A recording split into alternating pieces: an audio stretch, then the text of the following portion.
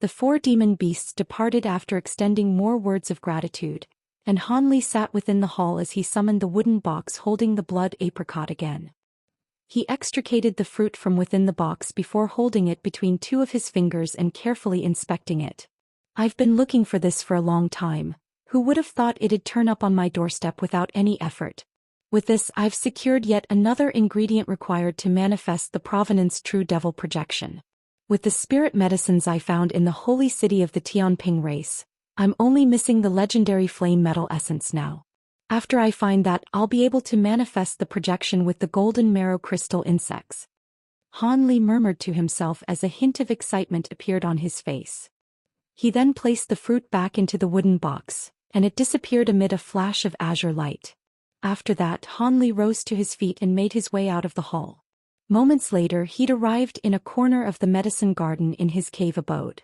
There were 72 exuberant azure bamboo plants standing before him, each of which was around 10 feet tall and shimmering with a layer of faint golden light. Han Li inspected these bamboo plants for a while before suddenly extending a hand toward the one that was closest to him. In the instant that his finger came into the contact with one of the bamboo leaves, a loud thunderclap erupted, and an arc of golden lightning erupted from the trunk of the bamboo plant before striking the back of his hand in a merciless manner. However, Han Li's hand instantly turned an inky black color, and the arc of golden lightning was completely absorbed. Han Li paid no heed to all of this as he closed his eyes, seemingly trying to sense something through the bamboo leaf held between his fingers. After a long while, Han Li finally opened his eyes and released the bamboo leaf, but his brows were still tightly furrowed. This method is definitely working, but the conversion process seems to be slower than I expected. I should go and take care of some other matters for now, Han Li murmured to himself as he stroked his chin. Golden light flashed from his body, and he sped out of the medicine garden as a streak of golden light, quickly disappearing out of sight.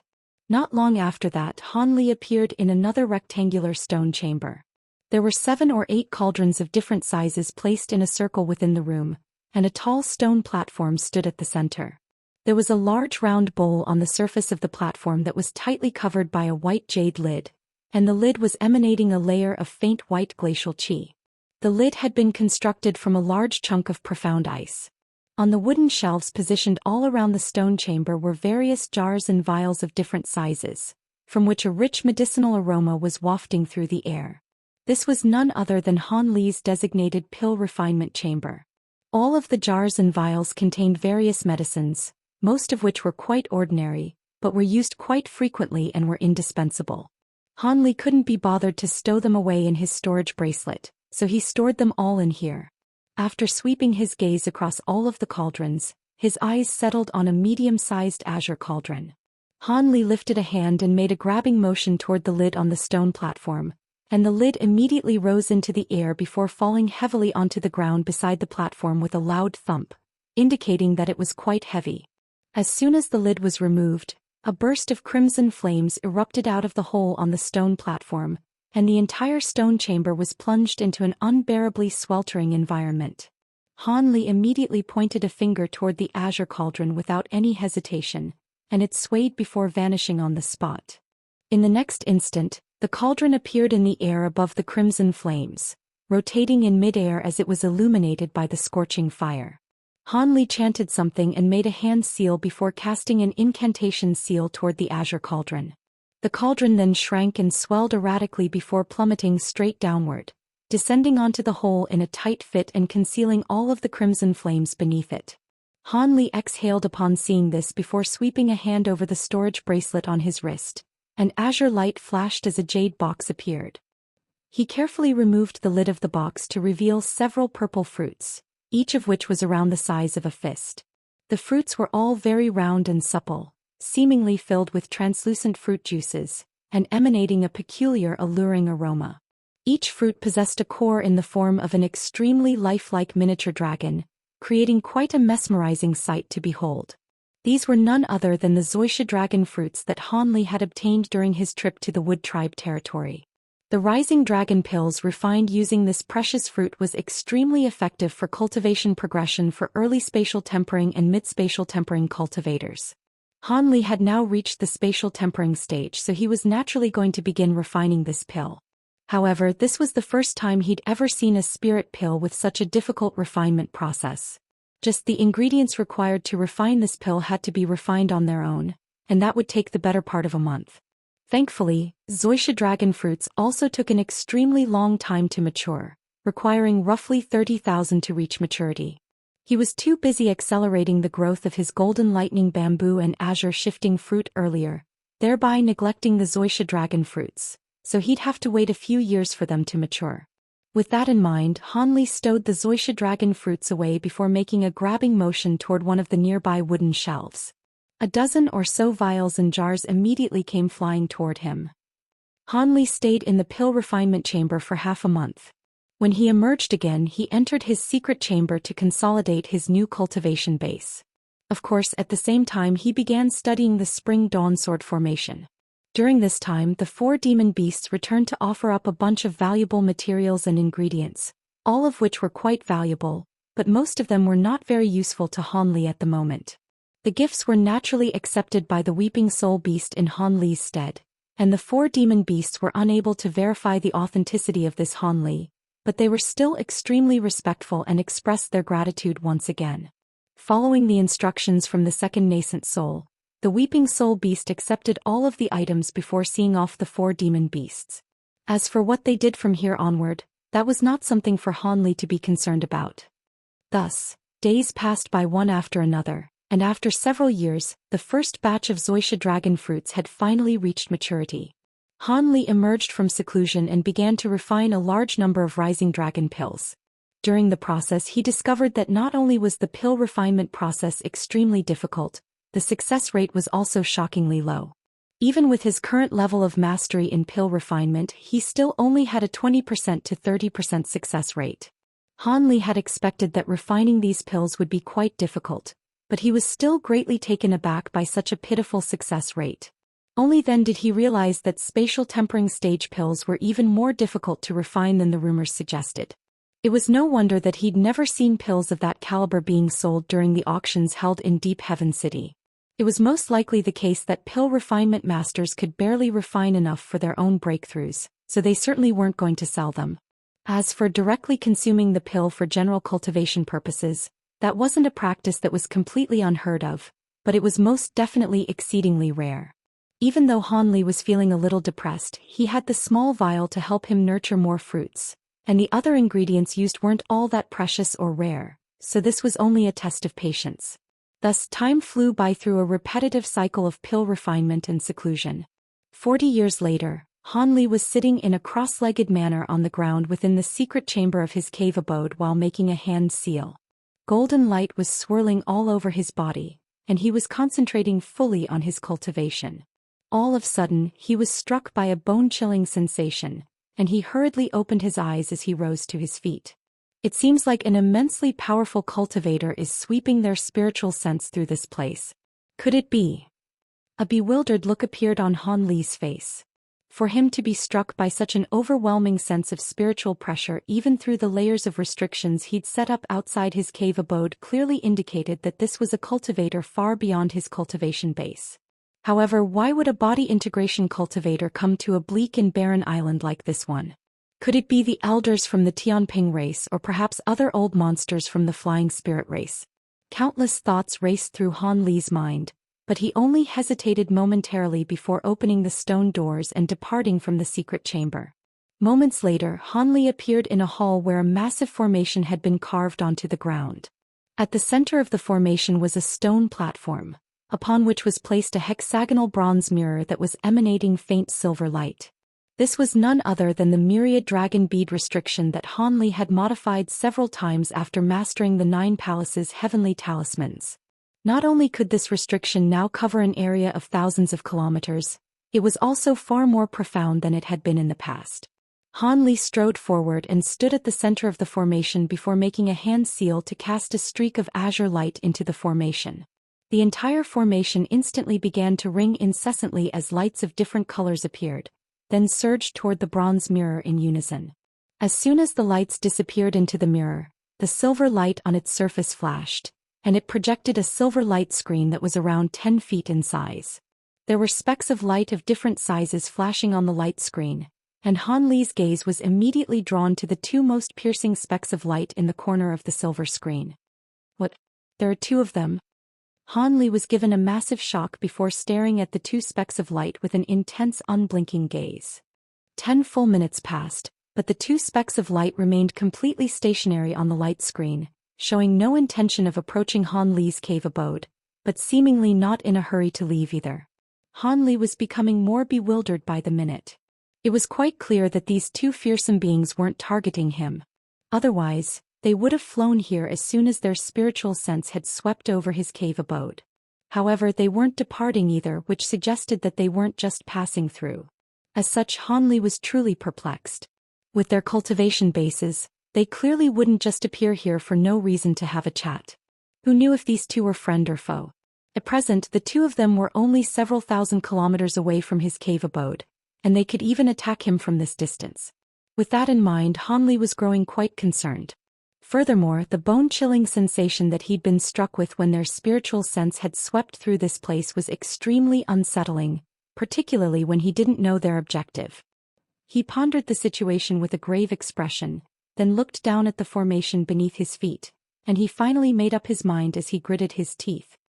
He pointed a finger toward the bronze mirror atop the stone platform, and the mirror tremored slightly before slowly rising up into the air and radiating piercing silver light.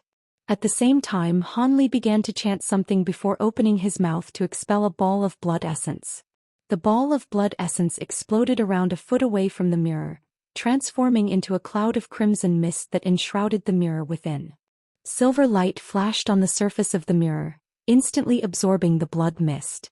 The shimmering silver mirror instantly took on a vibrant red color, following which the silver light screen disappeared, only to be replaced by a swath of five-colored light.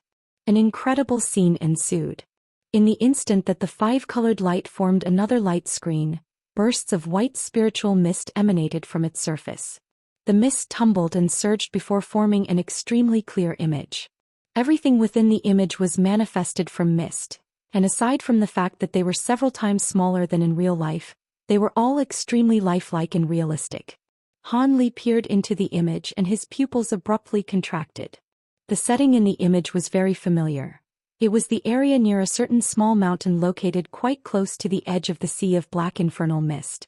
There were two beings from different foreign races standing beside one another atop the mountain. At first glance, the two of them appeared to be rather similar in appearance to humans. One of them was a tall and broad handsome young man who appeared to be in his 30s with a shimmering silver horn on his head. The other being had crimson hair reaching all the way down to his waist with a pair of dead fish eyes and faint fish scales on his face. This being wore a set of green beast-hide clothing. The two of them were currently looking into the sea of black infernal mist and discussing something among themselves. The image being manifested from the white mist couldn't broadcast any sound, so Han Li couldn't hear what was being said.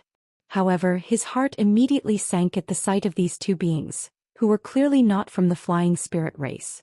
If they were flying spirit beings, then he could appear before them as a holy disciple of the Tianping race, and they most likely wouldn't do anything to him. However, things could prove to be a lot more perilous for Han Li now. After all of these old monsters had strange personalities, and it would be a tragedy if he were to be killed by them on a whim. However, immediately fleeing from this place could alert those two beings and perhaps irk them as a result.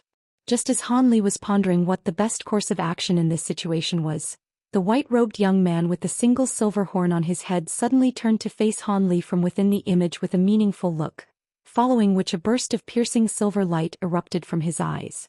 Han Li's eyes were struck by a burst of sharp pain, and he hurriedly stumbled back as he closed his eyes with alarm. At the same time, the clear image blurred before exploding amid a flash of silver light, then disintegrating into puffs of white mist. Han Li stood rooted to the spot with an astonished look on his face. The image that had just been dispelled was something that he'd conjured up by forcibly activating an ability that the myriad dragon beast possessed. Through the use of this ability, the beads buried in an area could broadcast the scenes unfolding in that nearby area to him in an extremely discreet manner. However, never would he have thought that the white-robed young man would possess such powerful spiritual sense that allowed him to identify what he was doing almost right away. These two were most definitely body integration stage beings, and it was possible that they could even be mid-body integration or late-body integration cultivators. Seeing as they had already identified what he was doing, should he get away from here right away? Han Li was still feeling quite indecisive. He wasn't holding on to the false hope that the two beings perhaps hadn't noticed him. Instead, he was afraid that recklessly fleeing the scene could spell his doom. Just as Han Li was grappling with an internal conflict, the silver light was slowly fading from the eyes of the white-robed being thousands of kilometers away. "Did you discover something, fellow Daoist Min?" the crimson-haired being asked. "Someone was spying on us using some kind of restriction, but I've already thwarted their efforts. However, this restriction is rather interesting," the white-robed young man replied with a smile before making a grabbing motion toward a certain direction. A white bead that was buried deep into the ground sprang out of the soil nearby before landing in his grasp. He held the bead up close to his eyes and carefully inspected it as he clicked his tongue with wonder. "I didn't think I'd find such intricately crafted surveillance treasures in a place like this. They're treasures of an extremely low caliber, yet they're extremely practical. There are very few treasures of this nature and quality even among our two races." "That's some glowing praise coming from you, Brother Min. There must be more than just one of these beads buried around here, right?" The crimson-haired faltered slightly before sweeping his spiritual sense through the nearby area. Spiritual light then flashed through his eyes, and he suddenly disappeared on the spot. In the next instant he appeared somewhere extremely far away before also making a grabbing motion. Thus, another myriad dragon bead shot forth before landing in his grasp. The crimson-haired being then swayed before disappearing again, then soundless reappearing where he was standing before. "It is indeed rather unique, but I feel like your praise was unwarranted. Our two races definitely have better surveillance treasures at our disposal." The crimson-haired being chuckled coldly as blue light flashed from his palm, and the bead was frozen before exploding into countless tiny shards of ice. "I beg to differ, Brother Jian. It is indeed true that our races have similar treasures, and that these treasures possess various flaws, but this shows us that the tool refinement prowess of the flying spirit beings seems to far surpass the level suggested by the rumors that are going around. It appears that the appraisal of the flying spirit race made by our two races was a little inaccurate," the white-robed being replied in a calm voice. "Oh. In that case, why don't we capture that flying spirit being and interrogate him?" the crimson-haired being suggested with a sinister smile. "Forget it, we're here to correspond with the flying spirit race for the first time, not to declare war on them. We'll be able to assess the tool refinement skill level of the flying spirit race once we enter their core territory, so there's no need to stir up unnecessary trouble. On top of that, this being possesses a decent cultivation base. If he's closely related to one of the old monsters of the flying spirit race, then we might be digging a hole for ourselves by capturing him.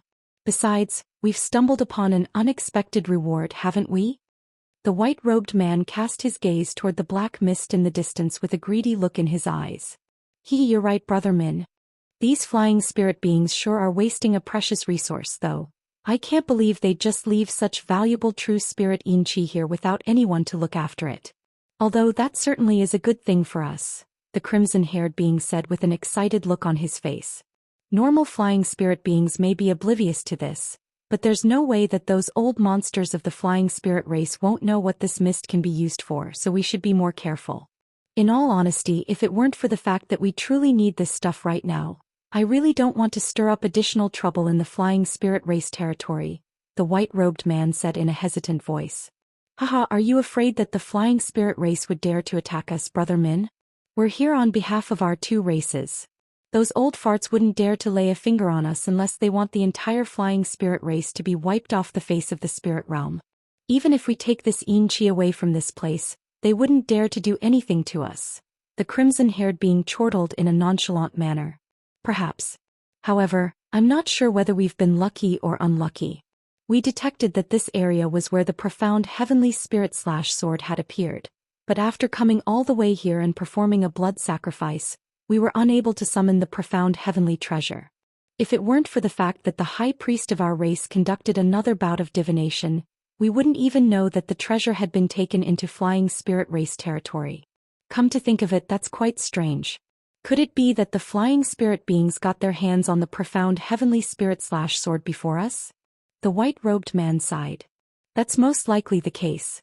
Otherwise, it had to have been one of the smaller races securing the treasure, then taking it to the flying spirit race. Either way, it makes no difference to us, the crimson-haired being chuckled coldly. Indeed, it doesn't matter to us in the slightest. Our two races had to expend a vast amount of spirit stones to teleport us to this continent that lies on the other side of the ocean. We can't let the profound heavenly spirit/sword fall into anyone else's hands. If it were just a normal profound heavenly treasure, then we'd most likely just leave it, but the profound heavenly spirit/sword is one of the three most powerful profound heavenly treasures. Such a prized weapon cannot be allowed to fall into the hands of other races. Regardless of which race on the Tianyuan continent refuses to hand over the sword, our two races will join forces to eradicate them. The flying spirit race is a relatively powerful one on the Tianyuan continent, but they'd stand no chance against our two races. It's just a pain having to teleport people over across the sea. Otherwise, we just take the sword by force. A hint of killing intent flashed through the white-robed man's eyes. Indeed. If your Jiaoqi race and our Sea Monarch race can deploy even a tenth of our forces, we'd be able to easily destroy a race like the Flying Spirit race.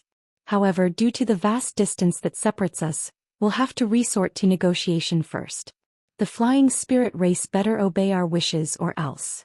The crimson-haired being chuckled in a sinister manner. Alright, seeing as neither of us wants to give up on this true spiriting chi, then let's get started right away. After that, we'll pay a visit to those old farts of the Flying Spirit race. The white-robed man sighed as if he'd finally made up his mind. That's the spirit, Brother Min, the crimson-haired being cackled before suddenly rubbing his hands together. Waves of blue ripples immediately proliferated from his body, expanding to cover an area of several hundred acres in the blink of an eye, almost encompassing the entire sky. Spiritual light then flashed, and the blue ripples instantly transformed into blue waves. The crimson-haired being then opened its mouth to expel a glittering and translucent gourd that was several inches tall, then gently shook it toward the waves. A string of loud rumbling booms erupted as the surrounding waves began to swirl in a frenzy around the gourd before rising up to several hundred feet tall, thereby completely enshrouding the crimson-haired being within. The white-robed man smiled upon seeing this before suddenly laying hand onto the top of his own head, following which howling gusts of azure winds erupted from his head. Those winds then swelled drastically to several tens of feet in just a few flashes before surging into the heavens. A long cry that punctured the entire heavens erupted from within the fierce winds, and the winds suddenly fell away as if they were feeble papier-mâché structures. A strange horned azure creature that was over 1,000 feet tall emerged in the air. The creature had a single long silver horn on its head and a mouthful of sharp fangs. There was a suit of azure armor draped over its body, and its upper body was long and thin while its lower body was shorty and stubby. It wielded a strange black blade in one hand while holding an azure jade vial in the other. The monstrous creature tossed the jade vial in its hand into the air, and a ball of azure light instantly appeared in midair. A projection that was completely identical to the jade vial then emerged, and after a few flashes, it swelled drastically to around 100 feet in size. A buzzing sound rang out from within the vial, following which the opening of the vial slowly aimed itself toward the sea of mist in the distance. Almost at the exact same moment, the blue waves on the other side also underwent a drastic transformation. A piercing pillar of light erupted from the center of the blue waves, and all of the water swept outward in all directions like a waterfall. At the very center of the waves, the projection of a blue gourd that was not inferior in size to the vial projection appeared, then also aimed its opening at the sea of black infernal mist. The two beings then made hand seals in unison, and a thick pillar of azure light erupted from the vial while bursts of blue light swept forth from within the gourd. The two disappeared into the sea of mist in a flash, causing the mist to tumble violently before surging toward the azure and blue lights in a frenzy. The black mist then swirled before forming two pillars of mist that gushed into the two container treasures.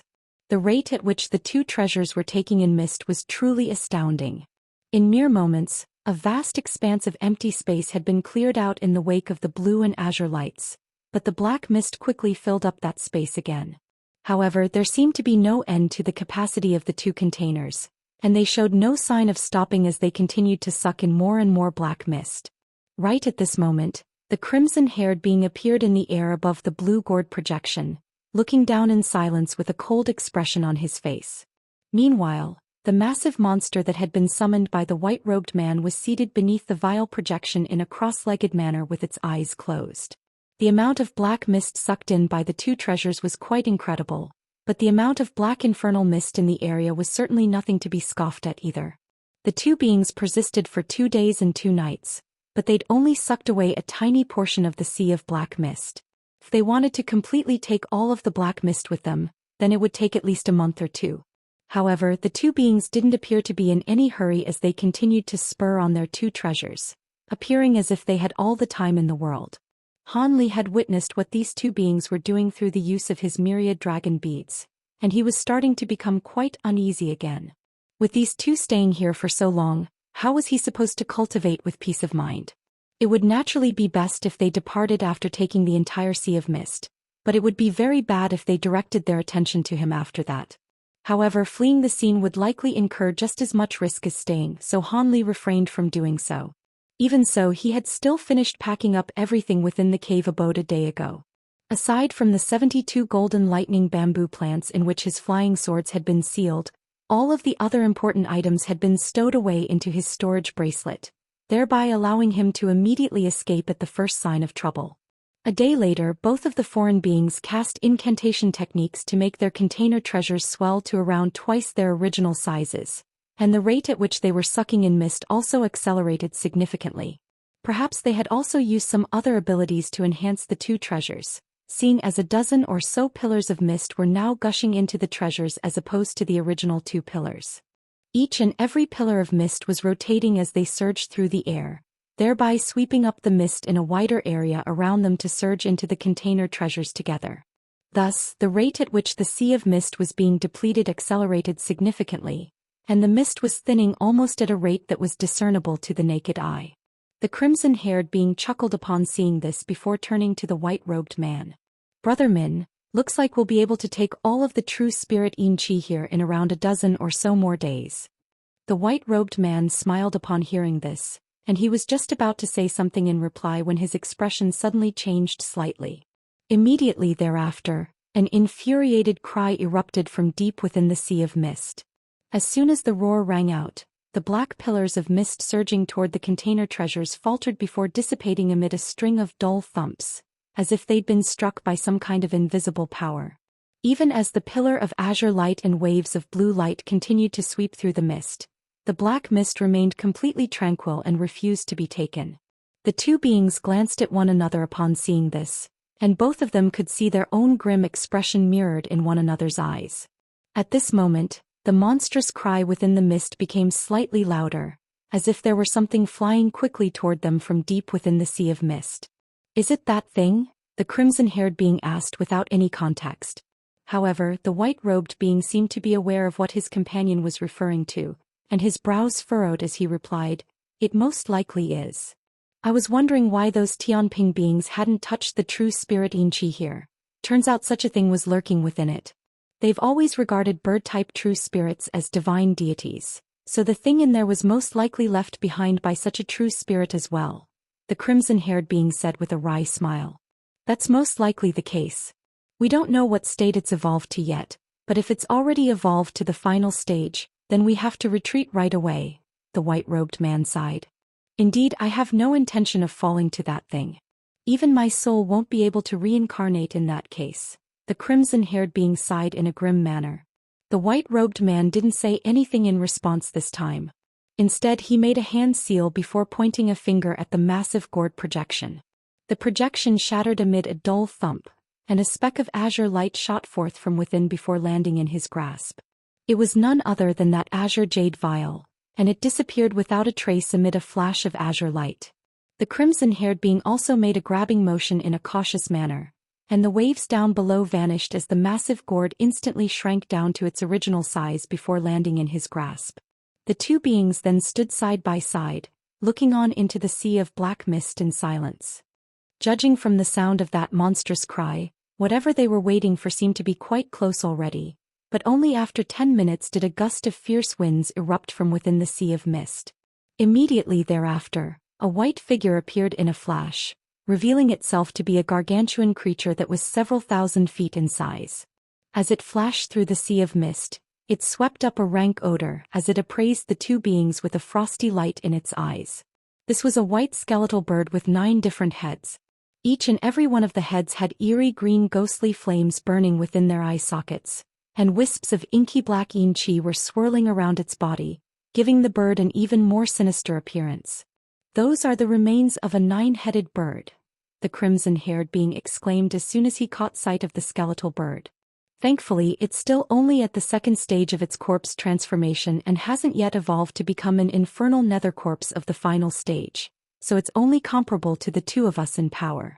The only problem is that we don't know how much of this bird's vicious baleful qi remains.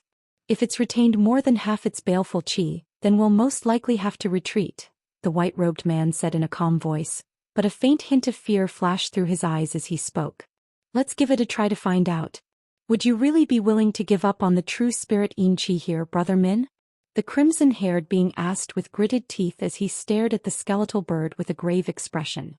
"Of course I don't want to give up on it. The cultivation art I'm using desperately requires this stuff to enhance its power. We'll each try one attack each to test it. If it's too powerful, then we retreat right away." The white-robed man finally made up his mind. As soon as his voice trailed off, one of the 9-headed bird's huge heads reared up before letting loose a shrill cry, following which all 8 of its other heads opened their beaks in unison. Loud booms rang out as fireballs, blades of wind, ice spikes, bolts of lightning, and other attacks of countless different attributes erupted from the 8 heads at the same time, obscuring almost the entire sky. The ferocity of the attack was truly astounding. However, the 2 foreign beings suddenly became a lot calmer upon seeing this. "I'll go first," the crimson-haired being volunteered before making a hand seal, upon which blue light immediately began to surge around his body. He then pointed a finger toward the oncoming wave of attacks in a seemingly casual manner, and a burst of blue light shot forth from his fingertip. The blue light was initially only a thin line, but after leaving his fingertip, it immediately transformed into a blue light barrier that shielded the 2 beings behind it. The crimson-haired being then made another hand seal, and the light barrier flashed erratically before forming a resolute blue wall of ice. In that instant, all of the oncoming attacks finally struck, crashing into the blue ice barrier like a torrential downpour. Loud explosions, dull thumps, and sharp screeching sounds rang out at the same time from the surface of the ice wall. Spiritual light of all types of different colors radiated from the attacks, completely inundating the ice wall in a spectacular display of colorful lights. The skeletal bird's central head let loose a triumphant cry upon seeing this, but the other 8 heads continued their offensive output. In fact, they were attacking with even greater ferocity, as if the bird were planning to kill both of its enemies in one fell swoop. However, right at this moment, a cold harumph suddenly sounded from beyond the wall of ice, following which a burst of blue light surged forth. The blue light proliferated at an incredible rate, expanding to encompass an area with a radius of over 1,000 feet in the blink of an eye. The space left in the wake of the blue light warped and blurred, and any attack that entered that area simply disappeared in a soundless manner. The crimson-haired being's urgent chanting then sounded from within the blue light, and the light swelled dramatically, sweeping toward the massive skeletal bird in a counterattack. The blue light was traveling at such an incredible speed that it was upon the skeletal bird in the span of just a single breath. The skeletal bird was startled by this, but remained unflustered as it swiped its massive talons toward the oncoming blue light. Dozens of inky black claw projections appeared before hurtling forth like sharp swords, striking the blue light amid a resounding boom. Dozens of rifts were instantly sliced into the blue light by the claw projections, making it appear as if it were a shredded rag. However, the blue light returned to its original condition following a flash of spiritual light, but all of the claw projections were trapped within the blue light before being sealed in chunks of blue ice. The blue light then swept into the air above the skeletal bird's head before crashing down with devastating might. The skeletal bird's central head let loose a sharp cry of shock and fury as it abruptly flapped both of its massive bony wings at once. 2 bursts of gray chi erupted from the wings before striking the descending blue light, and as the 2 clashed and intertwined amid bursts of rumbling akin to loud thunderclaps. The blue light then intensified in brightness before quickly engulfing the gray chi, then transforming into blocks of ice of different sizes that hovered in midair. However, the blue light was also unable to descend any further as a result, and was kept at bay by the relentless gray chi. Just as a stalemate was beginning to eventuate, a startling turn of events unfolded. The skeletal bird let loose an eerie cry, and light flashed within the blocks of ice before countless holes suddenly appeared on their smooth surfaces. Gray chi then surged out of those holes in a frenzy before instantly engulfing the blocks of ice and reducing them to nothingness. The gray chi possessed powerful corrosive attributes, and it took only the span of a few breaths to completely eradicate the blocks of ice and blue light up above. As expected, this nine-headed bird still possesses some of its baleful chi from when it was alive, but let's see just how much of that it's managed to retain, the crimson-haired being mused in a cold voice. Immediately thereafter, the blue light began to tremor violently, then increase significantly in brightness, following which countless balls of blue light shot forth from within. These were fist-sized balls of light that appeared to be almost substantial, and as soon as they appeared, they hurtled toward the skeletal bird amid an unsettling screeching sound. The skeletal bird had witnessed the power of the blue light already, so it naturally wasn't going to make the mistake of underestimating its enemy's attacks again. Thus, its central head immediately spread open its beak to expel another burst of gray chi. This stream of gray chi combined with the other two that were gushing from its wings, and they swept toward the blue balls of light in unison, following which loud explosions erupted. All of the balls of light transformed into ice lotus flowers, only to be completely inundated by the gray chi before they could do anything. However, there seemed to be no end to these balls of blue light, and with so many of them exploding in rapid successions, the gray chi was completely stalled, unable to advance any further. It has indeed retained a lot of its baleful chi. Let me give it a try as well. The white-robed man's voice sounded from within the blue light, following which he emerged from within. At this moment he was making a hand seal, and the horn on his head instantly elongated to around twice its original length. At the same time, the massive monstrous projection that had been summoned once before appeared behind it again. A bolt of azure lightning appeared on the man's horn, and he lowered his head slightly to blast the arc of lightning through the air. The bolt of lightning became as thick as a large bowl mid-flight and elongated to over 100 feet. The man shook his head from side to the side, and the massive bolt of lightning blurred before it was instantly split into 2, then into 4, then into 8. Countless arcs of this azure lightning had covered half of the entire sky in the blink of an eye, and all of them were sent hurtling toward the skeletal bird amid a burst of ear-splitting rumbling. The skeletal bird was quite startled to see this, and it immediately switched the direction toward which it was blasting its gray chi, aiming it toward the arcs of lightning instead. In the instant that the two came into contact with one another, most of the arcs of lightning flashed before forming an azure net of lightning. A loud thunderclap erupted, and the azure lightning intertwined with the gray chi, nullifying each other to result in another stalemate. Moments later, a peculiar look appeared on the young man's face, and he made a hand seal to send another arc of lightning flying from the horn on his head. The same process repeated itself, and several hundred more arcs of azure lightning shot forth at once, instantly shattering the fragile balance that had been established. The new influx of azure lightning instantly forced back the gray chi, and the lightning transformed into lightning worms and pythons that wreaked havoc relentlessly within the gray chi. The giant skeletal bird raised all 9 of its head in unison upon seeing this, then opened its beaks at once to blast forth pillars of black light that shot forth at a rapid speed. 5 of those pillars of light surged toward the azure lightning up above while the remaining 4 shot forth toward the blue light down below. A scorching aura erupted from the pillars of light, and the arcs of lightning and waves of blue light were all vanquished with ease by this black light. The 9 pillars of light appeared in a flash before the white-robed man and the crimson-haired being, who was hiding within the blue light, then punctured through both of their bodies at once. However, the bodies of those 2 beings vanished as soon as they were punctured by those pillars of light, revealing them to be mere projections. In the next instant, spatial fluctuations erupted over 1,000 feet away, and 2 humanoid figures appeared. They were none other than the 2 beings engaged in battle with the skeletal bird. The white-robed man turned to his companion and asked, "How much of its baleful chi do you think it's retained?" "It should be less than half, around a third," the crimson-haired being immediately replied. "That's what I think as well. If it had sufficient baleful chi to support it, then it wouldn't have unleashed its soul-vanquishing divine light so early," the white-robed man mused. "Does that mean you're going to fight for the true spirit in chi now, Brother Min?" The crimson-haired being chuckled. Seeing as the remains of this nine-headed bird doesn't have much baleful qi left, I certainly won't give up on this true spirit yin qi. However, what's troubling me is that a nether corpse of this caliber shouldn't be capable of producing so much true spirit yin qi of such a high degree of purity, the white-robed man replied with furrowed brows. That is indeed rather suspicious, but what does it matter to us unless there's a second nether corpse within this true spirit yin qi? If there were too little of this yin qi, it wouldn't be enough to split between us, so this is ideal, the crimson-haired being chuckled. The white-robed man contemplated his companion's words momentarily before nodding in agreement. You're right, I was merely overthinking things.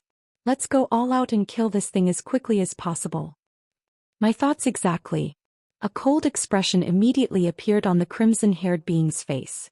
At this moment, the skeletal bird had flown into a thunderous rage upon seeing its attack fail to hit its enemies. It suddenly plunged headfirst into the sea of mist before letting loose a long cry, and all of the black mist within a radius of several kilometers surged toward it. The black mist converged to form inky black feathers that covered its entire body, and it surged toward its two opponents with devastating might. The two beings were confident in their ability to win this battle, but their hearts still jolted upon seeing this. The white-robed man immediately laid a hand onto his own head and transformed into that massive armored monster. At the same time, countless arcs of azure light erupted from his body to meet the oncoming bird. Meanwhile, the crimson-haired being made a grabbing motion, and a shimmering golden trident immediately appeared within his grasp. He raised the trident into the air, and blue, white, and yellow spiritual light appeared on the three respective tips of the trident. Brilliant blue light also erupted from the crimson-haired being's body, and it abruptly transformed into a massive monster with the head of a fish and the body of a human. His new body then expanded countless times along with the trident in his hand, and he resembled a towering giant as he waved his massive trident through the air. Spiritual light of three different colors immediately appeared in the surrounding space before transforming into blue waves, fierce white winds, and azure lightning. The trident was then plunged forward to join the battle. Earth-shattering booms erupted one after another, and the ground tremored violently as the battle raged on, creating a thunderous commotion that was audible even from thousands of kilometers away. Unless Han Li was deaf, there was no way that he wouldn't have detected what was happening outside his cave abode. He immediately activated his myriad dragon bead formation without any hesitation, thereby allowing him to witness the battle taking place near the Sea of Black Mist. When he witnessed the gargantuan nine-headed bird sweeping through the Sea of Black Mist, Han Li couldn't help but draw a sharp breath. To think that such a fearsome being was lurking within the mist. He was truly fortunate that he hadn't alerted this thing as he was rushing out of the Sea of Mist back when he'd just been teleported out of the infernal river. This skeletal bird was able to take on two body integration stage beings at once, so if he were to face it in battle he'd be dead for sure. A massive spiritual tornado was taking shape due to the battle between the three body integration stage beings, and the tornado was only expanding as it stirred up the Sea of Black Mist beneath it. Han Li looked on as the battle was being broadcasted on the light screen before him, and an indecisive look appeared on his face. He was naturally able to tell that the two foreign beings held the upper hand, and that the battle was slowly approaching his cave abode. I can't stay here any longer. Regardless of whether their battle was actually going to impact his cave abode, this was the ideal opportunity to leave. Otherwise, once the battle was decided, it'd be too late. Thus, Han Li instantly made his decision, and he no longer hesitated as he shot forth through the air as a streak of azure light, quickly disappearing from within the hall. Moments later, the azure light faded, and Han Li appeared within the medicine garden. Before him stood several rows of myriad-year golden lightning bamboo, all of which were quite lush and exuberant. Han Li took a deep breath before sweeping his sleeves toward these bamboo plants. 72 projections of small swords shot forth from within his sleeve before disappearing into the bamboo plants in a flash, following which he made a hand seal, and an astonishing scene ensued. Thunderclaps erupted from all of the golden lightning bamboo plants as the entire plan instantly wilted, then turned into a grayish-white color as they were long dead. A gentle breeze swept past and all of the plants instantly disappeared into dust. What remained in their place were 72 azure flying swords, each of which around a foot in length, hovering in midair while shimmering with cold light. Han Li swept a hand through the air, and one of the flying swords flew toward him before landing in his grasp. Han Li inspected the azure flying sword for a moment, then abruptly flicked a finger onto the flat part of the blade. Azure light immediately shimmered over the surface of the sword, and a long dragon roar rang out as the sword wobbled like a squirming azure doubloon. Han Li raised an eyebrow upon seeing this, and brilliant spiritual light suddenly erupted from his palm as he held onto the sword, injecting bursts of astonishing spiritual power into the sword. The sword instantly began to flash erratically with azure light, turning the entire sword into an indistinct blur.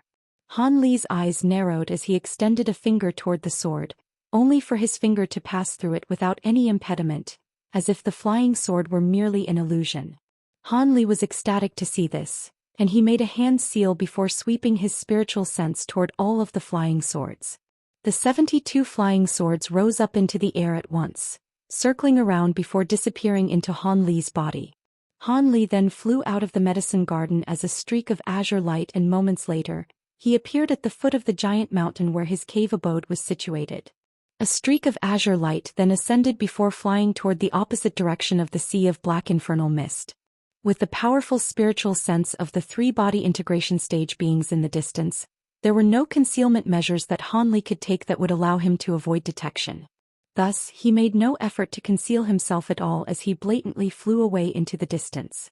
Loud rumbling booms were erupting in the distance amid piercing flashes of spiritual light. Even if those two foreign beings wanted to hunt him down, they were currently too busy to do so. Han Li was only escaping now as he'd identified this as a brilliant opportunity.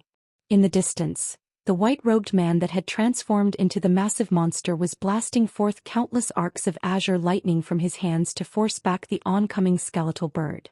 All of a sudden he turned toward the direction that Han Li was fleeing in, and a cold light flashed through his eyes. "Don't get distracted, Brother Min. Let's kill this thing first. If we pile on a bit more pressure, it won't be able to last much longer," his companion urged, despite also catching sight of Han Li fleeing the scene. "I don't need you to tell me that," the horned monster harumphed coldly. A boom thunderclap erupted from the monster's horn, following which a bolt of azure lightning as thick as a water tank shot forth, transforming into a massive lightning blade in a flash before hurtling toward the skeletal bird in a vicious manner. The bird showed no intention of backing down as it let loose a sharp cry and raised one of its talons. A gargantuan talon projection that was enshrouded in black chi emerged before directly meeting the lightning blade amid a resounding boom, and the resulting explosion sent shockwaves radiating in all directions. A cruel smile appeared on the crimson-haired being upon seeing this, and he raised the trident in his hand to blast forth an extraordinarily thick ice spear, a gust of gale-force winds, and a bolt of white lightning in unison. The battle between the three seemed to have intensified even further. Initially, Han Li was flying toward the direction that would take him deeper into Tianping race territory, but after flying for close to 100,000 kilometers, he suddenly looped around and flew deeper into the ocean. This was a precautionary measure to prevent the two foreign beings from hunting him down if they were to take care of that skeletal bird in a short time. After throwing what was essentially a feint, Han Li would naturally be a lot safer. Even so, Han Li still didn't dare to stop for a single instant during the next dozen or so days. Instead, he flew deep into the ocean with all his might, and only after making certain that he wouldn't be chased down by those two beings did he heave a long sigh of relief and change directions yet again. On this occasion he was slowly flying parallel to the shore. Generally speaking, the powerful sea beasts and perils within the sea were more dangerous than those on land. Even after reaching the spatial tempering stage, he had never intended to go so deep into the ocean as he knew just how perilous the sea could prove to be. However, Han Li no longer planned to remain in the area controlled by the flying spirit race either.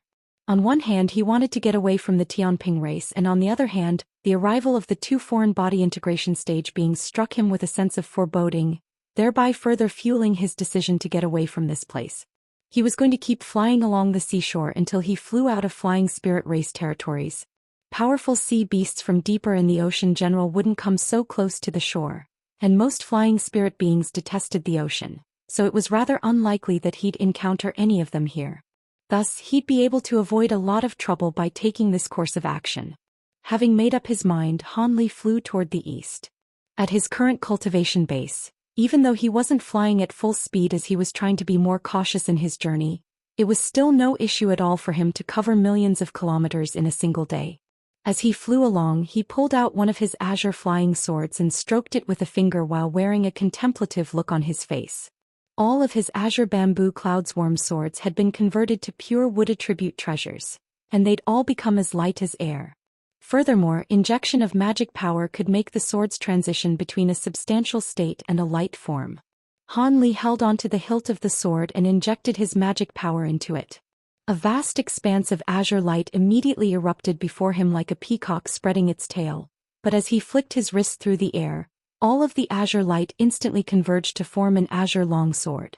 The speed at which these transitions took place was quite astounding, and Han Li was naturally ecstatic to see this. He swung his sword through the air a few times, and couldn't feel any weight nor resistance, which indicated that his flying swords were light and sharp to an extraordinary degree.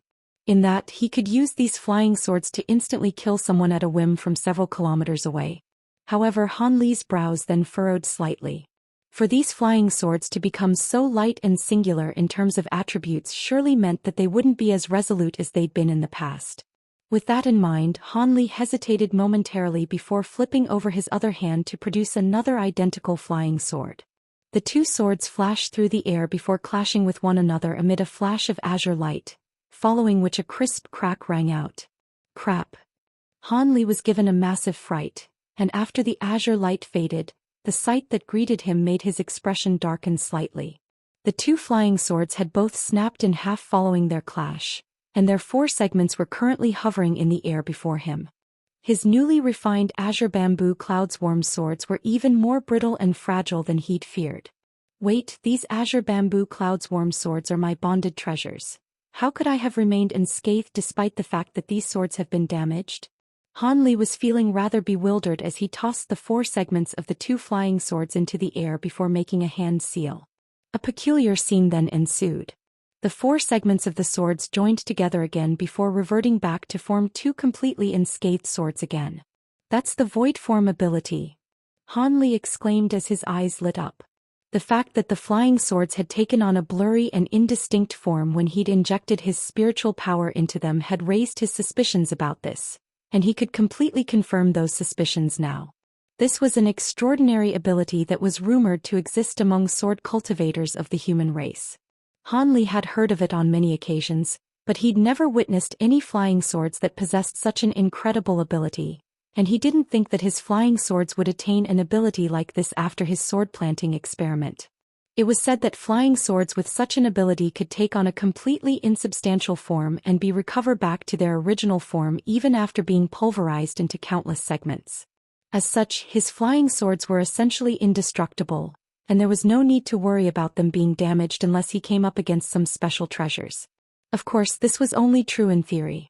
Every time the flying swords reconstructed themselves after being shattered, they would still incur a slight amount of damage, and the process would also expend a lot of the wielder's magic power.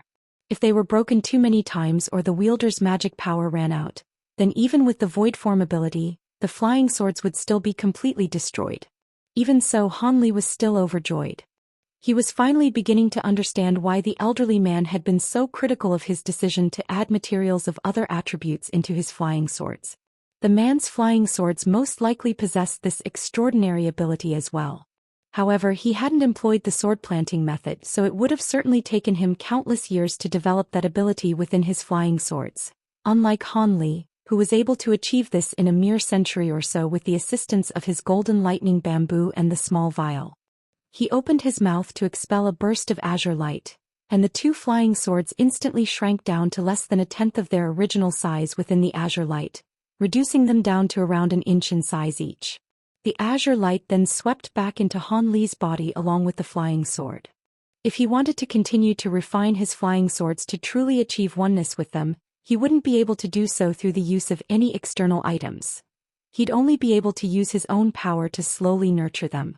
Thus, Han Li was in high spirits as he continued to fly through the air while studying the spring dawn sword formation. Time passed by one day after another, and Han Li flew along the seashore for over half a year. On this day, a few of Han Li's flying swords had just flown forth at his behest to strike down a sea python that was attempting to attack him, when his expression abruptly changed as he cast his gaze toward a certain direction. The sky in that direction had been bright and clear just a moment ago, but it had suddenly turned into a vibrant red color. Immediately thereafter, countless crimson clouds swept toward him from that direction, soundlessly reaching the air above his head in mere moments before rapidly extending even further into the distance.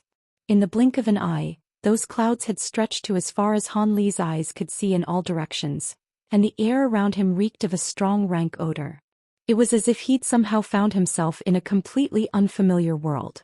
Han Li sniffed at the air around him and his face paled slightly. The scent in the air clearly belonged to that of fresh blood. How much fresh blood was required to condense into so many blood clouds? Han Li immediately became extremely wary. He abruptly stopped mid-flight as a lightning robe appeared over his body, then transformed into a flickering layer of azure and white arcs of lightning. At the same time, golden light shimmered all over his body as golden scales emerged alongside the projection with 3 heads and 6 arms. Meanwhile, Han Li had his arms crossed as he looked up into the sky. He narrowed his eyes and blue light flashed within his pupils. The bizarre scenes unfolding around him struck him with the suspicion that something was onto him.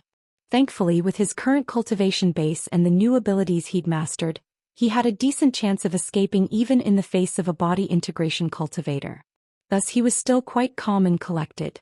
Of course, he'd also immediately unleashed his spiritual sense in all directions, trying to seek out the potential hidden enemies lurking within the blood clouds. However, the results of his detection immediately made his heart sink. There was not a single enemy to be found within the vast area encompassed by his spiritual sense. Instead, what he discovered was that the entire sky in a radius of thousands of kilometers around him had been enshrouded under the same blood clouds. Han Li drew a sharp breath upon seeing this. Could it be that he'd been targeted by someone or that he was situated within a certain mysterious restriction? Those were the only conclusions that Han Li could arrive at. After a period of indecision, he suddenly shot forth as a streak of azure light, disappearing into the distance after just a few flashes. Regardless of why such a harrowing phenomenon had appeared, it was best to get far away from this place. At Han Li's current cultivation base, flying at full speed allowed him to cover a distance of over 1,000 feet in an instant, and his speed could almost match that of a body integration cultivator. This was partially due to the fact that Han Li's cultivation base had improved significantly, but the main contributory factor to this was how light his newly refined flying swords had become. Han Li was able to travel at such high speed as he was flying atop one of his swords. This came as quite a surprise to him, but it was obviously quite a pleasant one. However, Han Li's smile soon stiffened on his face as an incredulous look appeared in his eyes. He had flown for over 500,000 kilometers, but he still hadn't been able to escape from these blood clouds, and there was still no end to them in sight. Han Li was astonished to see this and he began to accelerate even further. After flying for over an hour, the blood clouds remained hanging over his head, and Han Li finally stopped as the azure light around him faded. At this moment, Han Li wore an extremely dark expression. It was quite clear that he was situated within some type of profound restriction. Otherwise, something like this definitely wouldn't be happening. However, the size of this restriction was downright staggering. Han Li hovered in midair as he rapidly scrambled for a way to extricate himself from this situation. However, before he could think of anything, the blood clouds in the air suddenly surged violently, and a series of fist-sized crimson runes emerged from within. These runes swirled through the air before emitting a low buzzing sound, but the noise was growing louder and slowly becoming quite deafening. Han Li's heart stirred upon seeing this and he immediately made a hand seal. Azure light flashed from his body as 72 azure flying swords flew forth from all parts of his body, then circled around him and transformed into 72 azure lotus flowers. However, that wasn't the end. After releasing his flying swords, Han Li made a grabbing motion, and a black shadow flashed as a miniature black mountain that was several inches tall appeared over his hand. He tossed the miniature mountain into the air, and it instantly swelled to over 100 feet tall, creating a massive shield above Han Li. Even though he didn't know what was going to happen, he still instantly set up several layers of defense. Just as Han Li was looking on with a grim expression, the crimson runes up above suddenly converged toward Han Li in unison as if they'd found a target. With the massive divine essence-fused mountain up above, none of the runes overhead were able to reach him. However, the crimson runes in all 4 directions and down below were surging toward him in a frenzy. Han Li's expression changed upon seeing this, and he immediately pointed at the azure lotus flowers around him. The flowers rotated on the spot before transforming into countless streaks of azure sword chi that flew toward the oncoming runes. Strings of dull thumps erupted as all of the runes were instantly slashed into clouds of blood mist. The blood mist then attempted to surge through the gaps between the azure sword chi, only for Han Li to let loose a low cry as the azure and white arcs of lightning around his body swelled, forming a massive lightning net that repelled the blood mist. Just as Han Li was heaving a faint sigh of relief, all of the blood mist was swept back and disappeared into the crimson clouds in the blink of an eye. The clouds instantly began to tremor violently, and following an earth-shattering boom, a massive crimson rune that was around 300 feet in size slowly descended. Even Han Li was quite intimidated by the sight of such a gigantic blood rune. He took a deep breath before pointing a finger up at the black mountain above his head. A dull thump immediately erupted from the mountain as countless gray strands of light shot forth, forming a huge gray net in preparation for the descent of the massive blood rune. However, the scenes that unfolded next had Han Li scratching his head. The massive rune didn't plummet straight down as he imagined it would. Instead, it slowly swirled beneath the blood clouds, emanating an eerie crimson light in the process. Han Li stood still on the spot and waited for a full 10 minutes, only for nothing to happen. His brows furrowed as he pondered what the purpose of this giant rune could be. However, his expression then suddenly changed, and he seemed to have discovered something as he abruptly swept a hand over the storage bracelet on his wrist. Azure light flashed and a jade box flew forth before landing in his grasp. There were several talismans of different colors plastered to the jade box, but its lid was still tremoring incessantly while flashing erratically with spiritual light. What was even more incredible was that in the instant Han Li summoned the box, the massive blood rune in the sky seemed to resonate as it began to flash violently. The talismans plastered to the box suddenly self-ignited and were burned to ashes in the blink of an eye. Almost at the exact same moment, a resounding boom erupted, and the jade box exploded amid a burst of white light, sending countless shards of shrapnel flying in all directions. If Han Li were a normal cultivator, that alone would have been enough to severely wound him. However, Han Li's body had truly reached an extraordinarily powerful state, to the extent that the shrapnel merely bounced off his body in a harmless manner as if they'd struck a statue forged from steel essence. After the white light faded, the item within the box hovered before Han Li in a motionless manner. The surface of the item was slightly yellow, but there were dark green patterns running all over it, and it appeared to be a long and thin wooden rod. It was none other than Han Li's profound heavenly fruit. As soon as the profound heavenly fruit appeared, the blood rune in the sky tremored violently before disappearing with a dull thump. An extremely bewildered look appeared on Han Li's face upon seeing this. The situation was far too bizarre. These blood clouds had gathered for his profound heavenly fruit? Before he had a chance to ascertain what was happening, a loud rumbling boom suddenly erupted from within the blood clouds up above. Han Li faltered before hurriedly looking upward, and the sight that he was greeted by gave him quite a fright. Countless projections had been manifested within the blood clouds, most of which were projections of all types of demon beasts, while a small portion of them were foreign beings that Han Li had never seen before, many of which appeared to be flying spirit beings. All of the projections wore twisted expressions as if they were in extreme agony. This is a blood sacrifice. With Han Li's vast knowledge and experience, he was immediately able to identify what he was seeing. Right at this moment, the crimson projections converged toward the center of the blood clouds, following which brilliant crimson light erupted, and a crimson formation that encompassed almost the entire sky gradually took shape. Han Li drew a sharp breath as he abruptly grabbed the profound heavenly fruit, then instantly sped to over 1,000 feet away as a streak of azure light. The situation clearly wasn't quite right, so he decided to flee the scene right away. After just a few flashes, he disappeared into the distance. However, the massive formation was still taking shape in an unhurried manner, showing no signs of stopping due to Han Li's departure. After a while, Han Li had flown to hundreds of thousands of kilometers away after fleeing with all his might.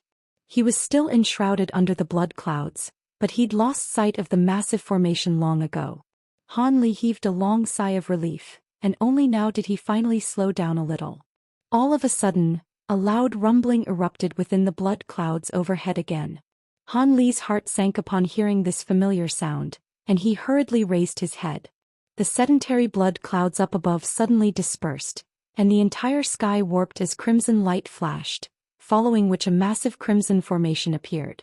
The mysterious light formation was hovering right over Han Li, and his face instantly paled. He didn't know the purpose of this formation, but it was definitely not a good thing for such a massive formation to be stalking him. Thus, Han Li immediately fled into the distance as a streak of azure light again. Right at this moment, the crimson formation up above suddenly sprang into action. A thick pillar of light with a diameter of over 1,000 feet erupted from the center of the formation, enveloping Han Li in a flash, affording him no time to evade with its rapid speed. Han Li was quite stunned by this development, and the pillar of light was somehow able to directly bypass the divine essence-fused mountain overhead before striking him. As soon as the crimson light rained down on him, Han Li found himself completely immobilized, unable to move so much as a single finger. Han Li's expression changed drastically as the azure lotus flowers around him flashed before reverting back to flying swords that were each around a foot in length, then flying through the air as streaks of sword chi at his behest. The sword chi flashed through the puncturing the pillar of light and emerging on the other side with ease, as if T were merely an illusion. However, Han Li was still completely immobilized, as if the air around him had turned into steel essence that had bound his body and limbs. Han Li drew a sharp breath as his current predicament dawned on him. Crimson runes of different sizes began to emerge from the formation up above, and Han Li knew that he couldn't hold back any longer. He let loose a loud cry as golden light shimmered all over his body, following which the Provenance True Devil projection appeared. The projection was seated in mid-air with its legs crossed while making seals with its 6 hands. A golden halo then radiated from the projection's body, and ripples were swept up within the crimson pillar of light around Han Li. At the same time, the restrictive feeling in the air lessened slightly, and Han Li was naturally quite ecstatic to see this. He immediately began to chant something to accelerate the circulation of his magic power, thereby activating his Provenance True Devil arts to their maximal extent.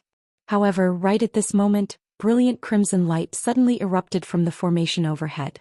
Immediately thereafter, the crimson runes at the center of the formation dispersed to reveal a massive black hole that was around 100 feet in size. Countless crimson shadows could be seen lurking within the hole amid ghastly howls and eerie sobs. The crimson pillar of light also began to rotate at high speed. Han Li felt the pressure around his body intensify once again, and the limited degree of freedom he'd recovered instantly vanished again. At the same time, countless runes emerged within the golden light around him before surging toward his body. Arg! Despite how calm and steadfast Han Li normally was, even he had turned deathly pale in the face of this ordeal. He didn't know how powerful these runes were, but he was completely immobilized within this restriction, so he was nothing but a sitting duck. In his desperation, Han Li activated his sword arts, and the flying swords around him flashed before appeared around him, then conjured up countless azure streaks of sword chi before surging through the air in all directions. However, the azure sword chi merely passed through the runes as if they were illusions, unable to inflict any damage during the process. Thus, the runes continued on toward Han Li in a seemingly unstoppable manner. Han Li gritted his teeth, and black chi flashed from his body as he conjured up a suit of black baleful armor. At the same time, he contacted the gold-devouring beetles within his spirit beast bracelet using his spiritual sense, and a ferocious look appeared on his face as he prepared to release all of his beetles at once. The restriction around him was indeed quite peculiar, but surely it wouldn't be able to withstand so many mature gold-devouring beetles. As for those runes, he'd naturally just have to try and withstand them using his powerful physical body and his suit of baleful armor. However, even though he'd already reached the early spatial tempering stage, his spiritual sense was only powerful enough to support so many gold-devouring beetles for a short while. Even so, he had no choice but to unleash them in the face of this perilous situation. However, the scenes that unfolded next immediately made Han Li falter in his attempt to summon the gold-devouring beetles. Just as the runes were about to strike his body, they suddenly changed direction before surging into toward the object in his hand as specks of spiritual light. Han Li felt a warm sensation in his palm, following which the profound heavenly fruit in his hand struggled free from his fingers and flew into the air as a ball of white light. After just a few flashes, the fruit rose over 1,000 feet into the air, enshrouded by countless crimson runes in the process. Immediately thereafter, the fruit rotated in mid-air before swelling drastically to several times its original size, repelling away countless crimson runes around it. After that, countless streaks of sword chi began to emanate with brilliant white light, shredding all of the runes in the air. The white light then faded and disappeared without a trace while the enlarged profound heavenly fruit remained hovering in mid-air. Han Li looked on at the scenes unfolding before his eyes with a flabbergasted expression. However, he quickly came to his senses, and the magic power that he'd gathered surged into the projection above him in a frenzy. The projection shuddered, and shimmering golden light rapidly revolved around it before proliferating in all directions in the blink of an eye. A scintillating ball of golden light akin to a golden sun rose up above Han Li's head. Han Li then began to chant something, and the projection raised all three of its heads in unison while also waving its 6 arms in all directions, then letting loose a low deep cry. The golden sun overhead expanded and shrank before abruptly exploding. Following an earth-shattering boom, waves of golden light proliferated forth like substantial shockwaves. As the golden shockwaves surged through the crimson light, the latter flashed erratically before being forced back in a frenzy. With Han Li at the center, all of the crimson light within a radius of over 100 feet was forcibly repelled, thereby allowing him to recover his freedom. This ability was something that Han Li had attained from the Provenance True Devil Arts after progressing to the early spatial tempering stage. In reality, it was merely borrowing the power of his projection to focus the power of his cultivation art into one spot, then releasing it all at once. That seemingly ordinary attack had actually expended close to half of all of the magic power within Han Li's body. Of course, what was unbeknownst to Han Li was that the Provenance True Devil Arts contained both Buddhist and devilish elements at the same time, giving it an extremely special attribute. If any other cultivation art had been used, even body integration cultivators wouldn't have been able to break free from the crimson light. Hence, it had to be said that he had been quite lucky here.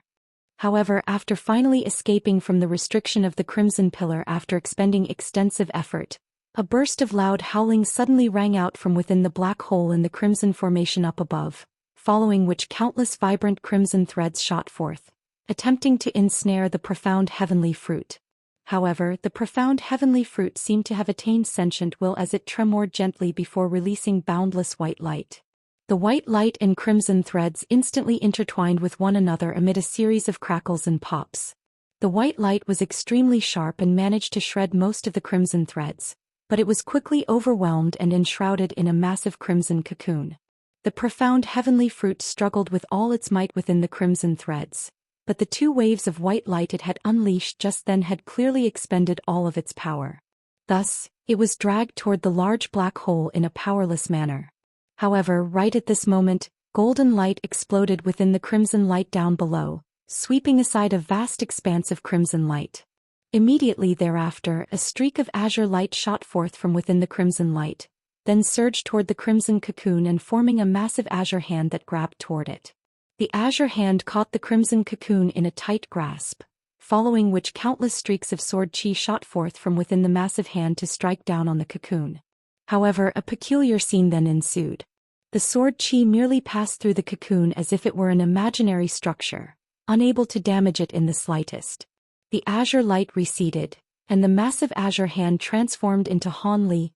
Azure threads then erupted from within one of his sleeves before ensnaring the profound heavenly fruit within the crimson cocoon.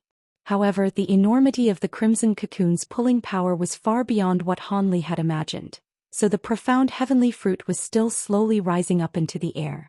If it weren't for the fact that the fruit itself was struggling with all its might to resist the immense force being exerted by the crimson threads, it would have most likely been drawn into the black hole already.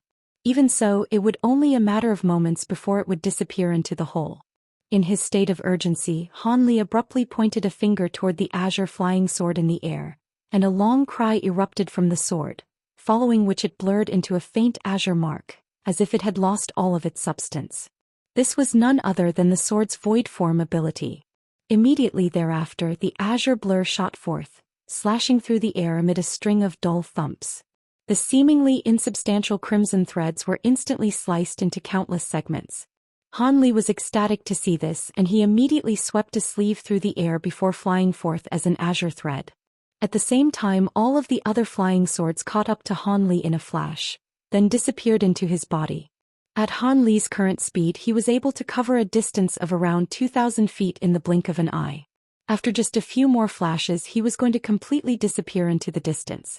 Han Li heaved a long sigh of relief, thinking that he'd finally managed to escape this ordeal. However, right at this moment, a sudden turn of events abruptly unfolded. The black hole within the crimson formation contracted, following which a clump of crimson threads shot forth from within. The thread merely blurred before covering a distance of 2,000 feet, reaching Han Li at a speed that was greatly astounding to him. Before he had a chance to react, crimson light flashed before his eyes, and both he as well as the profound heavenly fruit were swept up by the crimson threads. The crimson threads then flashed before surging back into the black hole just as quickly as they'd reached Han Li. In the instant that Han Li was swept into the black hole, an earth-shattering boom erupted from the crimson formation up above, and blood clouds surged violently as arcs of crimson lightning appeared. A vast number of runes erupted out of the formation before the formation itself began to turn rather blurry and indistinct. Han Li felt extremely sluggish within the clump of crimson threads, and had lost the ability to fly. He opened his mouth to blast forth a flying sword, only for it to be repelled back in a completely ineffective manner. On this occasion, the flying swords were unable to sever the crimson threads even after activating their void form ability. Right at this moment, the light in the surrounding area dimmed, and the sound of ghostly howls and eerie wails rang out. Immediately thereafter, a burst of powerful spatial fluctuations erupted, and Han Li's heart immediately sank upon making this observation. He couldn't see what was happening outside the clump of crimson threads, but he knew that he had to have been drawn into the black hole. Otherwise, such a peculiar occurrence wouldn't have taken place. In his urgency, Han Li slapped a palm toward his own glabella. Black light flashed there, following which a black eyeball emerged. It was none other than the Law Destruction Eye that Han Li had cultivated arduously for many years. Seeing as ordinary attacks were completely ineffective against the crimson threads, he could only use this ability that specifically targeted restrictions. In his desperation, Han Li had made the right decision. A beam of black light that was as thick as a finger shot forth from within the Law Destruction Eye, puncturing the seemingly indestructible crimson threads with ease. The thin beam of light then swiped across to slice open a 10-feet-long opening in the clump of crimson threads. Han Li was initially quite surprised that his Law Destruction Eye had managed to sever the crimson threads so easily, following which an ecstatic look appeared on his face. He immediately flapped his wings without any hesitation, flying out through the opening created by the beam of black light in a flash. The spiritual light around him then flashed before Han Li appeared within the black hole while his wings continued to flap incessantly. This wasn't because he was unleashing some kind of movement technique. Instead, he required the thunderstorm wings flight abilities just to stay aloft in the air. Otherwise, he was going to immediately plummet straight into the depths of the black hole. Ghostly howls erupted in the surrounding area, and countless crimson projections rushed toward him. Han Li's expression darkened as he rubbed his hands together, and a loud thunderclap erupted as countless arcs of golden lightning erupted from his hands. These arcs of lightning were all extremely thick, far more so than the divine Devilbane lightning that Han Li had used in the past. This was one of the additional unexpected benefits of employing the sword planting method. Not only had the newly refined flying swords completely absorbed the spiritual chi within the golden lightning bamboo, they had also absorbed the divine Devilbane lightning imbued within the bamboo. As a result, not only had his flying swords been refined to become pure wood attribute swords, the divine Devilbane lightning they contained was far more plentiful and powerful than before. Hence, they naturally appeared to be a lot more unstoppable now when unleashed by Han Li. Following a burst of rumbling explosions, the vast expanse of golden lightning flashed and repelled all of the oncoming crimson projections. However, there were simply too many of them, and it seemed as if there were no end to these crimson shadows, which were pouncing toward Han Li in swarms without any fear for their own safety.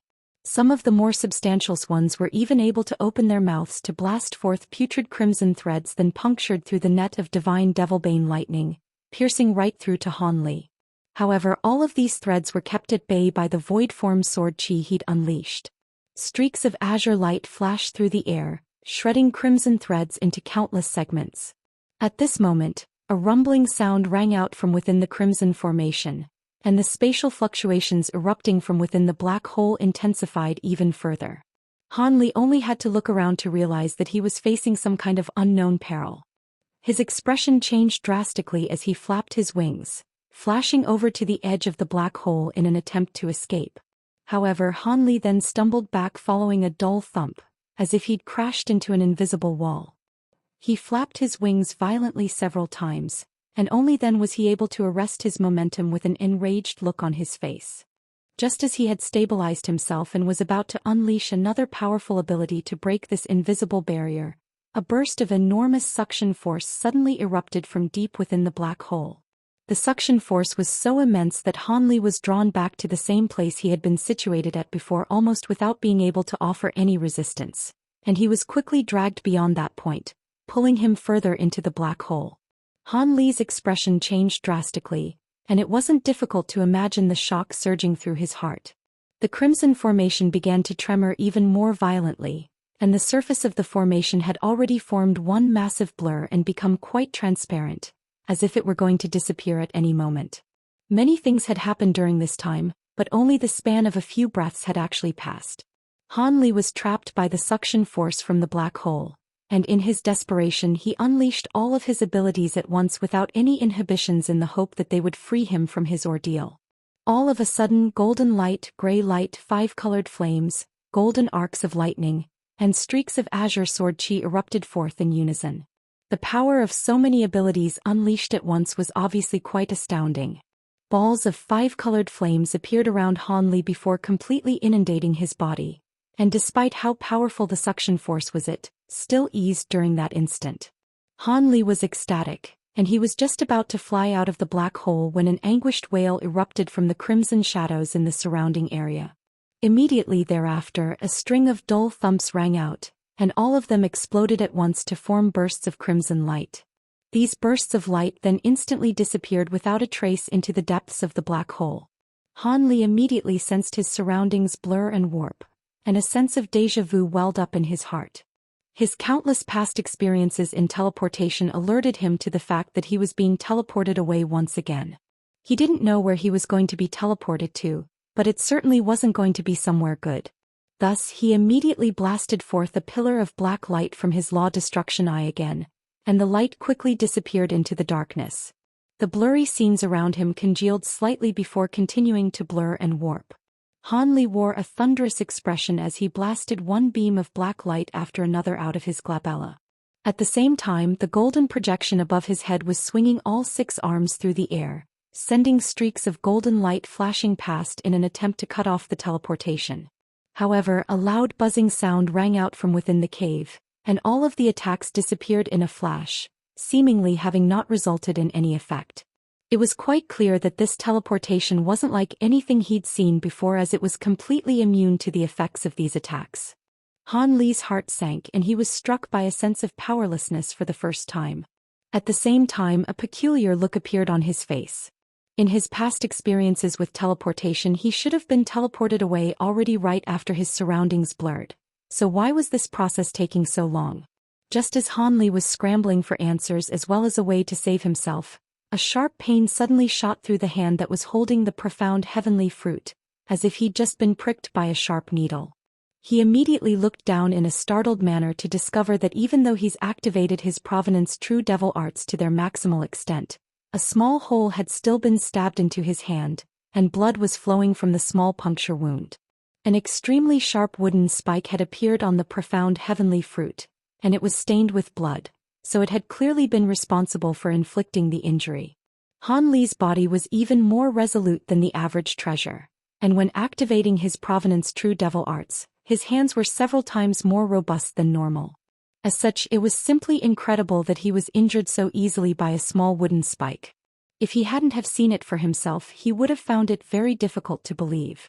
A bewildered look appeared on Han Li's face, and before he had a chance to try and stop the bleeding, white light flashed from the profound heavenly fruit before it began absorbing his blood essence. A crisp ringing sound then erupted from the fruit, piercing directly into the heavens. Han Li's expression changed drastically upon seeing this, and he tried to hurl the profound heavenly fruit away as if he'd just been bitten by a snake. However, the fruit remained tightly glued to his palm, refusing to move so much as a single inch. Han Li's face immediately paled even further. He could feel his blood essence surging toward the profound heavenly fruit at an alarming rate, and even though he was trying to arrest this trend with all his might, he was completely unable to do so. In the blink of an eye, he'd lost more than 2/3 of his blood essence before the fruit finally stopped leeching at him. Thankfully, Han Li's powerful body allowed him to handle such a massive loss of blood essence with minimal side effects. If a normal cultivator were to lose so much of their blood essence, they'd most likely be in an extremely feeble state. But then again, if a normal cultivator had been in Han Li's shoes, the profound heavenly fruit most likely wouldn't be satisfied even if it sucked them dry. At this moment, the profound heavenly fruit's skin had turned into a vibrant red color, and the green patterns on its surface squirmed before transforming into countless tiny profound runes. At the same time, countless specks of five-colored light appeared around Han Li's body, all of which flew toward the profound heavenly fruit like moths to a flame. Green light flashed from one end of the profound heavenly fruit, and a sword blade that was around a foot long suddenly shot forth. The blade of the sword as extremely bright and as smooth as a mirror. However, at the center of the blade was a straight line of strange green runes, of which there was a total of 5. The profound heavenly fruit just so happened to have become the hilt of this sword, so Han Li had become the sword's wielder. All of this had Han Li rather flabbergasted. However, as soon as the sword appeared, the crimson formation outside seemed to have received some kind of stimulus. Following an earth-shattering boom, the entire formation and the black hole at its center tremored violently before vanishing on the spot. At the same time, the blurry surroundings of the black hole disappeared, and Han Li was greeted by the sight of a vast expanse of crimson, following which he was struck by a rush of dizziness. In his astonishment, Han Li reflexively slashed the sword in his hand through the air without any direction. In a place countless kilometers away, a burst of blood chi rose up into the air. There was a massive sacrificial altar in this place that was enshrouded under crimson mist, and a dozen or so humanoid figures were standing atop the altar. Beneath their feet was a huge formation that was flashing with faint crimson light, and upon closer inspection, one would discover that this formation was exactly identical to the one that had appeared above Han Li's head earlier. Beneath the sacrificial altar was a giant lake that was filled with crimson liquid. The lake stretched as far as the eyes could see in all directions, and there were sets of skeletons of different sizes from different races floating on the surface of the lake, creating quite a harrowing sight to behold. Impossible! Where did the profound heavenly treasure go? I'd already sensed it and was summoning it back here. One of the humanoid figures on the altar exclaimed with rage and incredulity. Perhaps you were mistaken and the newly appeared profound heavenly treasure isn't actually in our flying spirit race territory, fellow Daoist Jian? In that case, it would be quite understandable that you were unable to summon the treasure using your blood sacrifice technique.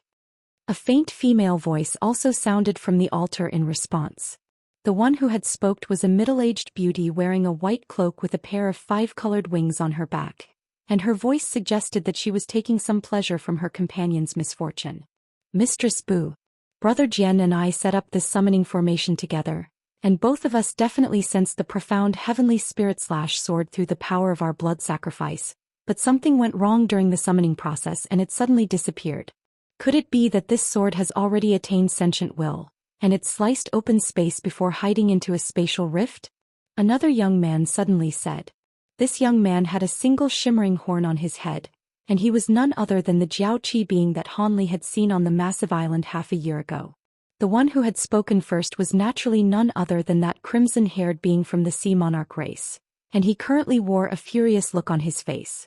The two of you set up the formation, so only you two are aware of whether this profound heavenly treasure truly exists. We've merely been deployed here to assist you, an elderly man with a pair of gray wings said in an indifferent voice. He was holding a cane with a dragon head carved onto its tip, and he was making no effort to hide the mockery in his words. As for the other winged flying spirit beings, none of them said anything, but they were also appraising the two foreign beings with steely looks in their eyes. The young man from the Jiaoqi race didn't respond to their words. Instead, he exchanged a glance with his companion, and their lips moved in a silent conversation as they transmitted their voices to one another. The expressions on the faces of the flying spirit beings present darkened even further upon seeing the lack of respect being displayed by these two foreign beings. Following their discussion, the horned young man wore a dark expression as he said, "Seeing as we failed on this occasion, we'll just have to hold another blood sacrifice. The blood chi has yet to completely dissipate, so we should be able to achieve this. As long as the profound heavenly treasure is still within your flying spirit race territory, we'll definitely be able to summon it. Hold another blood sacrifice. Do you think our magic power grows on trees? The blood sacrifice from earlier has exhausted most of our spiritual power. If we hold another one right away, it could very likely damage our cultivation bases." The elderly man with the gray wings said in an enraged voice as he abruptly brought his cane down onto the altar, causing the entire structure to tremor amid a dull thump. "I'm well aware that I'm asking a lot from you, but I'm sure you'd prefer risking your cultivation bases rather than face the destruction of your entire race within half a year, right? If you weigh us down and cause us to lose the opportunity to obtain the profound heavenly treasure, I'm not sure you'll be able to handle the consequences," the horned young man said in a nonchalant manner as he narrowed his eyes. An enraged expression appeared on the gray-winged man's face, and strode forward a few steps with a thunderous look in his eyes. However, right at this moment, a slight cough sounded from the crowd nearby, following which a husky voice rang out. "Peace, Brother Yao. Fellow Daoist Min is a representative of the Jiaoqi race. We mustn't be rude to him." The one who had spoken was a hunchbacked humanoid figure enshrouded under a faint layer of white mist, making it impossible to glean his facial features. The gray-winged man's expression changed drastically upon hearing this, and he immediately stepped back to his original spot before replying in a respectful voice, "You're right, Brother Xiong, please forgive me." The horned young man's expression also stiffened as he identified the one who was speaking, and he forced a smile onto his face as he asked, "Do you have something to say, fellow Daoist Xiong?" "I do indeed. We can overexert ourselves here and help you perform another blood sacrifice. But what if the second blood sacrifice also fails?" The hunchbacked figure chuckled before his voice cooled significantly. "If both blood sacrifices fail, then that means the item is no longer in the area.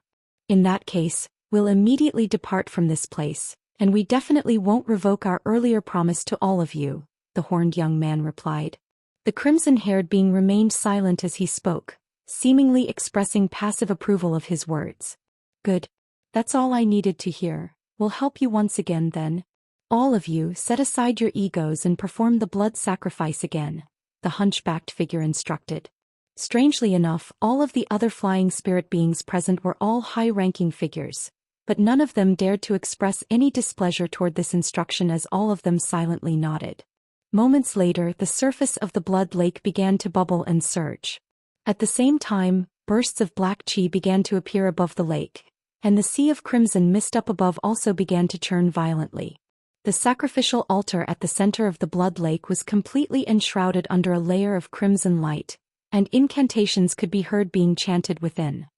Following a head-splitting burst of excruciating pain, Han Li finally slowly awakened. He was greeted by the sight of complete darkness, yet when he tried to open his eyelids felt impossibly heavy and simply refused to budge. Han Li was quite alarmed by this, and he suddenly realized that he seemed to be lying down. He immediately tried to sit up, but he couldn't even move so much as a single finger. Han Li's heart sank as he forcibly repressed the agony spearing through his body, mustering up his final shred of spiritual sense as he hurriedly assessed his bodily condition. What he discovered as a result was quite discouraging. Not only had most of his blood essence been exhausted, all of his magic power had also been completely depleted. What was even worse was that only around 10% to 20% of his spiritual sense remained, and that was the reason for his splitting headache. All of this had been caused by the reflexive swing of that sword from earlier. Han Li's heart jolted with shock as he recalled back to the astonishing scenes that had unfolded following the swing of that sword, and at the same time he was feeling extremely fortunate. When he had unleashed that sword strike, it was as if heaven and earth had completely been tipped on its head. Not only was he able to instantly cut off the teleportation, he'd even managed to slice open space. However, the price for unleashing that sword strike had also been quite a hefty one. Not only had all of his magic power been exhausted, the sword had even drawn upon his spiritual sense. As such, he was sucked into the spatial rift he'd created with the sword, then immediately fallen unconscious. However, thinking back, he'd only been able to unleash a tiny portion of the sword's power with that slash. The sword had clearly drawn upon his magic power, spiritual sense, and even his blood essence to fuel itself. However, after ascertaining just how horrible of a state that his body was in, Han Li was instead feeling rather relieved.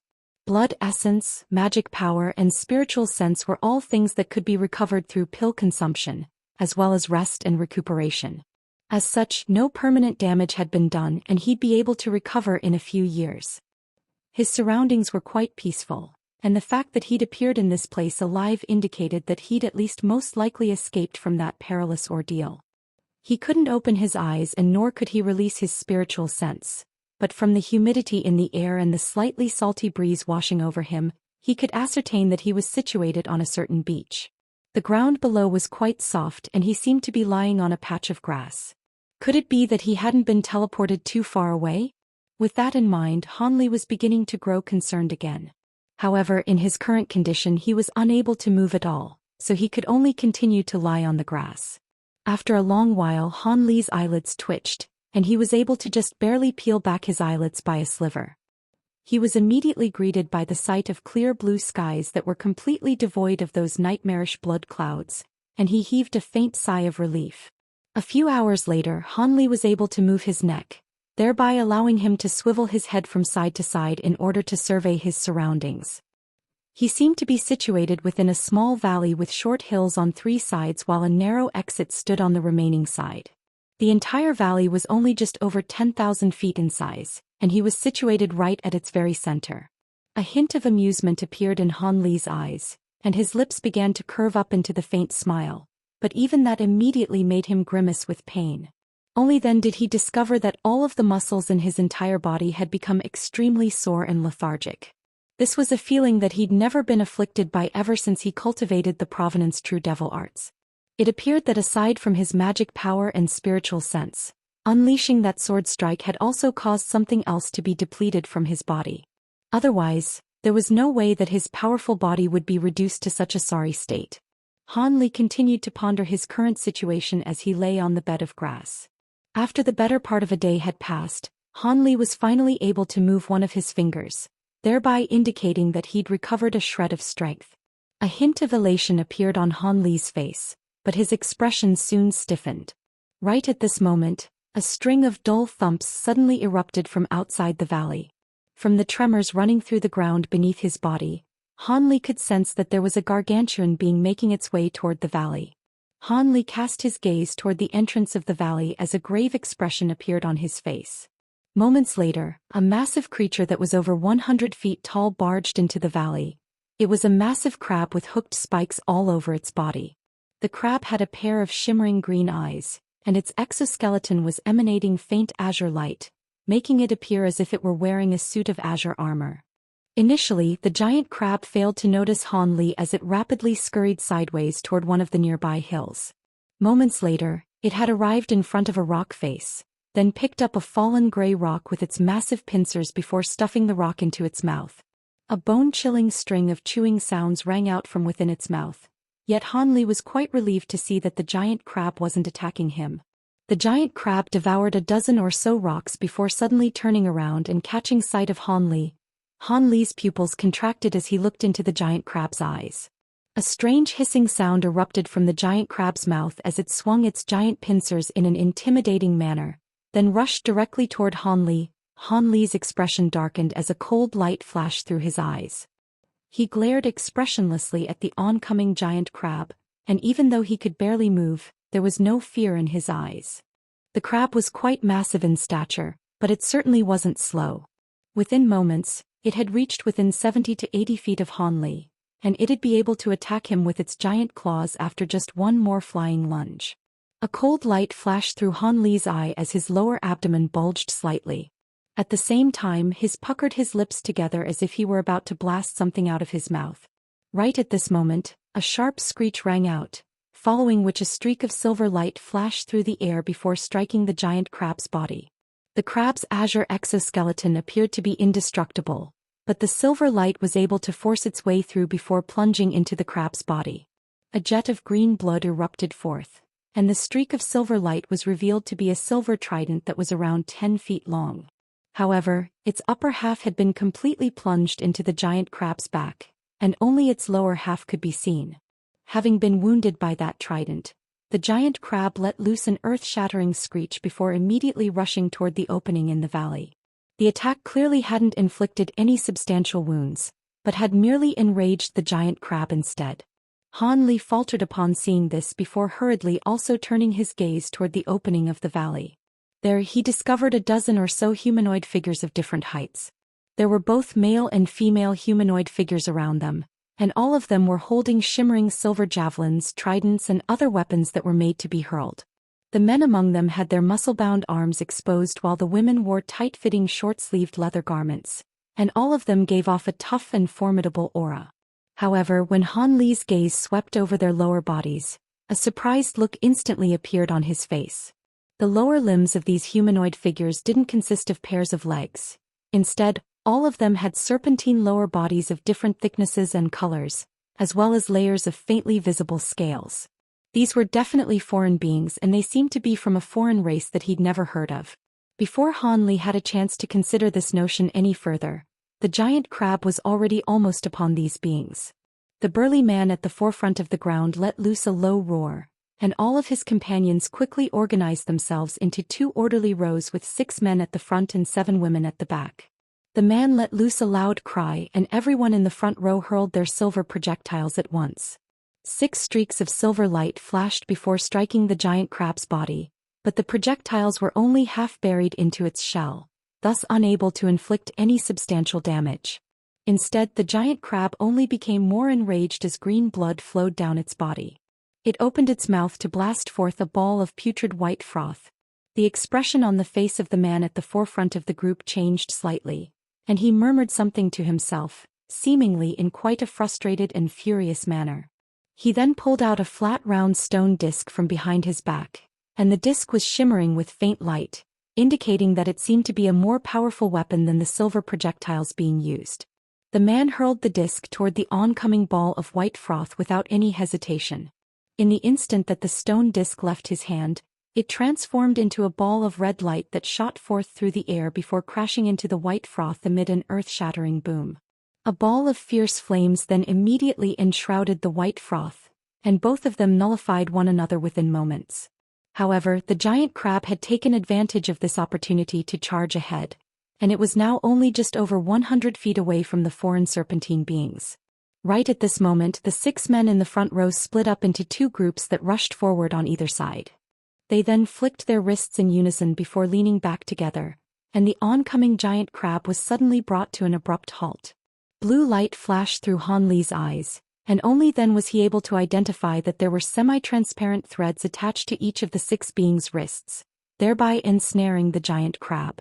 The threads had been stretched completely taut by the 6 beings, clearly indicating that they had remarkable arm strength. However, what Han Li was more intrigued by were the yellow bracers each of them wore on their wrists. Spiritual light was shimmering from the bracers, and they seemed to be low-grade treasures. The 6 of them were able to use these bracers and their own brute strength to bring the giant crab to a complete standstill. However, the crab was only stopped for an instant before its 2 pincers shot forth like lightning. 2 dull thumps rang out in unison as 2 of the 6 threads were severed, leaving extremely smooth incisions as if they'd been severed by a sharp blade. The 2 men were leaning back to exert force against the threads with all their might, and they were immediately sent tumbling through the air by their own momentum. The giant crab was about to sever the rest of the thin threads when the women in the second row hurled their silver tridents through the air. Bursts of dull thumps rang out, followed by a blood-curdling howl from the giant crab. 7 of its leg joints had been punctured by silver projectiles, and it was immediately keeled over. With only one of its legs remaining completely intact, there was no way that it could maintain balance. The giant crab crashed to the ground amid a resounding boom, smashing a crater into the ground that was several feet deep. All of the tense serpentine beings immediately let loose cries of elation, seemingly assured of their victory.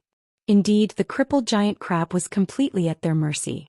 The serpentine beings rushed forward at once, making sure to keep a distance of around 10 feet away from the crab while drawing the weapons strapped across their backs, then hurling them toward the giant crab's vital regions. At such close quarters and with the giant crab completely crippled, their attacks naturally landed with unerring accuracy. Moments later, the giant crab's body had been punctured by several tens of silver projectiles, and it was completely dead. Han Li looked on as he lay on the ground with a calm expression, but his mind was racing rapidly. From the weapons, treasures, and tactics that these beings had used to bring down the giant crab, these foreign beings seemed to be quite an organized unit. However, if this was the extent of their powers, then there was no way they'd be able to pose any threat to him even if he couldn't move. Interestingly enough, these foreign beings were quite lithe and athletic, but there was no spiritual qi emanating from their bodies. As such, they reminded Han Li of the body refinement warriors of the human race. Just as these thoughts were flashing through Han Li's mind, the foreign beings had dismembered the giant crab in what seemed like the blink of an eye in an extremely rehearsed manner. They then collected the edible parts of the crab before laying them out on the ground, and judging from the proficiency in their movements, this was clearly not the first time they'd slain a creature like this. At this moment, one of the female foreign beings with a supple and flexible waist slithered over to the man who appeared to be the leader of the group, following which the former pointed at Han Li and said something in a voice that was quite pleasing to the ears. It sounded similar to the language of the human race, but if one were to listen closely, they'd realize that they had no idea what was being said. The leader of the group was a tanned muscle-bound being, and not only did he possess the most imposing stature among everyone in the group, he was also the only one with a completely inky black serpentine lower body. All of the other beings either had green or white lower bodies, completely different from that of their leader. After hearing what the woman had to say, the man instantly cast his eyes toward Han Li, and he just so happened to meet Han Li's indifferent gaze. His heart stirred at the sight of Han Li's placid eyes, and he then cast a glance toward Han Li's lower body, upon which his expression changed drastically. He hurriedly said something to the woman before slithering over to Han Li at a remarkable speed, reaching Han Li in just the span of a few breaths. Han Li looked on with a calm expression and refrained from saying anything. However, if one were to look closely, they'd discover that his lower abdomen was still bulging slightly and hadn't settled down to its normal state. Of course, this the first time that the man was seeing Han Li, so he naturally didn't notice that anything was amiss. However, he suddenly stopped in front of Han Li, then extended a respectful bow with an arm placed in front of his chest. At the same time, he said something in a language that Han Li was unable to comprehend. A wry smile appeared on Han Li's face upon hearing this. He'd learned the languages of almost all of the races known to humans back when he was in Deep Heaven City, but the language being spoken by this man clearly wasn't one of those. After a brief hesitation, Han Li asked a few questions in a language that was quite prevalently used on the Tianyuan continent. However, the man appeared to be quite lost, clearly unable to comprehend what Han Li was asking. Han Li furrowed his brows before trying a few more languages, but the man only continued to scratch his head with a confused look on his face. Thus, Han Li heaved a faint sigh and didn't say anything further. At this moment, the man seemed to have identified that Han Li was unable to move, and he suddenly turned around and cried out to his companions. 4 of his female companions then immediately stopped what they were doing and quickly slithered over. The man said something to those 4 women, and the women turned to Han Li with shock in their eyes, which quickly gave way to awe and veneration. They then also extended a respectful bow toward Han Li before slithering over to the dozen or so trees within the valley. Silver light flashed, and one of the smaller trees was felled by them using a strange silver blade. The women swung their silver blades through the air, quickly crafting a stretcher out of the tree and some beast hide that they were carrying with them. After that, the 4 men picked up a corner of the stretcher each, then hurriedly slithered back to Han Li. At this point, Han Li had naturally identified that these beings bore no ill will toward him, and the bulge in his lower abdomen settled down again. The 4 women then placed the stretcher down beside Han Li, and 2 of them slithered toward him before asking a question in a respectful manner. Han Li didn't understand what they were saying, but their intentions were quite obvious. After a brief pause, Han Li nodded in response to their question. All of the beings before him were all ecstatic upon seeing his response. The 2 women beside him extended another respectful bow each before carefully lifting Han Li up from the ground by his arms and legs, then gently placing him onto the stretcher. After that, they carefully adjusted his position to ensure that he would be in the least amount of discomfort possible. At this point, the other serpentine beings had already finished dismembering the giant crab, and they wrapped up all of the materials and flesh secured from its carcass in soft beast hide before carrying them on their backs. These beast hide packages were each over 20 feet tall, and were almost twice the size of the serpentine beings that were under them. However, these beings were able to carry these packages with ease, clearly indicating that they were extremely strong. The 4 women carried Han Li over to the group, and their leader issued an instruction, prompting the group to depart from the valley. Only after exiting the valley did Han Li discover that the ocean was only several kilometers away from here. With the sea so close to this place, it was no wonder that creatures like the giant crab would rush into the valley from time to time. However, the surface of the ocean was very placid at the moment. There was the occasional salty breeze that would blow past, but there weren't any particularly strong waves to be seen. It was exactly because of this that Han Li hadn't heard the sounds of the ocean tide in the valley. The serpentine beings carried Han Li along the seashore for a while as Han Li inspected his surroundings, and he quickly discovered that this wasn't the seashore of some continent. Instead, he was situated on an island that didn't appear to be very big. After traveling for about 10 more kilometers, the group arrived in front of a pile of rocks, between which were parked 7 or 8 thin and long bone boats. There was one particularly large one among them that could carry around 4 or 5 people, while all of the other ones appeared to only be capable of carrying around 2 people each. Each of these bone boats had a pointy end while the other end consisted of carvings of all types of different beastly heads. Han Li and 2 of the women got onto the largest boat while the others boarded the other smaller boats, and they set off into the ocean as the bone oars on the boats sliced through the waves.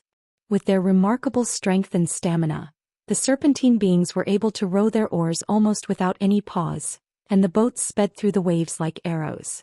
The ocean was extremely calm and no sea beasts attacked the boats, thereby culminating in quite a smooth journey. After just 2 hours, a black spot appeared up ahead and it was another island. Han Li narrowed his eyes as blue light flashed within his pupils, and he was able to make a rough appraisal of the island from afar. The island was a medium-sized one that was several hundred kilometers in area, and it was filled with undulating mountains as well as lush forests, making it quite a good place to inhabit. However, there was a hint of red visible at the pinnacle of the tallest mountain on the island while the rest of the mountain seemed to be covered in ashes and soot. It was a volcano. Han Li wasn't able to conduct a more thorough inspection of the island as he was yet to recover his magic power, so he couldn't inject more power into his spirit eye ability. The bone boats sped through the ocean, quickly drawing closer to the island. A short while later, they were less than 10 kilometers away from the island. Right at this moment, countless dark clouds suddenly appeared over the clear skies above, following which howling winds were swept up as a torrential downpour came pelting down from the heavens. The rate at which the weather could change when out at sea was truly astounding. However, none of this was able to pose any impediment to the bone boats as the serpentine beings all pressed a certain bump on their boats, thereby summoning miniature spell formations from the undersides of the boats. White barriers of light abruptly appeared, encompassing all of the boats within them. However, the serpentine beings weren't looking much more relaxed despite the measures they'd taken. This was because when the sudden change in weather took place, massive waves as tall buildings were swept up at the same time, and they came crashing down toward the small boats. These boats were only around 20 to 30 feet tall, and they were extremely tiny in the face of these massive waves, so they naturally couldn't offer up much resistance. However, due to the fact that they were being protected by the white light barriers, they weren't going to capsize right away. Even so, their journey had become extremely perilous, and they could only go along with the tide, unable to advance in the slightest. Han Li faltered slightly upon seeing this, yet as he cast his gaze toward the 2 serpentine women on the boat, he discovered that they both wore grim expressions, but they didn't appear to be panicking. It seemed that these beings had some kind of strategy to counteract the elements. Sure enough, just as the bone boats were about to be plunged into a truly perilous situation, a beam of white light suddenly shot forth from the island up ahead, and the light pierced through the dark clouds nearby in a flash. A loud rumbling boom immediately rang out from within the dark clouds, following which a massive ball of light exploded. White shockwaves surged through the air in all directions, creating a gigantic hole in the clouds with a radius of around 1,000 feet. Han Li was quite stunned to see this, and he cast his gaze toward the island again. However, the pillar of light that had just appeared had also disappeared just as quickly, so he wasn't able to identify the point on the island from which it had originated from. After the hole had been punctured into the dark clouds, the howling winds and massive waves on the surface of the ocean all subsided slightly. It wasn't as peaceful and tranquil as the conditions had been earlier during their journey, but it was certainly a lot better, and the serpentine beings rowed their boats quickly toward the island again. After a short while, the bone boats arrived in a natural dock on the island, and everyone disembarked. Han Li was also carried onto the shore on the makeshift stretcher they'd crafted for him. At this moment, Han Li turned back to look up at the nearby sky again. It was quite clear that the suppression effect of the pillar of light couldn't last very long. The hole in the sky had been filled with the dark clouds again, sweeping up fierce winds and massive waves once again as a result. However, none of that mattered to the serpentine beings who had already safely reached the shore. A contemplative look appeared on Han Li's face, and he became very interested in the thing on the island that had unleashed that white pillar of light earlier. Even though his spiritual sense was severely depleted at the moment, he could still sense that the spiritual power within the pillar of light was quite chaotic and diverse, indicating that it definitely hadn't been unleashed by a certain powerful being. Instead, it seemed to have been unleashed by a certain formation or treasure that was borrowing on the power of spirit stones. Han Li naturally didn't find this level of power to be daunting, but for it to appear on such a small foreign island was rather curious to him. However, these thoughts only flashed through Han Li's mind for an instant before he focused his attention on the scenes laid out in front of him again. This small dock wasn't actually devoid of people. Not only were there several stone cabins of different heights lining the shore, there was even a massive stone pillar that stood over 1,000 feet tall. There was also a small wooden cabin at the top of the pillar, and there seemed to be other serpentine beings residing in there as well. Right at this moment, 7 or 8 of those beings emerged from the stone cabins on the shore, and most of them were female while the minority were male. They were led by a beautiful serpentine woman with a voluptuous body who appeared to be in her 20s. The woman glanced at the bulging packages being carried on the backs of the serpentine beings who'd just returned by boat, and a captivating smile appeared on her face. However, her smile faltered slightly as she caught sight of Han Li. At this moment, the leader of the hunting party extended a bow toward the woman before saying something to her in a serious manner. After hearing what he had to say, the woman's gaze traveled to Han Li's lower body, and a shocked look also appeared on her face. All of a sudden, she slithered over to Han Li in a graceful and seductive manner, then said something in a strange language. Han Li raised an eyebrow before shaking his head. However, the serpentine woman didn't give up. She switched between using 7 or 8 different languages, and the last language in that sequence really was one that Han Li understood. It was the language of the flying spirit race. However, the woman was stuttering slightly as she spoke in the language, clearly indicating that she wasn't very fluent in it. "You know the language of the flying spirit race?" Han Li asked with a hint of surprise on his face. The woman was ecstatic that Han Li knew the flying spirit race language, and she immediately bowed as she replied, "You know this language as well, esteemed upper being? That's fantastic. I am the assistant priestess of the Fire Yang race, Yan Wu. May I have the honor of knowing your name, esteemed upper being?" "You can call me Mr. Han. The Fire Yang race. This is the first time I've heard of your race.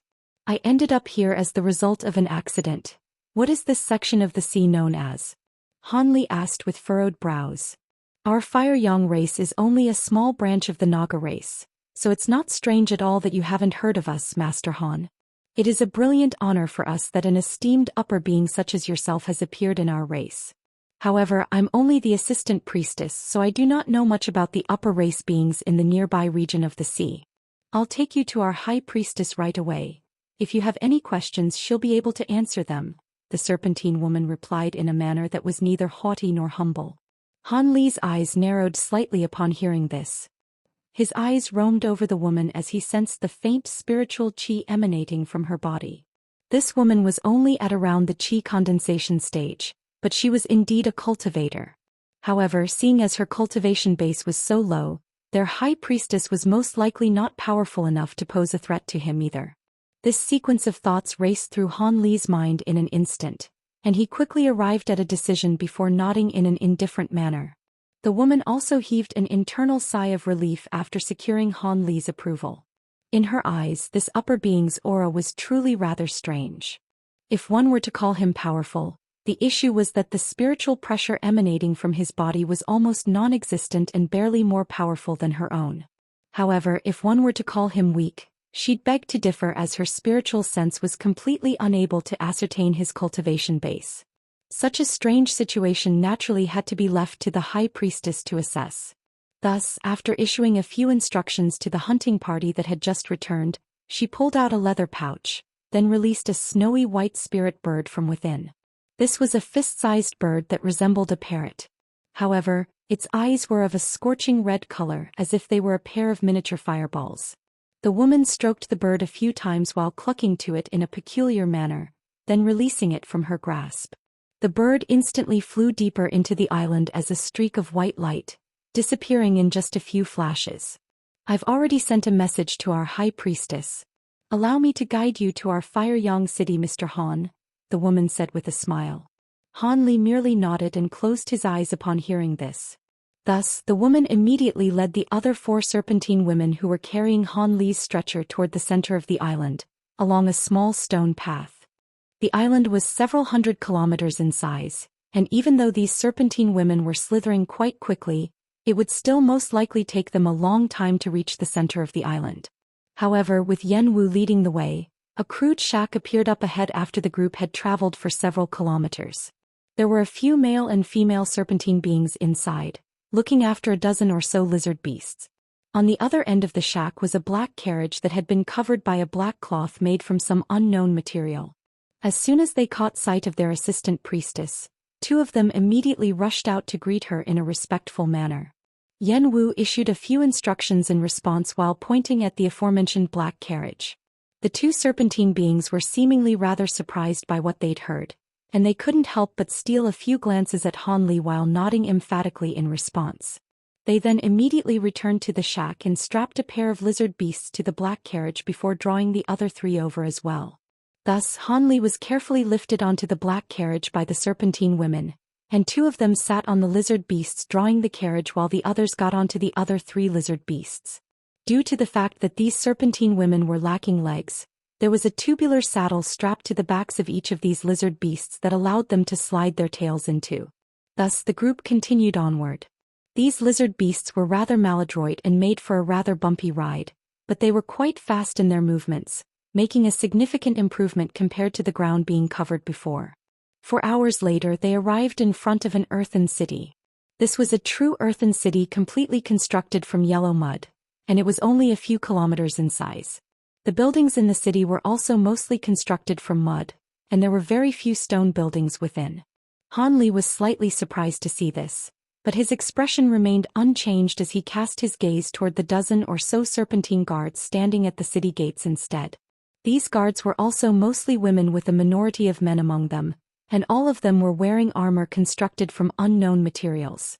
They were all holding shimmering silver halberds with long silver projectiles on their backs, giving off the impression that they were armed to the teeth.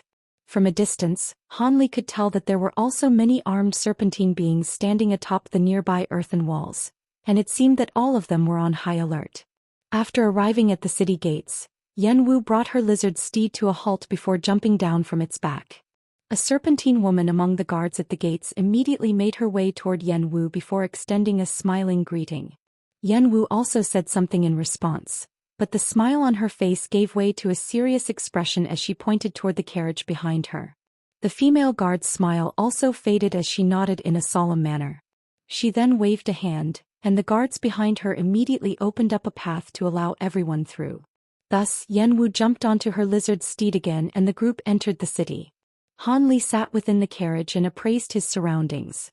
The earthen city wasn't very large, but the streets were very wide and paved with faint white stones, creating a stark contrast with the earthy yellow buildings around them. There were many serpentine beings slithering along the streets. The men were all powerful and muscle-bound, while the women were also lithe and athletic, and most of them were carrying weapons. Even the serpentine children that were only several feet tall were also carrying some smaller weapons that appeared to have been constructed from wood. Han Li fell into deep thought upon making these observations. This was the first time he'd heard of this Naga race, but this was clearly a warrior race. He was curious about whether this race had a large number of cultivators. These mortal serpentine beings were already quite powerful for mortal standards, and if they had a large proportion of cultivators among their ranks, then this was most likely quite a powerful foreign race. In that case, how could he have never heard of them? Han Li had also noticed that there were clearly more female beings than their male counterparts in this Fire Yang race. From the rough tally that he was keeping in his head, it appeared that there were more than twice as many female beings compared to male ones here. Furthermore, their serpentine lower bodies were all of different colors. Most of them were green or yellow, and they seemed to be of the lowliest ranks as well.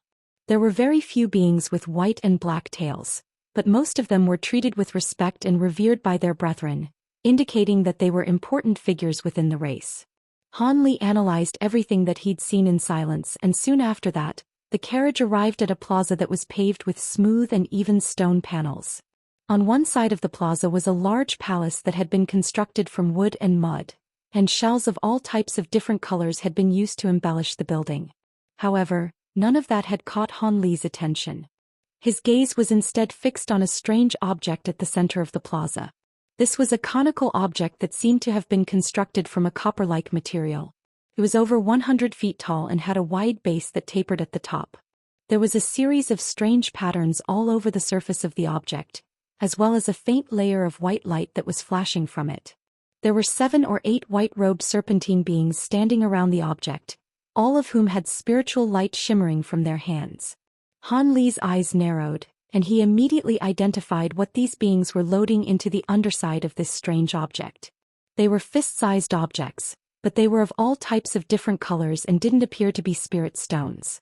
Furthermore, even though all of these white-robed serpentine beings were emanating spiritual chi fluctuations, their cultivation bases were inferior even to that of Yen Wu. As soon as Yen Wu's group arrived, 2 of the white-robed beings approached them. At this moment, Han Li was carried off the carriage and carefully placed onto a bamboo chair that someone had sourced for him. Han Li looked on with an indifferent expression as the serpentine beings conversed with one another. He couldn't understand anything, but it was quite clear that the 2 white-robed beings were quite respectful toward Yen Chu.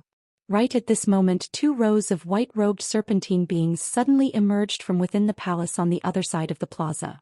One row consisted solely of women while the other was solely of men, and they slowly made their way toward Han Li. All of the conversing serpentine beings' expressions changed upon seeing this, and they immediately backed away to the sides with respectful expressions on their faces. The 2 rows of white-robed beings also stopped before a red-robed being emerged from among their group. A hint of surprise appeared on Han Li's face upon seeing this being. This was a female being with a set of ordinary features and a thin body. Her lower body consisted of a pair of human legs rather than a serpentine tail, and what was even more surprising to him was that he could sense nascent soul stage magic power fluctuations emanating from her body. All of the white-robed serpentine beings present also possessed spiritual chi fluctuations, but the ones with the highest cultivation bases among them was merely a pair of male beings that were around the foundation establishment stage. The rest were all only at the chi condensation stage, just as Yen Wu was. As such, a high-grade cultivator like the red-robed woman naturally stuck out like a sore thumb. A surprised look appeared on the woman's face after glancing at Han Li, but she soon recomposed herself before hurriedly making her way over to him. Junior Huoyu pays her respects to Senior Han. The woman extended a bow and spoke in extremely fluent flying spirit race language. You're the high priestess of the Fire Yang race? Han Li asked. Indeed. This is not a suitable place to talk. I suggest we converse in the hall, Senior, the woman said with a smile. Sure, I have many things I want to ask you as well, Han Li replied with a nod. Thank you for gracing me with your presence, Senior.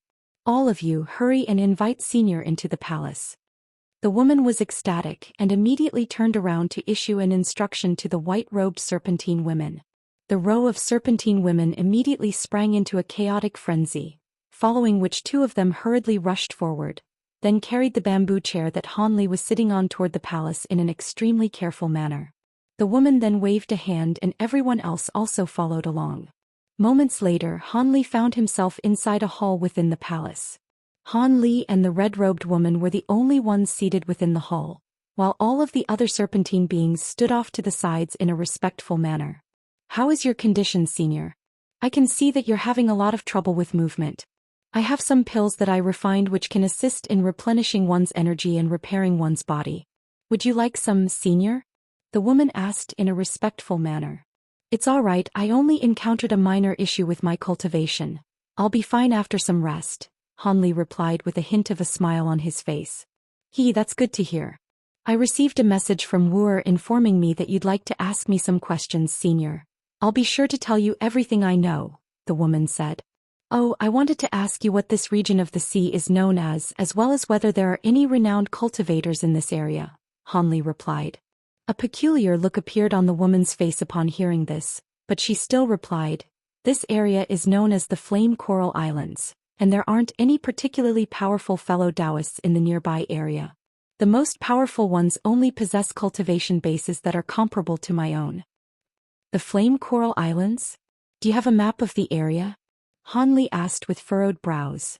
Of course. However, the maps I have are all annotated with text from our Naga race, so I suggest that you learn our language first before inspecting the map, Senior, the woman proposed with a smile.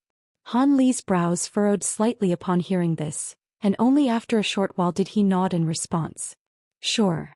The little spiritual sense that he'd retained couldn't be released out of his body, but it was naturally no problem for him to read a jade slip or something like that. A fawning smile appeared on the woman's face upon hearing this, and she produced a glossy black stone shard before tossing it toward Hanli. After resting for so long, Hanli had recovered some of his magic power, but he was still feeling quite weak and feeble. He could tell that the stone shard was something that was similar to a jade slip, so he opened his mouth to expel a burst of azure light, sweeping the jade slip toward his forehead to try and examine its contents. However, right at this moment, the stone shard abruptly exploded amid a dull thump, and a burst of inky black mist dispersed through the air, enshrouding Hanli's entire body within. Hanli sat still and closed his eyes as the mist descended over him. The mist revolved around Hanli for a long while before finally dissipating into nothingness. After the mist dissipated, Hanli opened his eyes, and when he spoke again he was using a language that was identical to what the serpentine beings were using. This is quite an interesting tool refinement method. I could glean the contents of the stone shard even without using my spiritual sense. You're far too kind, Senior. This is just an insignificant trick that we learned through experimentation. Here is a map of the Flame Coral Islands, Senior, the woman replied with a modest smile before tossing a white stone shard over to Hanli. On this occasion the stone shard didn't explode. Instead, it was drawn to his forehead by the spiritual light expelled from within his mouth, and it stayed there in a motionless manner. Hanli's eyes narrowed as a hint of bewilderment appeared on his face, but his expression quickly returned to normal again. The red-robed woman was rather perplexed by Hanli's reaction, but she refrained from saying anything. Moments later, the white stone shard detached itself from Hanli's forehead before springing back toward the woman. The woman caught the stone shard and stowed it away, but Hanli remained silent with a contemplative look on his face, seemingly in deep thought about something. The woman merely smiled and left Hanli to his own thoughts in silence. After a while, Hanli raised his head and mused, "From what I've gathered, this place is rather close to the Thunder Continent. It's only about half a year's flight away." Half a year. That's only at your speed, Senior. For us, we wouldn't be able to get to the Thunder Continent without at least a few decades, and that's not even taking into account the perils that we'd encounter along the way, the woman chuckled with a wry smile. Hanli nodded before asking, "From the maps, it appears that your Fire Yang race doesn't have control over many islands. Are the other islands inhabited as well?" It's indeed true that our race owns very few islands, and in reality this Fire Cloud Island is the only one that's inhabitable. The other islands are merely places that our brethren go to source food and materials from. As for the rest of the Flame Coral Islands, most of them are under the control of other powerful races, and some are inhabited solely by upper race beings like you, Senior. Our Fire Yang race is not a powerful nor prominent race by any stretch of the imagination, the woman sighed. I see. Hanli nodded before falling silent.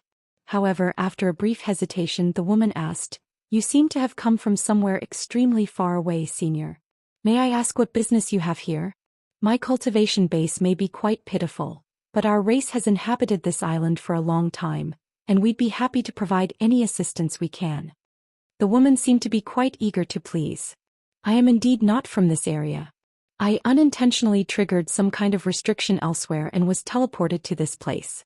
During the teleportation process, a minor mishap occurred and I ended up in this pitiful state, Han Li replied in an indifferent manner. Not at all, senior. Your mobility is hampered at the moment, but I can sense that your cultivation base is completely unfathomable to me. You must require a place with extremely rich spiritual qi for your rest and recuperation, right, senior? Our Firecloud Island may not be very large, but we have a few brilliant spirit veins. If you don't mind, we'd be more than happy to provide a place for you to rest and recover at, the woman said with a respectful smile. You want me to rest on your island? Han Li chuckled in an ambiguous manner. The woman was slightly flustered by his response and she hurriedly continued, Rest assured, senior, the spirit veins on our island aren't inferior to those on the larger islands nearby. On top of that, we also have some rare spirit medicines and a supply of spirit stones on the island that you may use as you please, senior. Han Li's smile faded upon hearing this. His voice cooled slightly as he said, I don't have a habit of taking free handouts, and nor do I like people who act and speak in a roundabout manner. If you have something to say to me, then just tell me in a straightforward manner. Only then, after hearing Han Li's response, did the woman realize that she'd acted in too desperate of a manner, and her expression changed slightly before she heaved a long sigh. Seeing as you've already identified my intentions, then I'll no longer hide anything from you, senior. All of you can go for now. The woman's last sentence was directed at the serpentine beings within the hall. All of the serpentine beings immediately bowed before exiting the hall. Han Li looked on with a calm expression and refrained from saying anything. After all of the serpentine beings had left, the woman turned back to Han Li with a solemn expression and asked, How do you rate my cultivation base, senior? It's passable, Han Li replied in a calm manner. As little as a month ago, I was still like my other brethren and hadn't attained this body that belongs to upper race beings. The woman continued as a peculiar look appeared in her eyes. What are you referring to when you say upper race? Han Li asked as he raised an eyebrow. I'm naturally referring to those who've attained upper race bodies. Only cultivators of my cultivation base can attain an upper race body, the woman explained with a smile. Han Li's heart stirred slightly upon hearing this, but his expression remained unchanged as he nodded and asked, Oh? From the sounds of it, you don't seem to have reached this cultivation base through conventional means. Could it be that you ingested some kind of spirit medicine or used a secret technique to forcibly raise your cultivation base to this level? Your wisdom is truly unmatched, senior. I did indeed consume a few rare pills within the race, then used an extremely damaging secret technique to raise my cultivation base to this level. However, because of this, my cultivation base will never progress again, and my lifespan has also been reduced to less than half of other upper beings at the same cultivation base. I've done this because our Fire Yang race is truly in grave peril, and I have no choice but to put my life on the line, the woman said with a grim expression. Grave peril? Tell me about it. Han Li was rather intrigued. Half a year ago, one of our neighboring Naga race branches, the Sabertooth race, was completely wiped out. All of the female beings in the race were eaten with only their bones left behind, while all of the male beings disappeared. Not long after that, the neighboring Scorpiontail race also suffered the same fate. There are only these 3 branches of the Naga race, including our Fire Yang race, in this region of the sea, and none of our 3 branches are all that powerful, but we've always helped one another and managed to keep our races alive. Now that the other 2 races have been eradicated, our Fire Yang race is most likely next. I still haven't been able to find out the reason why those 2 races were destroyed, but what we've managed to deduce is that there should be more than one perpetrator involved, most likely from one of the other powerful races. The high priests of the other races were not inferior to me in power at the time, which is why I did this to myself and forcibly raised my own cultivation base, the woman explained. Oh, so you want me to stay here to protect your race? Are you that confident in me? Aren't you afraid that even I won't be able to save everyone? Han Li chuckled. I don't know what your true cultivation base is like, but it's most definitely well above mine. As for your injuries, our Fire Yang race still has a Scorching Sun Divine pill that can heal all injuries as long as one isn't dead. If you're willing to stay and assist me, I'd be glad to offer the pill to you, senior. The woman gritted her teeth and finally brought out her trump card. Scorching Sun Divine Pill? That's a fire tribute pill, right? The severity of my injuries is not something that you can imagine, fellow Daoist. The divine pill you're offering may not be very effective for me, Hanli replied with furrowed brows. Despite what Hanli was saying, the woman could sense that he was interested, and she immediately continued. Rest assured, Senior, not only was this pill refined using the inner core of a twin-headed flame WM, it's been nurtured within earthen flames in our race ever since it was first refined, and thousands of years have passed since then. As such, I'm quite confident in its efficacy. A hesitant look appeared on Han Li's face upon hearing this. How about this? You can stay in our race for a few days and consume the divine pill. If the pill really does prove to be ineffective, then I won't request your help any longer, but if it works. If this scorching sun divine pill really can heal my injuries, then I'll naturally help your Fire Yang race survive this ordeal. However, I have to make this clear first. If your enemies are too powerful for me to handle, then our agreement will be void, Han Li said in a calm voice. Of course. I wouldn't expect you to risk your life for an insignificant race like ours, Senior. Not only was the woman not disheartened by Han Li's disclaimer, she was instead ecstatic.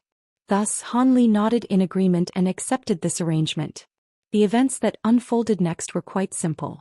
Han Li made some inquiries about the foreign races in the nearby region of the sea, and the woman answered all of them before taking Han Li to a silent cultivation venue.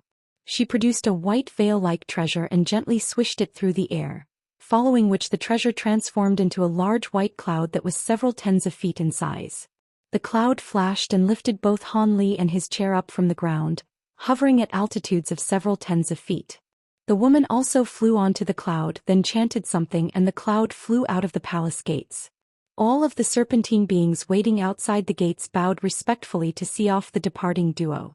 The cloud wasn't traveling very quickly, but the entire island was only several hundred kilometers in size. As such, the woman and Han Li soon arrived at the foot of a small yet lush and elegant mountain.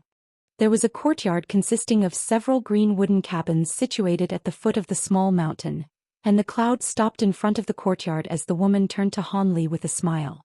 What do you think of this place, Senior Han? Han Li took a deep breath, and he nodded with a pleased expression as he sensed the rich spiritual qi surging toward him.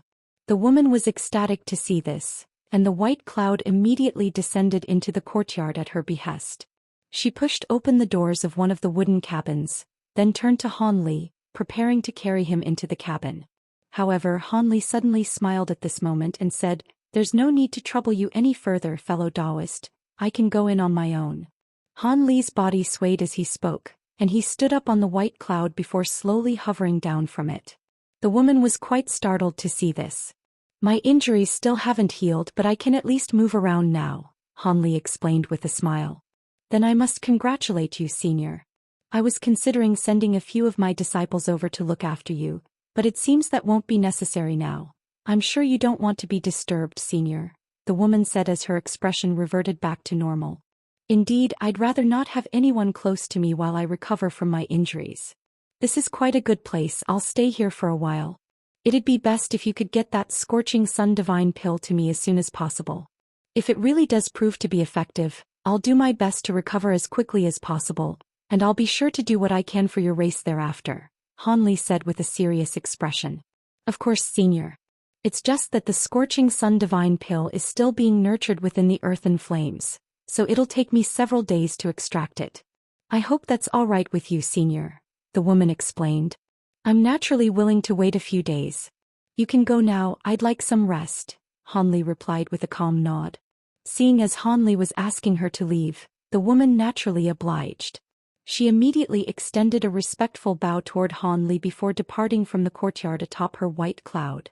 Han Li stood on the spot and looked on as the white cloud disappeared into the distance.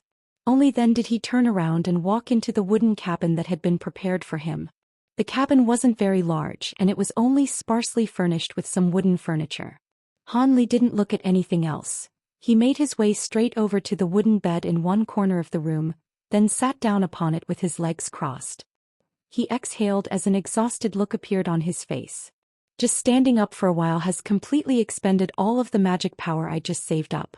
Looks like I really have lost far too much blood essence," Han murmured to himself.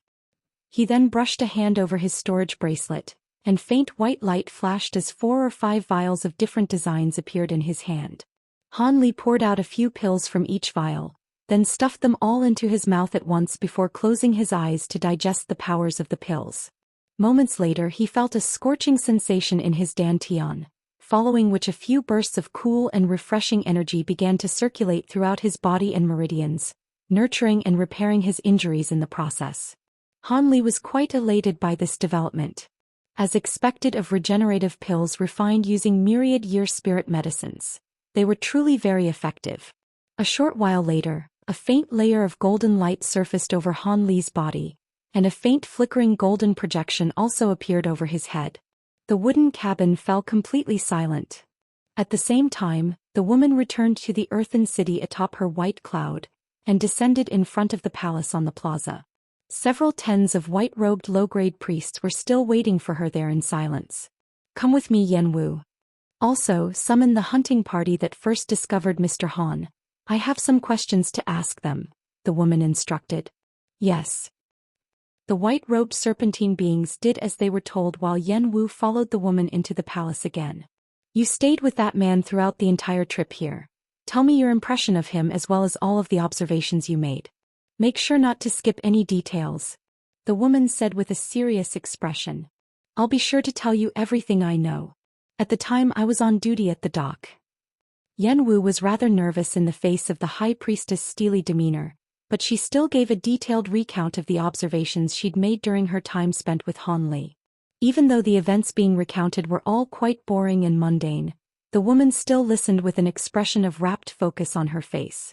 Several hours later, the serpentine hunters who had first discovered Han Li arrived at the palace in the earthen city atop their lizard steeds. They said something to the white-robed serpentine beings outside the palace, then hurriedly rushed in through the gates. The group was in there for over an hour before they finally re-emerged with Yan. At this moment, the woman was sitting on the main seat within the palace with an indecisive look on her face, seemingly grappling with some kind of dilemma. "Are you experiencing some troubles, mother?" A clear voice suddenly sounded within the palace. The woman faltered initially upon hearing this voice before an elated look appeared on her face. "Zhou, is that you? When did you get back?" Right at this moment, white light flashed in front of the woman, and a slender serpentine being emerged. This was a young serpentine woman who appeared to be around 16 to 17 years of age with a head of long black hair and a set of peerlessly beautiful facial features. There was a string of shimmering silver rings woven into her hair, and a large yellow bow as well as 3 bone arrows strapped to her back. There was also a black leather pouch hanging from her waist, and she was holding a white flag in her hand. This woman also had the lower body of a snake, but it was extremely white, to the extent that her scales were barely visible at all. She stood there with a vibrant smile on her face, revealing a pair of sweet little dimples on her gorgeous face. "It really is you, Zhou. Your cultivation base really has progressed markedly since I last saw you." The woman hurriedly rose to her feet with a doting look on her face before enveloping the young serpentine woman in a tight hug. "I should be saying that to you, mother. We've only been apart for a few years, but you've already reached the metamorphosis stage," Zhou giggled. "You think far too highly of me, Zhou. I didn't have the power to break through to this stage on my own. I merely consumed that immortal fruit to assist me," the woman sighed as her smile faded. "What? You ate that immortal fruit, mother? Then doesn't that mean your lifespan's been severely shortened?" The young woman's expression changed drastically as she grabbed onto her mother's wrist, and her face turned deathly pale as she gauged the woman's condition with her spiritual power. "What's the point of having a long lifespan if I won't get to live it? By the way, did your master come back with you?" the woman asked with a hopeful expression. "When I received your letter, my master just so happened to be visiting a friend on another island. I was afraid that I wouldn't get back in time, so I took the treasures that master left behind to protect the island and came back on my own. When I got here, I saw that you were asking some people about a certain Mr. Han, so I decided to refrain from showing myself until now," the young woman explained with a concerned expression. "If your master can't make it, then the situation does not bode well for us." The woman's expression changed slightly upon hearing this. "Mother, is our race really in such grave danger? I've even brought back master's heaven-splitting bow with me." As long as we don't get attacked by someone that's more than 10 times as powerful as me, I should be able to kill them with a single arrow, the young woman said in a confident manner. Zhou, your cultivation base has indeed improved markedly, but you're only at around the same stage as I was back before I consumed the immortal fruit. Even if your powers were to be enhanced by tenfold, you still most likely wouldn't be able to handle this ordeal. If your master had come back with you, perhaps we'd be saved, but as things are now. The woman's voice trailed off into a resigned sigh as she stroked her daughter's hair. The letter that you sent to me was quite vague, mother. Just what is our race facing for you to be so desperate? You've even consumed the immortal fruit and are trying to suck up to some unknown upper race cultivator. The young woman lay in her mother's arms and looked up at her with a pained look on her face. The woman hesitated momentarily before finally patting her daughter on the shoulder as she said, "Seeing as you've already returned to the island, asking you to leave now will most likely place you in even more danger. So be it, I'll tell you what's happened. I presume that you already know that the other two races have already been eradicated. Yes, you mentioned that in your letter, mother. Even so, surely that's not a cause for such alarm. Those two races have always been slightly weaker than our Fire-Yang race, and the cultivation bases of their high priests were inferior to yours even before you consumed the immortal fruit," the young woman replied with a perplexed look. "But do you know what kind of being was responsible for wiping out those two races?" the woman asked in a slow voice. "Didn't you say that there were no leads, mother?" The young woman faltered slightly upon hearing this. Two entire races were completely eradicated. No matter how discreetly they did things, there's no way that they wouldn't have left behind any traces. If I'm not mistaken, then the perpetrators behind these attacks were most likely the sworn enemy of our Naga race, the Black Rakshasa race, the woman said with a hint of fear in her eyes. The Black Rakshasa race? That's impossible. According to our historical records, that race was completely eradicated by our Naga race countless years ago. How could they have appeared in this region? The young woman had clearly also heard of this Black Rakshasa race, and she spoke in a trembling voice as her face paled even further. Indeed. Theoretically, the Black Rakshasa race should have been driven to extinction during their battle against our Naga race on the Thunder Continent. However, it's not impossible that some of them had managed to survive and escape the battle.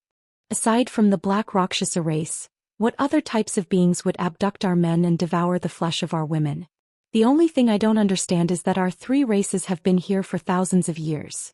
If the Black Rakshasa race were also nearby, why did they wait so long before attacking us? A hint of bewilderment appeared in the woman's eyes as she spoke. The young woman was naturally unable to answer her mother's questions, but she took a deep breath and responded with a question of her own. Even if it really is the Black Rakshasa race that's targeting us, won't we be able to take care of them with your current cultivation base and my assistance?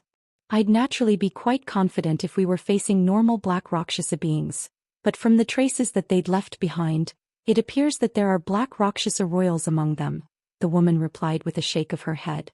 Black Rakshasa royals? That's impossible.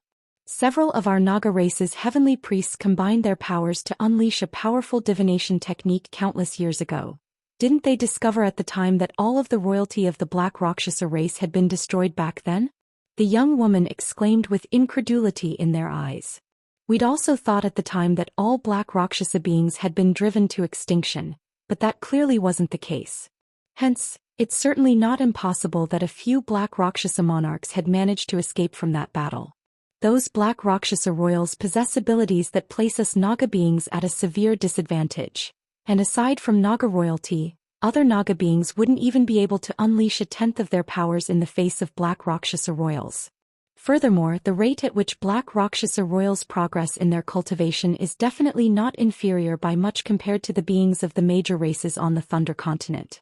Now that they're slaughtering our three races with reckless abandon, it's quite clear that they're absolutely confident in their ability to destroy all of us, the woman said with a concerned look on her face. Her daughter also fell silent upon hearing this. However, moments later she suddenly continued, "I still think there's no need to be so worried, mother. If those Black Rakshasa beings truly are so terrifying, then why would they allow our Fire-Yang race time to prepare? They must have sustained casualties to their forces while wiping out the other two races, which means that they're still susceptible to our powers. That would be best, but don't forget about all of the male beings that they've abducted. A thought abruptly occurred to the young woman upon hearing this, and her face paled even further. What you're saying is they're currently... That's right. This is why their race had become the sworn enemy of our Naga race in the first place. They'll most likely only attack us after they finish doing that. After all, our Fire Yang race is the most powerful among the three races, and our island is more heavily guarded than that of the other two races as well. It would only make sense for them to attack us after making ample preparations. If that Mr. Han truly possesses a cultivation base as powerful as I predict, then it could well be the case that he could be the key to our race's survival, the woman said with a grim expression. Is that man really that powerful? I heard from your conversation with the others that he's carrying extremely severe injuries. Will he even be useful to us at all? The young woman furrowed her brows with a perplexed look on her face. I've already decided to give him the Scorching Sun Divine Pill, the woman said in a calm manner. What? You're giving him the Divine Pill? You can't. If you consume the Divine Pill for yourself, you could recover part of your lost lifespan, but you'll be stuck like this if you give the pill to him, the young woman objected vehemently as she struggled free from her mother's arms. That's what I was hesitating about. If that man's cultivation base is comparable to that of your master, then it would naturally be a worthwhile investment to give him the Divine Pill. However, if he's not much more powerful than me and he's only concealing his cultivation base using a special treasure, then that would be a massive waste, the woman sighed with a wry smile. How can that man possibly compare with my master? She's a fifth-tier upper race being, one of the 5 most powerful cultivators in this nearby region, the young woman said in a skeptical manner.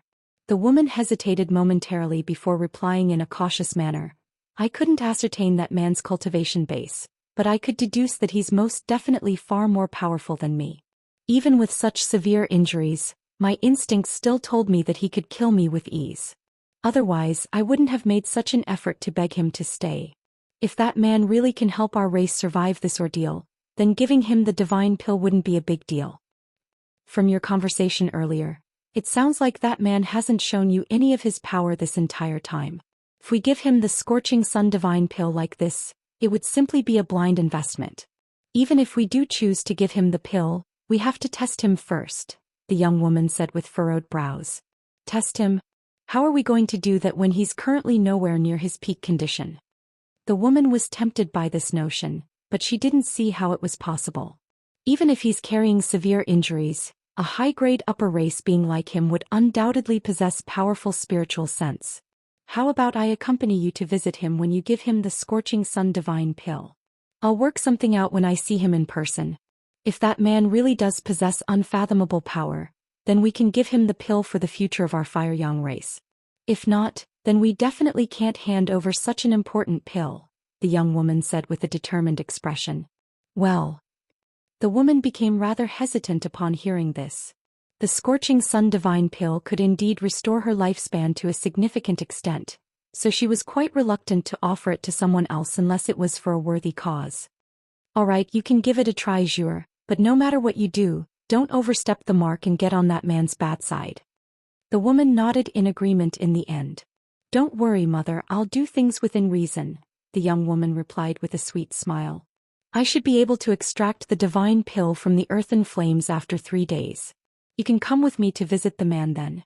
The Black Rakshasa race most likely won't delay for much longer, and I've sent out requests for help to a few races that we're on friendly terms with, but I don't think we can count on them. During this time I'll discuss with our race's elders to further bolster our island's defenses, the woman decided in the end.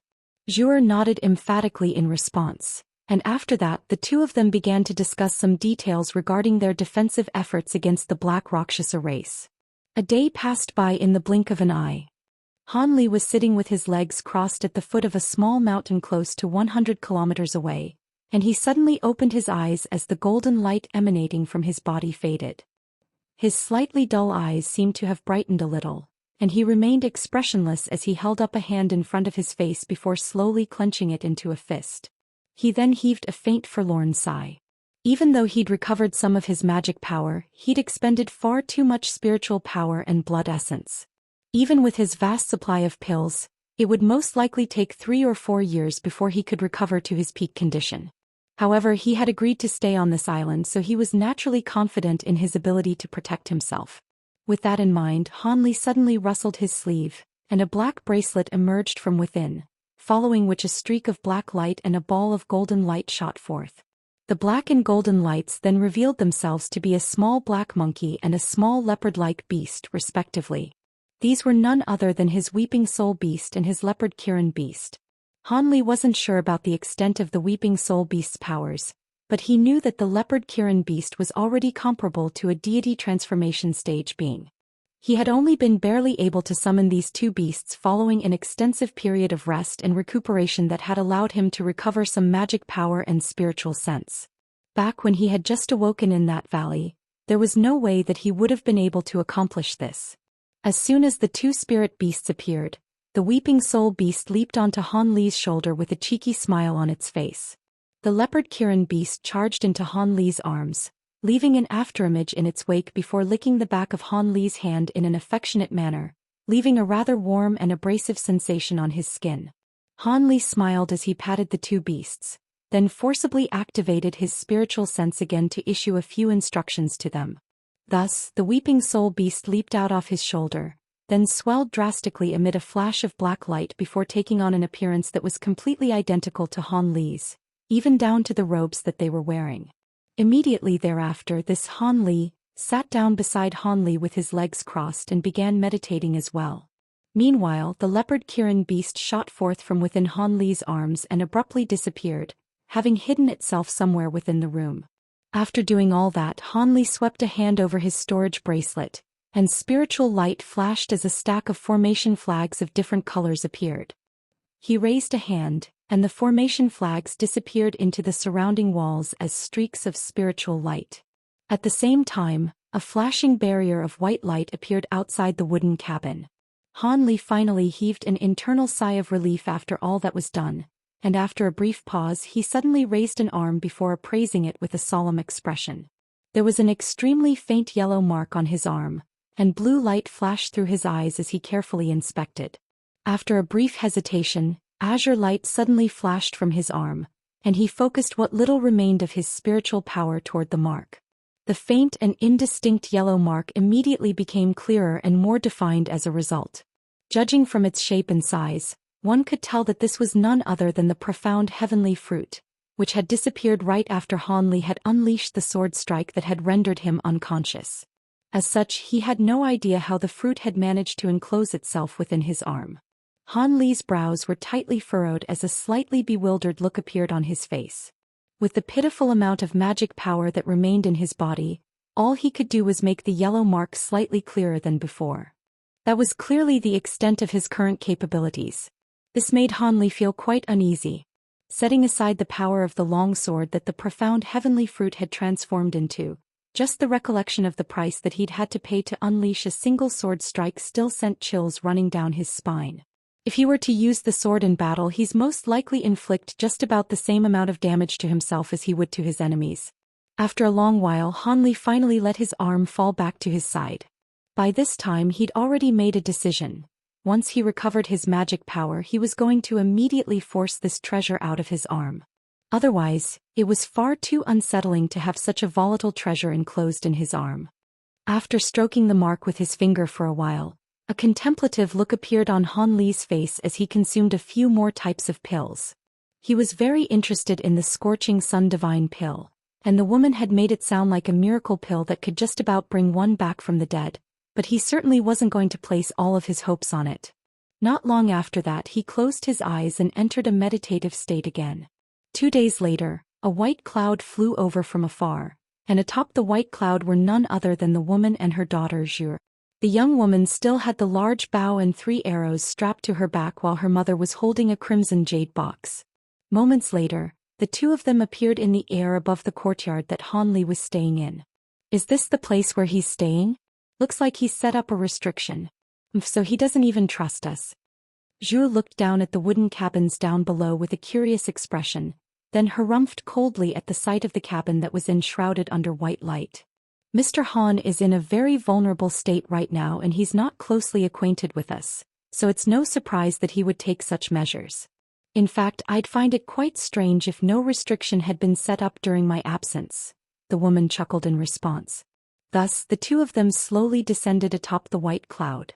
Senior Han, I've brought the scorching sun divine pill with me and I wish to request your audience, the woman called out as she extended a bow toward the wooden cabin. I see.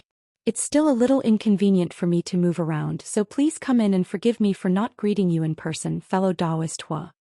An indifferent male voice sounded from within the cabin. As soon as his voice trailed off, the white light barrier flashed before vanishing, and the cabin's doors were opened at the same time. The woman immediately entered the cabin along with her daughter without any hesitation. Huh. As soon as the woman entered the room, a hint of surprise appeared on her face. On the wooden bed in the room, there were two Han Li seated next to one another, one of whom was appraising them with a smile while the other had his eyes closed in an expressionless manner. The young woman also faltered slightly as she cast her gaze toward the two Han Lis. Please take a seat. May I ask who this is? The Han Li with his eyes open pointed toward the chairs in the room before turning to the young woman with a puzzled look. This is my daughter Bai Zhuer. She's been cultivating elsewhere and has only just returned to the island not long ago, the woman replied in a respectful manner, and her heart jolted with shock as she swept her spiritual sense toward the two Han Lis at once. One of the Han Lis possessed an extremely feeble aura while the other had a more powerful aura, but she was unable to ascertain either of their cultivation bases. On top of that, both of them were completely identical in appearance and attire. The woman was starting to feel quite unsettled. She had heard about techniques that could allow one to create avatars, but those techniques were certainly not for a high priestess of an insignificant race like her to learn. However, just this alone confirmed to her that Han Li did indeed possess unfathomable abilities. As such, she was rather hesitant about whether she should allow her daughter to conduct her test. Right at this moment, the young woman stepped forward and extended a curtsy toward Han Li with a sweet smile as she said, I heard from Mother that an upper race senior had come to visit, so I wanted to meet you. I hope you don't mind, senior. Not at all. I must congratulate your daughter for her splendid cultivation base at such a young age, fellow Daoist Hua, Han Li praised with a smile.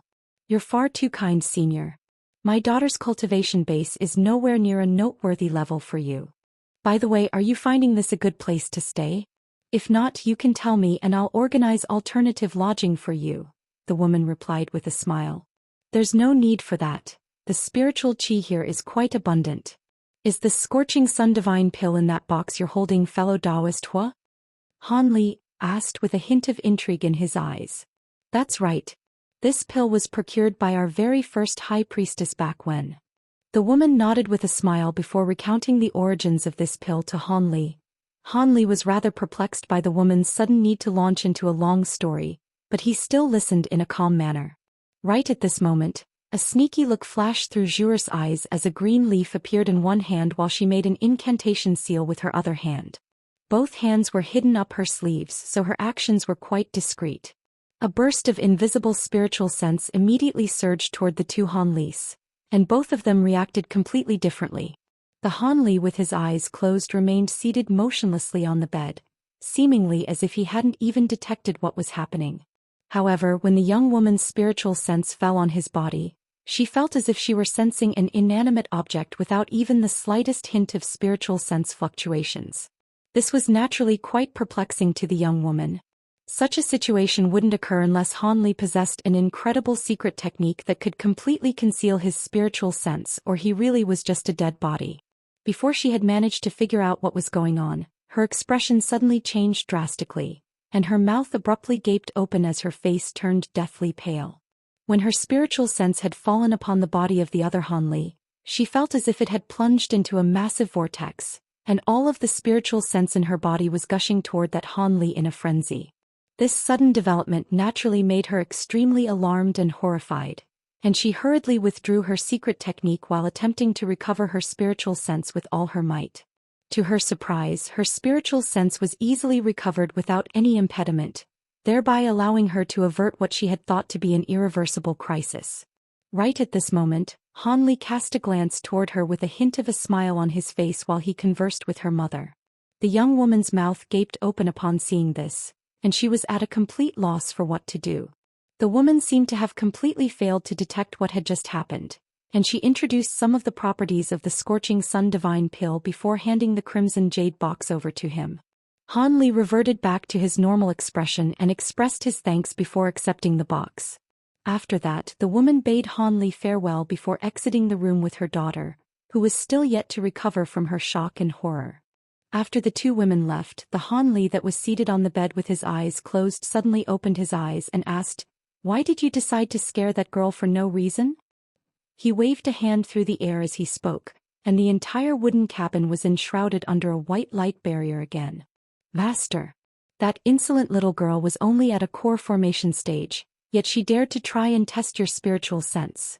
I naturally had to make her realize the foolishness of her actions," the other Han Li chuckled in response. Immediately thereafter, black light flashed from his body, and he shrank down to become a small black monkey.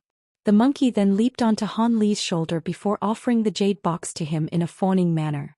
Han Li merely shook his head with a smile and didn't speak any further about this matter as he accepted the jade box. Ever since the Weeping Soul Beast had attained intelligence in Deep Heaven City and absorbed all of Han Li's knowledge, it was becoming more and more difficult to tell it apart from the real Han Li when it took on his appearance. After opening the jade box, a swath of red light and a scorching aura wafted toward Han Li, making him feel as if he had been plunged into a furnace. However, not only was Han Li not alarmed by this development, an elated look appeared on his face instead as he appraised the crimson thumb-sized bead in the box. "So this is the Scorching Sun Divine Pill. It really is quite interesting," Han Li murmured to himself before extending 2 fingers into the jade box in an unhurried manner. In the instant that his fingers began to approach the bead, a ball of crimson flames suddenly erupted from it before immediately enveloping his entire hand. If Han Li were a normal cultivator, he'd most likely sustain severe burns from this alone. However, with Han Li's current powerful body, he was naturally able to completely disregard these flames. Thus, he plucked the red bead out of the box with his fingers, even as the flames continued to rage around his hand. The Weeping Soul Beast sat on Han Li's shoulder, and it was also appraising the bead with curiosity in its large black eyes. Han Li stared at the bead for a long while as a contemplative look appeared on his face. According to what the woman had just told him, the fire attribute power within this pill was extremely volatile. As such, consuming it required many complex steps, and any slight lapse could result in further harm to his body from pill backlash, thereby achieving the opposite of the intended effect. Hence, it was best to use a large number of glacial pills and medicines to nullify the pill's fire attribute power before consuming it. However, he could sense that the pill did indeed contain extraordinary fire attribute power, and it would be a waste to nullify and squander it. With that in mind, Han Li opened his mouth to expel Silver Fireball. It was none other than his spirit engulfing heavenly flames. The fireball transformed into a fist-sized silver fire raven, then flew in a few circles around Han Li. Han Li raised an eyebrow before tossing the crimson bead in his hand up into the air, and the silver fire raven immediately let loose a clearly cry before pouncing onto the bead. In the next instant, the silver flames completely enveloped the divine pill. Meanwhile, the woman and her daughter were already several tens of kilometers away as they flew atop their white cloud. All of a sudden, white light flashed and the cloud decelerated slightly. "Zhou, are you all right?" the woman asked. "I'm fine, mother. I was merely given a fright." The young woman was still clearly quite shell-shocked, but she forced a smile onto her face in response. "I'm glad you're okay. Looks like this Mr. Han really is an unfathomably powerful being. In that case, it wasn't a waste to give him the Scorching Sun Divine Pill," the woman said with a relieved expression. "I was unable to detect anything specific, but he does indeed appear to be quite powerful. What are we going to do about your lost lifespan, mother?" the young woman asked with a sad expression. As the high priestess of our race, it is my duty to protect the race to the best of my ability.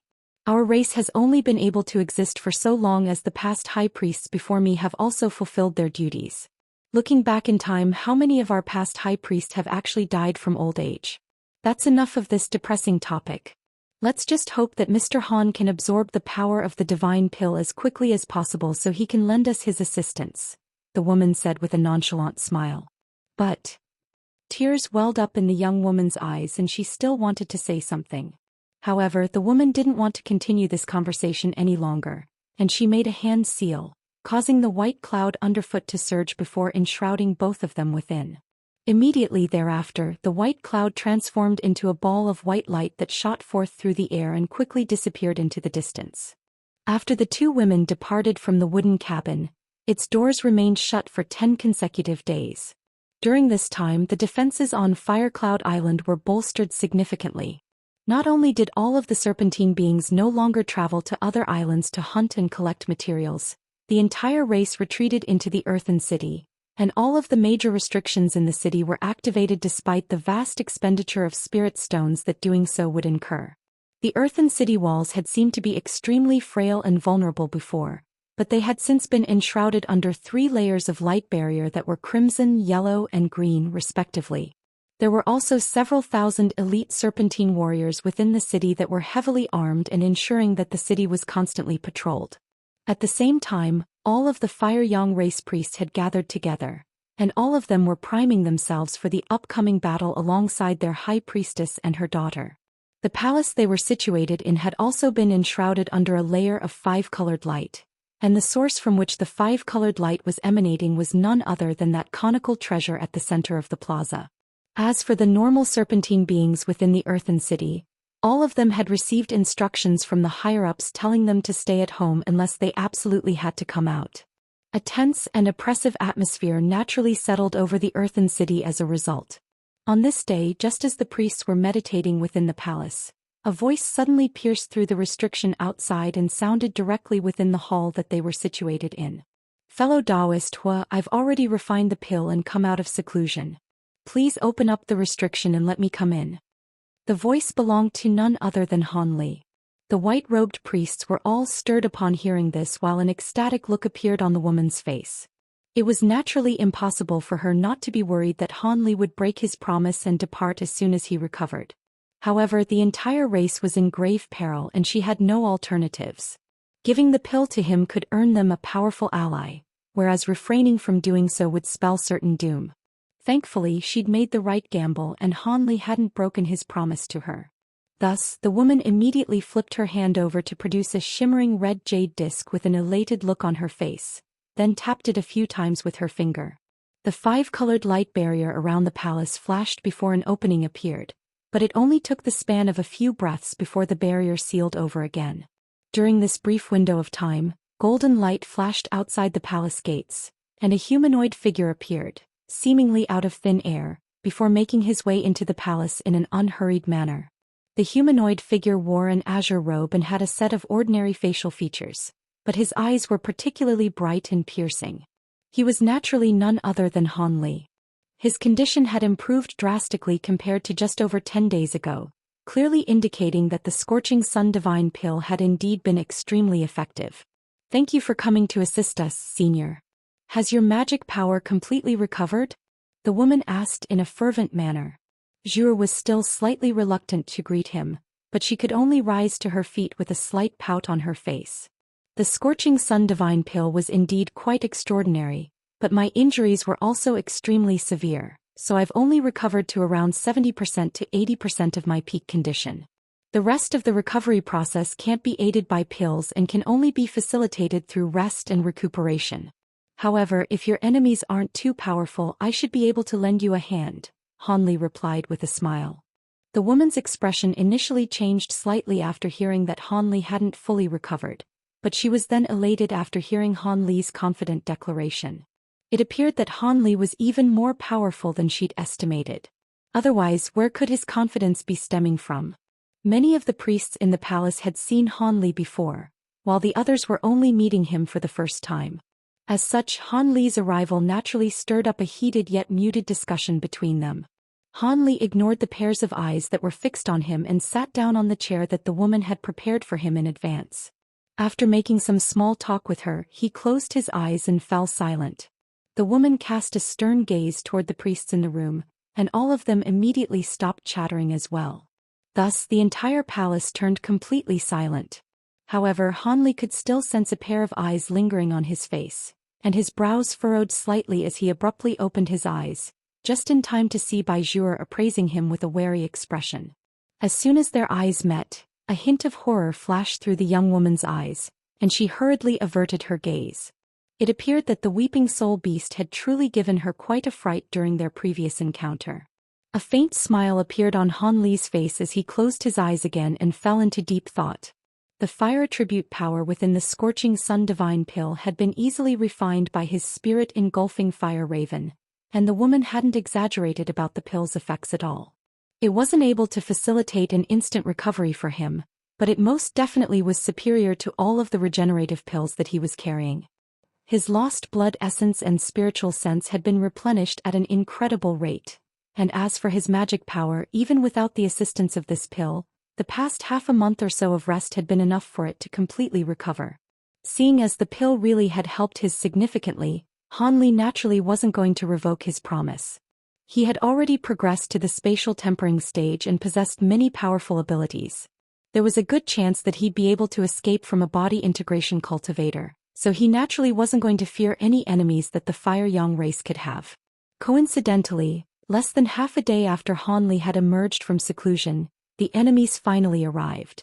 The ground within the earthen city suddenly began to rumble violently, and it was as if many massive monsters were galloping toward the city from all directions.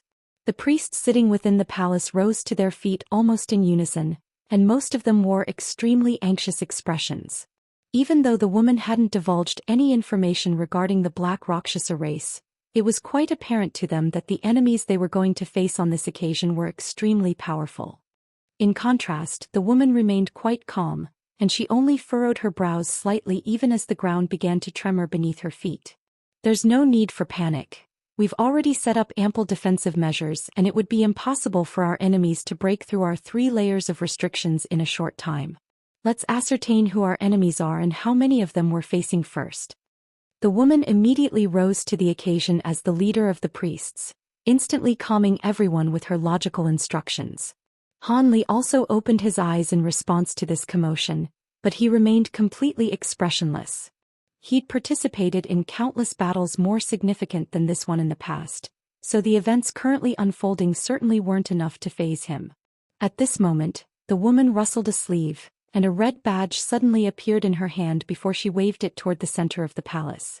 Red light immediately flashed from the surface of the badge, following which a ball of red light shot forth from it before disappearing into the ground. A loud buzzing sound rang out as red light flashed from the ground, and a crimson formation appeared, at the center of which flames were tumbling and surging incessantly. The woman rapidly waved her badge through the air a few times, and the flames converged to form a crimson crystal ball that was around 10 feet in diameter.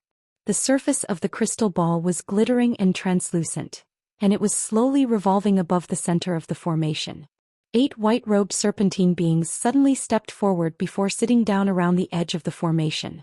All of them then began to chant something as they cast one incantation seal after another into the crystal ball. Immediately thereafter, countless wisps of flames appeared within the center of the formation, forming fiery snakes that were around as thick as a human finger before squirming into the crystal ball. An astonishing turn of events then unfolded. Red light suddenly flashed violently a few times from the surface of the crystal ball, following which an extremely vivid image appeared within the flames. The image was broadcasting the scenes unfolding all over the earthen city, depicting groups of armed serpentine beings surging up the city walls. There were also groups of serpentine beings on lizard steeds gathering near the city gates. Among these groups, there were many high-ranking serpentine beings that were yelling war cries and instructions with killing intent in their eyes. Thousands of serpentine beings were gathered in the blink of an eye, and Han Li looked on with a hint of surprise on his face. The function of this spell formation and crystal ball was rather similar to that of his myriad dragon beads, and it was rather surprising to him that a small race like the Fire Yang race had access to such treasures. Switch to an image of the scenes outside the city walls, the woman instructed with a dark expression. The ground was beginning to tremor more and more violently, clearly indicating that those massive beings were not far away from the earthen city. The 8 white-robed serpentine beings responsible for activating the formation instantly cast more incantation seals, and the image within the crystal blurred before being inundated by red light. Moments later, a new image appeared, revealing the scenes unfolding outside the city walls. It was already getting rather late, so the image within the crystal ball was slightly dim. Thus, the serpentine beings were initially unable to see anything, but all of them still looked on with bated breath. Only Han Li continued to look on with the same expression as before. They didn't have to wait long before a particularly violent tremor ran through the ground, and the loud rumbling noise suddenly died down. Not long after that, all of the white-robed serpentine beings drew a sharp breath and their expressions changed drastically in unison. In the darkness of the night, a series of massive cow-like creatures that were around 70 to 80 feet tall and over 100 feet long began to emerge.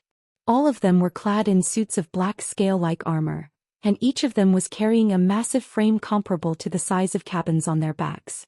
These frames were filled with humanoid figures of different heights, and it was as if they had taken up all of the area on the backs of these giant creatures. Even though these cow-like creatures were all extremely massive, they were currently able to approach the earthen city in a completely silent wraith-like manner after decelerating drastically. Those appear to be black armor beasts. Those beings riding on these beasts, could they be? One of the white-robed serpentine beings murmured in disbelief. They can't be black Rakshasa beings. Our Naga race should have exterminated all of them long ago. Another serpentine being yelled vehemently. That's right, it can't be those beings. Exactly, they should have disappeared tens of thousands of years ago.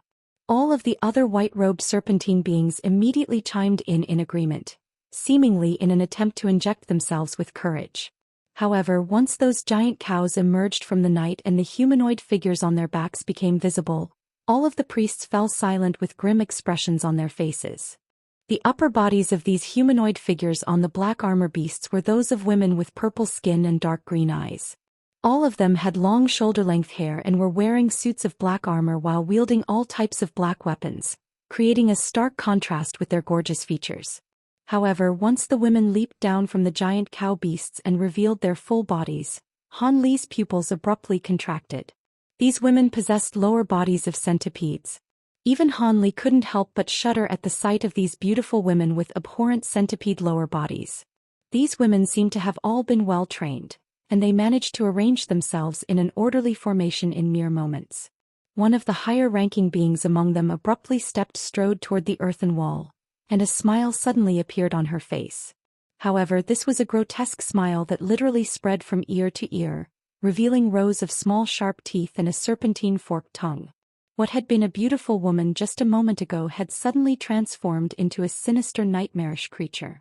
It would not be impossible for a more cowardly person to faint from fear upon witnessing these beings for the first time. Han Li naturally wasn't that inept, but he had still been given a massive fright. The woman and Baizhur looked on with grim expressions, while hints of fear crept into the eyes of all of the other priests present. So what if these are black Rakshasa beings? They're just a bunch of pathetic cowards that managed to escape the extermination tens of thousands of years ago through sheer luck. Our Naga race was able to eradicate them so many years ago, and we can replicate that feat now. The other two races must have only been destroyed as they'd been caught completely off guard. In contrast, we've set up ample defenses in advance, so we have nothing to fear, the woman harumphed coldly as she swept a sleeve toward the crystal ball.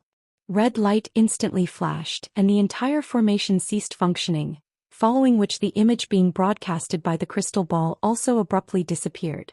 All of the other white-robed serpentine beings stirred upon hearing this, and they immediately bowed as they nodded in agreement. Following the woman's brief yet rousing speech, all of them had been injected with renewed courage, and the fear in their eyes was immediately wiped away.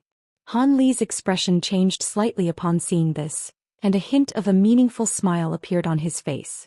The woman didn't appear to have done anything, but in reality she's unleashed a secret technique while spurring on the priests present. The secret technique was quite discreet, but it was naturally unable to escape Han Li's notice, seeing as he'd cultivated the Great Development technique. Otherwise, it would not have been so easy to reinvigorate these low-grade priests. Knowing who our enemies are makes things a lot easier for us. All of you split up into 4 groups and direct our troops at the 4 city gates. If you encounter any black Rakshasa priests, make sure to keep them at bay. Any deserters will be severely punished. The woman instructed with a stern look on her face as she rose to her feet. The serpentine beings all accepted their orders with respectful bows before exiting the hall. Thus, the woman, her daughter Han Li and 4 other serpentine beings were the only ones left in the palace. All 4 of these serpentine beings were quite old and possessed core formation stage cultivation bases, thus, making them the most powerful beings within the race aside from the High Priestess. Han Li merely glanced at the 4 serpentine beings in an indifferent manner before withdrawing his gaze. The woman heaved a long sigh before turning to Han Li with the intention of saying something. However, right at this moment, earth-shattering booms suddenly erupted from all sides, and the ground began to rumble once again. They're already beginning to attack the city. A wry smile appeared on her face. Are you not going to go out there and join the defensive efforts? Han Li asked with a curious expression. There's no need for that. If I'm not mistaken, the higher-ups of the Black Rakshasa race will seek me out, the woman replied with a shake of her head. Is that so? Han Li was rather surprised to hear this. Our Naga race has always been the sworn enemy of the Black Rakshasa race, so I'm aware of their habits and mannerisms. Even though we've activated all of our restrictions, we still most likely wouldn't be able to stop the truly powerful beings among them from infiltrating the city. They're extremely proficient in concealment secret techniques, and in battles, they prefer to slay the most powerful being among their enemies before killing the rest of them, the woman explained with a forced smile on her face. I see. Han Li stroked his chin with a contemplative look on his face. He then chuckled and said something that came as quite a shock to everyone present. So that means the one hiding over there isn't a helper that you summoned here in advance. How about I invite them to join us? What? They're already in here? The woman exclaimed. As soon as her voice trailed off, Han Li suddenly made a grabbing motion toward a nearby wooden pillar. A massive translucent hand immediately appeared out of thin air before grabbing viciously toward the pillar. However, before the hand had closed itself around the pillar, a streak of black light shot forth from within before appearing over 200 feet away in a flash. Spiritual light flashed and a black Rakshasa being was revealed. The woman and all of the serpentine beings were stunned to see this as they immediately prepared for battle. The woman flipped over a hand to produce a short crimson rod that appeared to be constructed from stone. The other 4 white-robed serpentine beings also produced long silver blades that shimmered and swayed like slithering silver snakes. The young woman's hands blurred, and the bow on her back appeared in her hands with a bone arrow already nocked and ready to fire. The black Rakshasa being that had just been forced to reveal itself looked on with a hint of bewilderment in her eyes. She turned to Han Li in an expressionless manner, completely ignoring everyone else as she said in a cold voice, Your aura isn't right. You're not a being from the Naga race. Which race are you from? For you to be able to see through my concealment technique. Are you from the White Eye race or the Thousand Illusion race? This black Rakshasa being was clearly under the false impression that Han Li was some kind of foreign being from the Thunder Continent. Han Li smiled but didn't offer a reply. Instead, he cast his gaze toward a shadowy corner of the palace before pointing a finger toward that direction.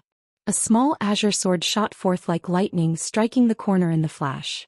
A dull clang rang out as a streak of black light hurtled forth from the shadows to clash with the small sword. At the same time, a shadowy figure slowly emerged. Blue light flashed within Han Li's eyes, and brilliant azure light erupted from the small sword. It then instantly destroyed the streak of black light that it was locked in combat with before rushing toward the black figure at a speed that was more than twice as fast as before. The black figure was given a massive fright by the azure sword's sudden acceleration, but she reacted extremely quickly as her body twisted, and she flew through the air as a black thread. The black thread appeared over 100 feet away after just a single flash. But to everyone's surprise, the small sword also transformed into an azure thread before setting off in hot pursuit. The black thread had only paused for a split second before the azure thread was almost upon it, and it was forced to flee again. Thus, an azure thread and a black thread flashed through the air one after another in the air, appearing on one side of the palace in one instant before suddenly appearing in another corner before anyone could trace them. The threads were moving at such an incredible speed that everyone in the palace could only look on in astonishment. All of a sudden, the black thread blurred before suddenly transforming into 7 or 8 identical threads that hurtled forth in different directions. Han Li's brows furrowed slightly upon seeing this, and he raised a hand to summon the small sword back to him before drawing it up his sleeve. Throughout this entire process, Han Li's expression remained completely calm and collected, as if he'd merely been toying with his opponent. The black threads in the air converged to form a single thread again in mid-air, and black light flashed before a black Rakshasa being with a pair of golden eyes appeared. This woman was glowering at Han Li with a vicious expression of fury on her face. The woman immediately shuddered at the sight of the black Rakshasa being's golden eyes, and she exclaimed, "Golden and silver eyes. You really are black Rakshasa monarchs. You two must have been the ones who killed the high priests of the other two races. Looks like you've done your homework. However, your knowledge isn't going to save you. I've come to eradicate your race in person, so your fates are sealed," the golden-eyed black Rakshasa being said in a sharp voice. At this moment, the first black Rakshasa being to have appeared suddenly vanished in a wraith-like manner, then reappeared beside her golden-eyed companion. Han Li inspected the two women through narrowed eyes to find a strange layer of spiritual light draped over their bodies, thereby preventing him from being able to ascertain their cultivation bases despite his immensely powerful spiritual sense. As such, they had to be carrying some kind of special concealment treasure. With that in mind, Han Li decided against immediately attacking them. Before anyone else had a chance to say anything, Bai Zhur suddenly raised her bow before drawing it and letting loose the nocked arrow. The bone arrow shot forth before tremoring mid-flight, immediately transforming into countless identical arrows that enshrouded the black Rakshasa beings down below. In her mind, a battle was unavoidable, so there was no need for words. As such, taking the initiative by attacking first was clearly the best option. The woman was initially rather surprised to see this, but she then immediately gritted her teeth before waving her short red rod through the air, and it escaped her grasp before transforming into a crimson fiery WM. The four white-robed serpentine beings glanced at one another before also slashing their silver blades through the air, sending silver saber projections hurtling toward the two enemies. Thus, all of the fire-young beings were attacking in unison. Spiritual lights of different colors intertwined with one another, instantly inundating the two black Rakshasa beings. However, the two women remained completely unfazed in the face of such ferocious attacks, and they merely raised a hand each to blast forth two balls of black light. The balls of black light then immediately expanded before rapidly revolving around the two of them. A loud boom erupted as all of the attacks exploded upon making contact with the black light, threatening to tear it apart in an instant. However, right at this moment, golden and silver light suddenly erupted from within the black light, and the golden and silver light swelled drastically before splitting into two. A vast expanse of black light appeared over a radius of several tens of feet with golden and silver light shimmering at its center. All of the bone arrows, silver saber projections, and the fiery WM vanished without a trace into the black light. The devastating combined attack had disappeared as if it had never even existed in the first place. What remained was a pair of still figures in shrouded black light, inspecting everyone around them with cold looks in their eyes. "Revolving evil spirit light," the high priest exclaimed as her heart sank upon seeing this. All of a sudden, the pair of black Rakshasa beings joined hands while pointing their spare hands directly at the woman and her daughter. The black light split up and two thin threads, one golden and one silver, shot forth from within. "Dodge. Don't take it head-on," the woman hurriedly warned as she turned to Bai Zhur. At the same time, white light flashed from her body, and she flew back as a streak of white light to take evasive measures. The young woman's heart also jolted with shock and she wanted to evade as well, but it was already too late for her with her core formation stage cultivation base. A thin golden thread appeared before as if by instantaneous teleportation, and she had no choice but to let loose another bone arrow in response. On this occasion, instead of splitting up into countless more arrows, the bone arrow transformed into a pillar of light that was around as thick as an arm before striking the oncoming thin thread. The size difference between the two was quite a significant one, but their clash was completely soundless. Immediately thereafter, the pillar of light faltered before suddenly shooting back. The young woman was completely caught off guard by this sudden development, and she didn't have any time to adopt any defensive measures. As such, she could only let loose a cry of surprise before reflexively using her bow as a shield. She was the one who had unleashed that arrow, so she was naturally well aware of just how powerful it was. If she were to be struck by this reflected attack, both her body and soul would instantly be reduced to nothingness. She could even already hear a cry of despair from her mother. In the next instant, the bow in her hands was blasted away by the pillar of light, and a scorching sensation immediately enveloped her entire body. her face turned deathly pale, and she could only close her eyes to await her inevitable doom. Right in this instant, someone suddenly grabbed the back of her collar and gently wrenched her away, following which she abruptly disappeared amid a flash of azure light. An earth-shattering boom then rang out, and the young woman opened her eyes with a startled look on her face to find that she was currently situated over 100 feet from where she'd been standing just a moment ago. The pillar of light had passed through the exact spot where she was situated before crashing into the wall of the palace. It clashed with the 5-colored light restriction amid a flash of piercing spiritual light before being reduced to nothingness. However, the thin thread behind the pillar of light didn't also follow suit and crash into the wall. Instead, it abruptly changed direction and hurtled toward the young woman again. Arg! The young woman let loose a cry of alarm. However, before she had a chance to do anything, her collar tightened, and the scenes around her blurred as she was wrenched elsewhere again. Only then did the young woman return to her senses, and she hurriedly turned her head to discover a man standing behind her with a calm expression and a hand laid casually on her back. This man was naturally none other than Han Li. After the golden thread in the distance missed its target, it suddenly swerved around to fly toward the young woman again as if it refused to rest until she was dead. Elsewhere in the palace, the high priestess was also desperately evading a similar silver thread. However, she was a nascent soul stage being after all, and with the 4 white-robed serpentine beings assisting her in keeping the silver thread at bay, she was able to just barely ensure self-preservation for now. So it can reflect attacks. That's quite interesting. Han Li murmured to himself before sweeping a sleeve through the air, and a swath of gray light instantly appeared before Bai Zhu. However, the golden thread merely faltered for a split second after plunging into the divine essence-fused light before puncturing through it without any impediment. Bai Zhu's face paled again upon seeing this. However, a layer of 5-colored flames then immediately appeared thereafter to enshroud the golden thread again. The extraordinarily fast thin thread immediately slowed down significantly after entering the 5-colored flames, as if it were a fish caught in a net.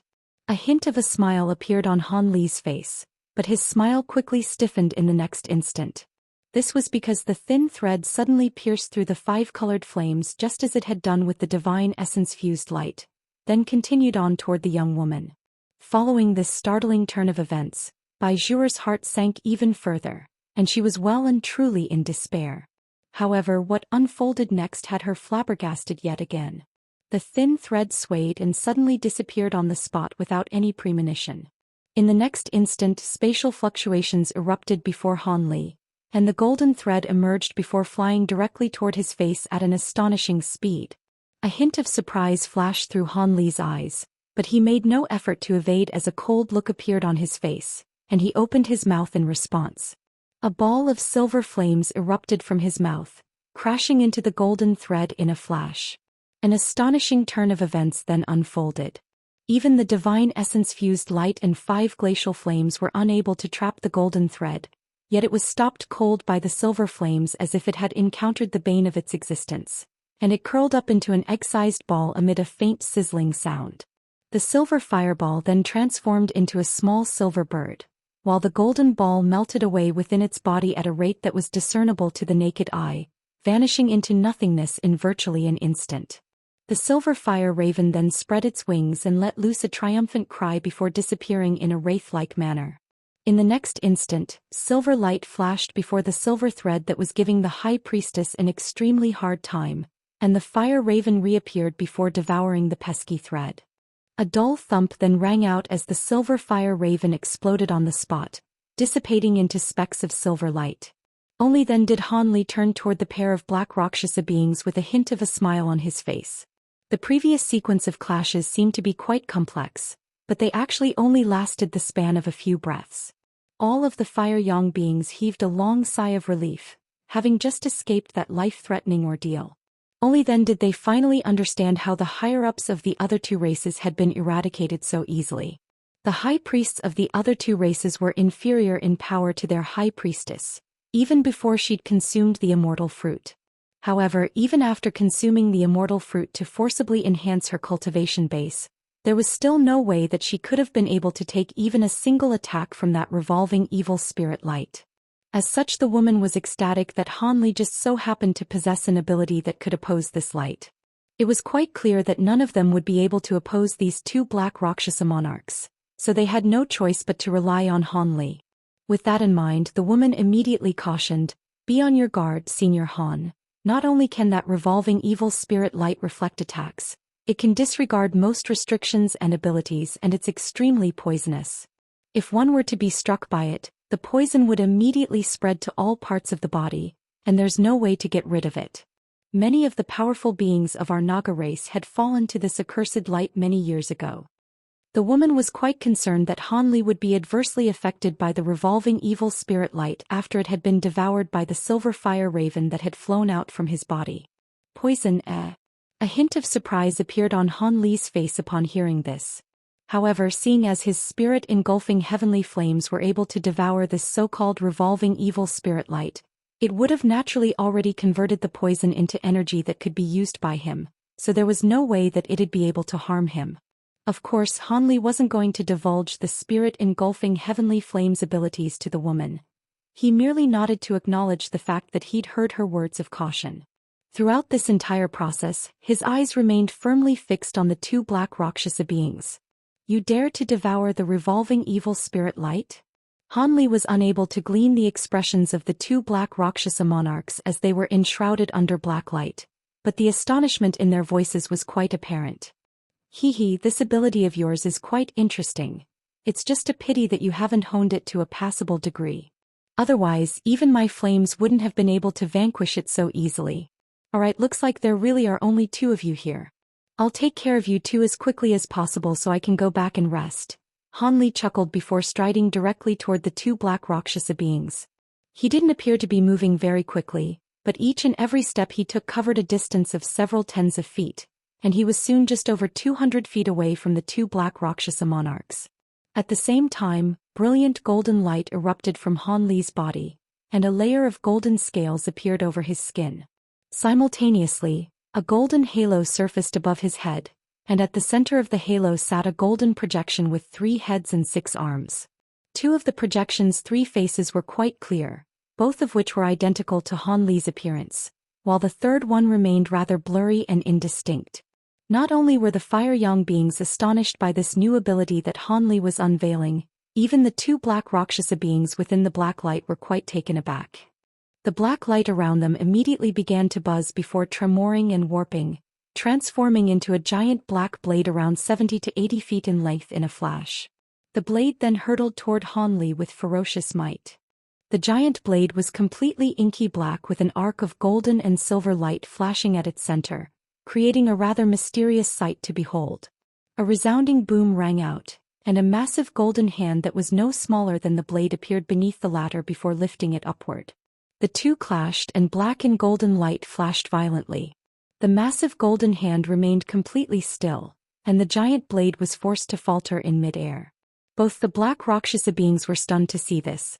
However, the golden-eyed black Rakshasa being then immediately made a hand seal, and her body instantly swelled to several times its original size.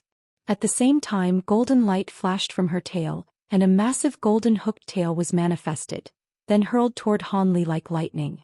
Meanwhile, the silver-eyed black Rakshasa being opened her mouth, and a sinister look flashed through her eyes as she let loose a guttural beastly snarl. Immediately thereafter, a swath of white mist appeared above her head. Silver light flashed within the mist, and a giant man-faced centipede projection emerged.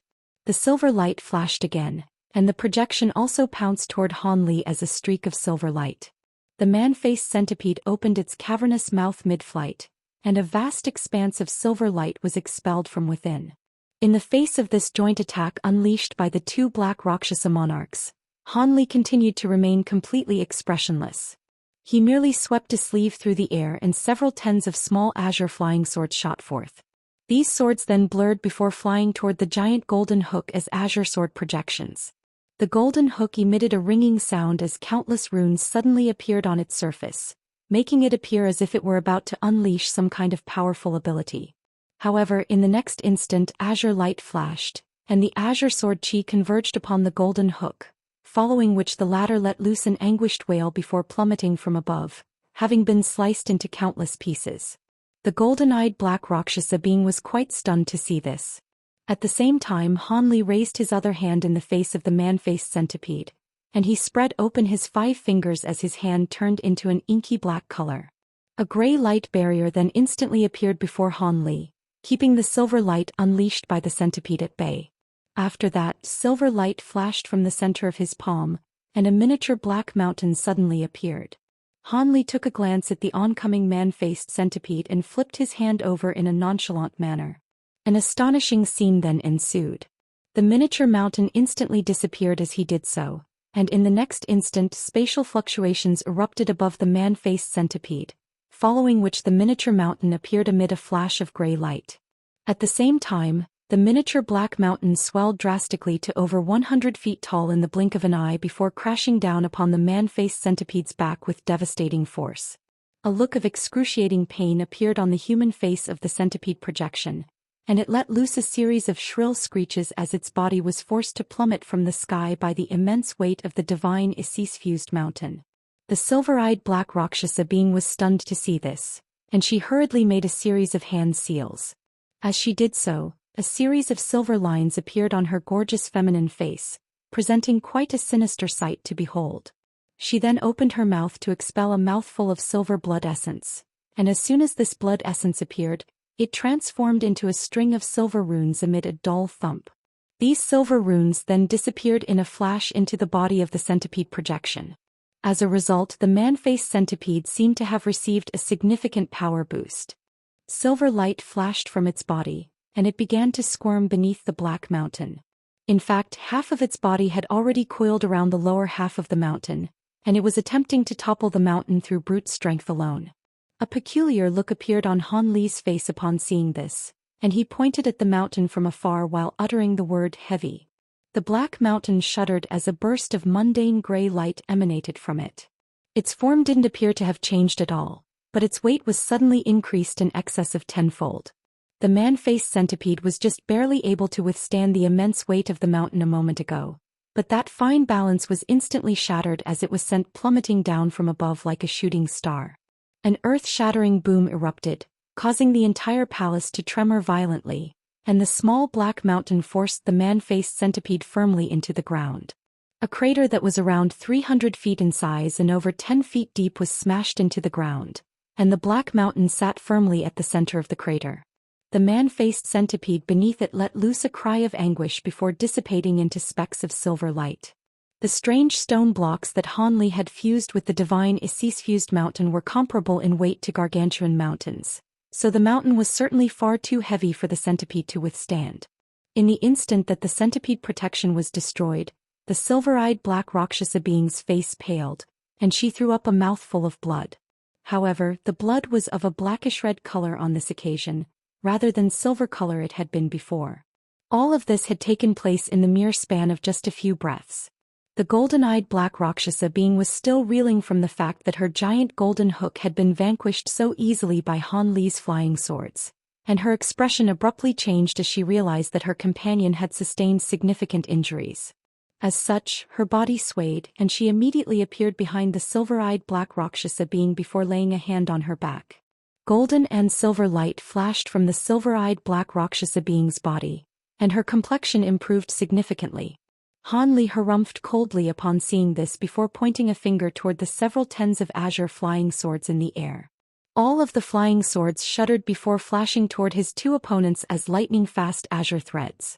Shock and horror finally appeared on the faces of the 2 black Rakshasa beings upon seeing this, and they exchanged a glance before suddenly raising an arm each.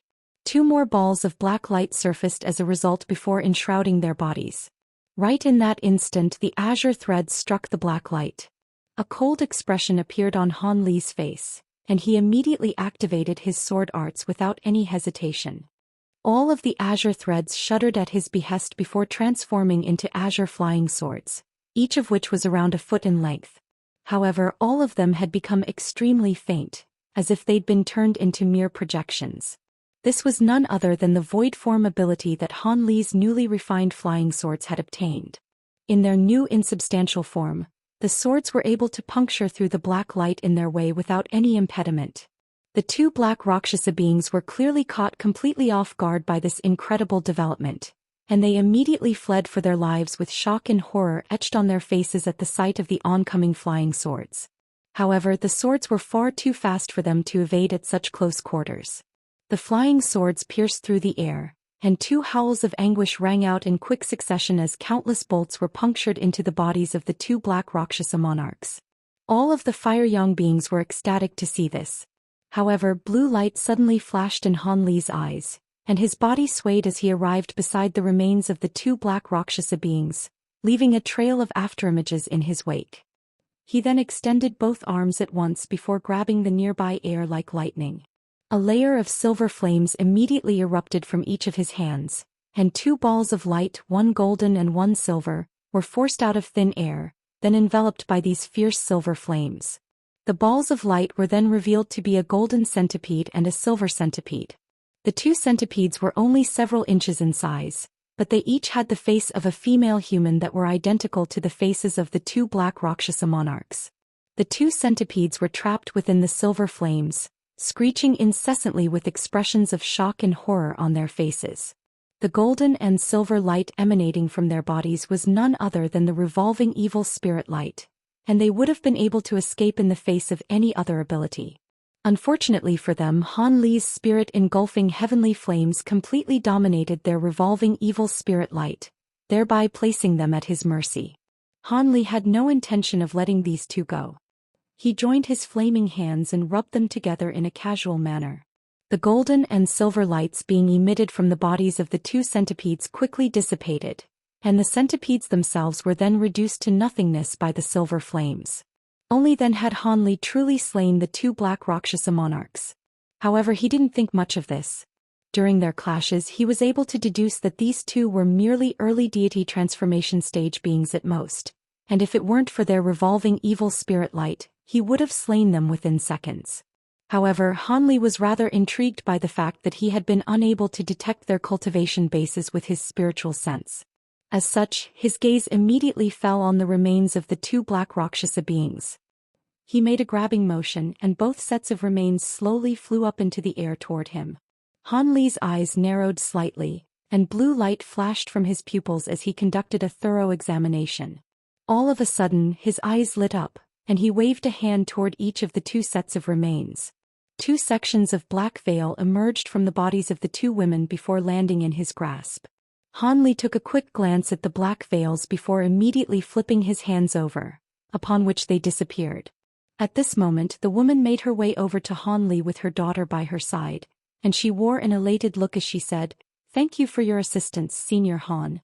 Our Fire Yang race will never forget your kindness." As for the two black veils that Han Li had just taken, she didn't mention anything about them and merely pretended as if she had never even seen them. Only then did she truly understand that Han Li was far more powerful than she'd imagined. As such, her heart was filled with gratitude as well as awe and veneration. The two black Rakshasa beings had seemed virtually invincible to Baizhur, yet Han Li had just slain them with ease, so her heart was filled with astonishment and awe. Even though she didn't say anything, there was clearly a more respectful look in her eyes as she cast her gaze toward Han Li. As for all of the other serpentine priests, all of them also gathered around with respectful smiles on their faces. It wasn't much. Seeing as I've already decided to help you, I'll take care of all of the other black Rakshasa beings outside as well, Han Li chuckled. All of the Fire Yang beings were naturally ecstatic to see this, and they all expressed their gratitude again. Han Li smiled as he stowed away his flying swords and black mountain. He then rustled a sleeve, and a ball of golden light shot forth before transforming into a small leopard-like beast that landed on the ground several feet in front of him. It was none other than his leopard Kiran beast. The Fire Yang beings faltered initially upon seeing this beast, but all of them drew sharp breaths after sweeping their spiritual sense toward it. The immensely powerful aura emanating from the body of this little beast sent chills running down even the high priestess' spine. "Go and kill all of the black Rakshasa beings," Han Li instructed in a concise manner. A ferocious light appeared in the leopard Kiran beast's eyes upon hearing this, and its body swayed as it manifested 7 or 8 identical projections, all of which rushed out of the palace at once. The beastly projections merely blurred before reappearing several hundred feet away, and after just another, they'd completely disappeared out of sight. The speed at which they were moving was truly astonishing. The woman only managed to barely recompose her expression after a short while, but the shock in her heart still lingered. A thought then immediately occurred to her, and she suddenly produced a badge before rapidly pointing at it a few times while chanting something. Spiritual light immediately flashed from the badge, and the 5-colored light barrier outside the palace instantly vanished. Seeing as everything has been taken care of here, I'll be going back to rest now. Don't worry about that spirit beast. It'll come back to me after all of the enemies have been destroyed, Han Li said in a calm manner. Before the fire young beings could express their gratitude toward him again, azure light flashed from his body, and the flew out of the palace as a streak of azure light, disappearing into the distance in the blink of an eye. The fire young beings were left to their own devices with awestruck expression in their eyes. After a long while, one of the white-robed serpentine beings heaved a sigh of relief and said, "Thank heavens you convinced this Mr. Han to stay High Priestess. Otherwise our entire race would have most likely been eradicated." Indeed. We were all quite perplexed by High Priestess' decision to give the divine pill away to an outsider, but I can see now that we've been far too short-sighted. Another white-robed priest chimed in with a nod. However, a wry smile appeared on the woman's face upon hearing these words of praise. "You two think far too highly of me. I only gave the divine pill away as there was no other alternative, and thankfully my final roll of the dice resulted in a favorable outcome. We were blessed by the heavens to have discovered someone as powerful as Mr. Han. Zhou, how do you think Mr. Han compares with your master?" The woman turned to her daughter with a serious look on her face. Bai Zhu's brows furrowed slightly upon hearing this, and only after a brief pause did she hesitantly reply, "My master is a 5th-tier upper race being, but even if she were here in person, it'd still most likely be a lot more difficult for her to slay those 2 black Rakshasa monarchs." The young woman's reply was rather ambiguous, but the implications behind her words were quite apparent, and the woman nodded in response. However, peculiar expressions appeared on the faces of the white-robed priests upon hearing this, and one of them murmured, "Could it be that Mr. Han is a powerful upper race being? In that case, even the most powerful being in the nearby region, Layman Silver Shark, wouldn't be a match for him." That may not necessarily be the case. Layman Silver Shark is a spatial tempering stage being, and cultivation arts as well as treasures are extremely important in deciding the outcome of battles, so it would be unfair for us to make such comparisons, the woman replied. All of the white-robed serpentine beings nodded with contemplative expressions upon hearing this, and they all fell silent. After a while someone finally broke the silence. "How long does Mr. Han plan to stay on Firecloud Island? Does he have any intention of permanently settling here?" The woman could sense what the priest was trying to ask, and she immediately shook her head before replying, "I'm not sure, but he most likely won't leave right away. Having said that, it's also very unlikely that he would choose to stay on our island permanently. Someone of Senior Han's powers surely wouldn't be willing to confine themselves to a small island like ours." The other white-robed serpentine beings furrowed their brows upon hearing this, and the entire palace fell silent again. "All right, we'll discuss these matters another time. The battle outside hasn't reached a conclusion yet. Even though the 2 black Rakshasa monarchs have been slain, there could still be other high-grade black Rakshasa beings out there. Mr. Han's spirit beast is indeed quite powerful, but we can't just let it do all the work for us, so let's join the battle outside as well. The sooner we can get rid of all of these black Rakshasa beings, the fewer casualties our race would incur," the woman suddenly instructed. All of the white-robed serpentine beings immediately bowed and nodded in agreement upon hearing this. Thus, the 6 of them flew out of the palace and rushed toward the locations where the battle was most intense.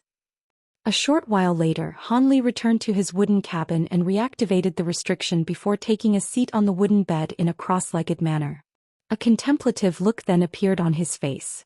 The 2 most powerful black Rakshasa monarchs had already been slain, so the leopard Kirin beast would be more than enough to take care of the rest of the battle. As such, he'd already returned the favor for the pill that the woman had bestowed upon him. All he had to do now was rest and recover for around half a year, and he should be back to his peak condition. With that in mind, a faint smile appeared on Han Li's face. However, a thought then suddenly occurred to him and he abruptly flipped a hand over. Black light flashed and a thin veil appeared over his hand. This was none other than one of the treasures he'd taken from the remains of the Black Rakshasa monarchs. Han Li stared at the veil in his hand, and an intrigued look appeared on his face. This was a thin black veil that was quite smooth and soft to the touch, and also gave off a rather cool sensation. Just by adjusting the orientation of the veil under the light, Han Li could see faint black runes on its surface, clearly indicating that it was no ordinary treasure. After inspecting the veil for a while, Han Li extended a finger toward it, and azure light flashed from his fingertip as he injected a vast amount of pure spiritual power into the treasure. He then flicked his wrist, and the black veil rose up into the air before transforming into a piece of semi-transparent material that was around 10 feet in size.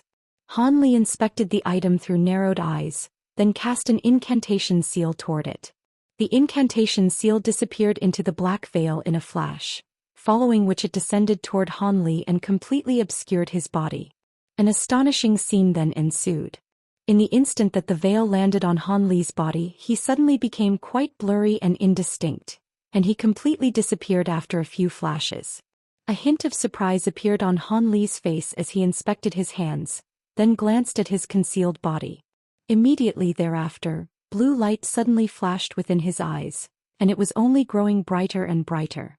Moments later, a faint smile appeared on his face. As expected, he was unable to see through this veil's concealment ability unless he activated his spirit eye ability to its very maximal extent. Those two black Rakshasa beings had presumably used these treasures to sneak their way into the palace. With that in mind, Han Li released a wisp of spiritual sense and attempted to pierce through the veil with it. However, as soon as his spiritual sense made contact with the black veil, he felt as if it had fallen into a vast expanse of illusionary mist, making it completely impossible for it to pass through the veil. It appeared that this treasure was responsible for his inability to identify the cultivation bases of the two black Rakshasa monarchs. After a brief moment of contemplation, he suddenly grabbed onto a corner of the black veil before casting an incantation seal. Black light flashed from the veil, and it abruptly disappeared into his robes. Han Li then used his spiritual sense to assess his own body several times, following which a pleased look appeared on his face. This black veil was indeed quite a brilliant treasure as it had exemplary concealment abilities. In fact, it was second only to the High Zenith Invisibility Talisman among the concealment treasures that he possessed. The High Zenith Invisibility Talisman did indeed possess extraordinary concealment abilities, but it also had many limitations.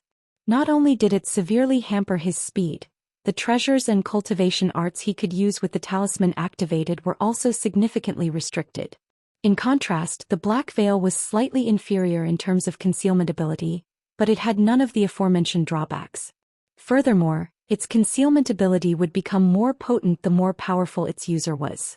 If it weren't for the fact that the two black Rakshasa monarchs possessed cultivation bases that were far inferior to his, he wouldn't have been able to see through them so easily. Han Li experimented with the black veil for a while longer before stowing it away. After that, Han Li closed his eyes and began to engage in silent cultivation. Golden light flashed from his body, and golden halos proliferated above his head as the seated golden projection appeared once again. Han Li remained completely still and several days passed by in a flash. During this time, the woman had brought a batch of rare spirit medicines and high-grade spirit stones to his doorstep in person. On that occasion, Han Li hadn't opened the door to greet her. Instead, he merely asked her to place the medicines and spirit stones outside the door, clearly indicating that he had no intention of entertaining any guests during the upcoming period of time. The woman naturally didn't dare to express any displeasure toward this, and she immediately set the items down outside the wooden cabin before taking her leave. Only then did Han Li get the weeping soul beast to carry the items into the room. Throughout this process, he didn't leave his bed nor open his eyes even once. One day passed by after another and several months flew by in a flash. During this time, none of the higher-ups of the Fire Yang race dared to disturb Han Li again. On this day, Han Li suddenly opened his eyes, then opened his mouth to expel a ball of silver flames. The silver flames immediately transformed into a fist-sized silver fire raven. It was none other than the spirit-engulfing fire raven. Han Li looked at the fire raven and a hint of surprise flashed through his eyes. At first glance, the bird's appearance didn't appear to have changed at all, but after sweeping his spiritual sense toward it, he discovered that something seemed to have appeared within its body. Blue light flashed through his eyes and he was finally able to identify what this thing was. Within the silver flames, a series of barely visible golden threads had appeared. These golden threads had only appeared after the spirit engulfing heavenly flames had completely refined the so-called revolving evil spirit light, so there was most likely a direct correlation between the two. After a brief moment of contemplation, Han Li made a hand seal before pointing a finger at the silver fire raven in front of him. The fire raven immediately spread its wings before flying in circles in the air above Han Li. Immediately thereafter, the fire raven opened its mouth to blast forth a thin golden and silver thread. The thread struck the restriction that Han Li had set up in a flash, and the white light barrier tremored slightly before the thin thread was able to pass through it without any impediment. Following another flash, the thin thread re-entered through the light barrier, encountering no obstruction whatsoever yet again. The fire raven then blasted the thin thread out of its mouth again, aiming it at a wooden chair in the room on this occasion. The scenes that unfolded next immediately sent a stir running through Han Li's heart. After the thin thread flashed past the wooden chair, the latter immediately turned into a pitch-black color before being corroded into nothingness. This golden and silver thread really was extraordinarily toxic. Han Li exhaled as he made a hand seal, and the silver fire raven flew toward him before disappearing into his body in a flash. Han Li then closed his eyes and entered a meditative state. However, in the next instant he suddenly opened his eyes again as his brows furrowed slightly. Right at this moment, a voice sounded from outside. Junior Xianxia is here to pay her respects to Mr. Han. May I have the honor of requesting an audience with you, Mr. Han? This was an unfamiliar female voice that carried with it an irresistible air. Xianxia. Han Li was rather perplexed. He was sure that this was definitely the first time he'd heard such a name. With that in mind, Han Li released his spiritual sense, and it passed through the white light barrier, thereby allowing him to glean the scenes outside the wooden cabin. There he discovered a woman who appeared to be in her mid-20s in an azure palatial dress. She was extremely beautiful, and there was an indescribable air of regal grace about her. Han Li swept his spiritual sense toward her to find that this young woman possessed a mid-deity transformation stage cultivation. After a brief pause he slowly asked, "Who are you? You're not a fire young being from Fire Cloud Island, are you? How do you know that I'm staying here?" "I'm the master of Baizhur of the Fire Young race. I heard that the Fire Young race was in grave danger, so I came here to offer them my assistance, but I heard that you had already saved the entire race. My disciple told me that you're immensely powerful and could be a senior of the upper 3 tiers of upper race, so I decided to pay you a visit in the hopes that I could perhaps learn something," the woman said with an earnest smile on her face. "You're that little girl's master? Alright, I wanted to come out of seclusion in the next few days anyway, and I also have some questions for you. Seeing as you've paid me a visit, it looks like I have no choice but to meet you," Han Li chuckled. Before Xianxia had a chance to reply again, the white light barrier around the wooden cabin suddenly dissipated, immediately following which the wooden door opened of its own accord. The woman hesitated briefly before calmly making her way into the cabin. After entering the cabin and catching sight of Han Li, a hint of surprise flashed through the woman's eyes. It was quite clear that Han Li's youthful appearance came as quite a surprise to her. However, a respectful look immediately appeared on her face after she swept her spiritual sense toward Han Li, and she extended a curtsy as she said, "You really are a being of the upper 3 tiers of the upper race. It appears I was right to come here. Your cultivation base is nothing to be scoffed at either, fellow Daoist. Take a seat," Han Li said in a calm manner as he inspected the woman with a faint hint of blue light flashing through his eyes. Xianxia expressed her gratitude before taking a seat on a wooden chair beside the bed. "You're using wind attribute cultivation arts, right?" Han Li suddenly asked. His question immediately brought a hint of surprise to the woman's face. "How did you know, senior? Could it be that we've met before?" Xianxia asked. "That's not the case. It's just that your movements are quite light and graceful, and the aura of the treasures you're carrying are all of the wind attribute, so I deduced that you were perhaps a wind attribute cultivator," Han Li explained in a calm manner. Han Li's reply was quite nonchalant, but the woman was quite stunned. It wasn't difficult to identify a person's cultivation base at a glance, but it was quite extraordinary that he was able to even identify the attributes of the treasures hidden within her body. As these thoughts raced through her mind, the expression on Qing Zhao's face became even more respectful as she carefully said, "Your wisdom is truly unmatched, senior. I am indeed mainly using wind attribute cultivation arts. I heard from Zhou that you're a sword cultivator, and that you're not from our Flame Coral Islands, senior. May I ask if you're from the Thunder Continent or perhaps elsewhere in this nearby region?" Han Li smiled upon hearing this and he replied, "I'm neither from the Thunder Continent nor from anywhere nearby."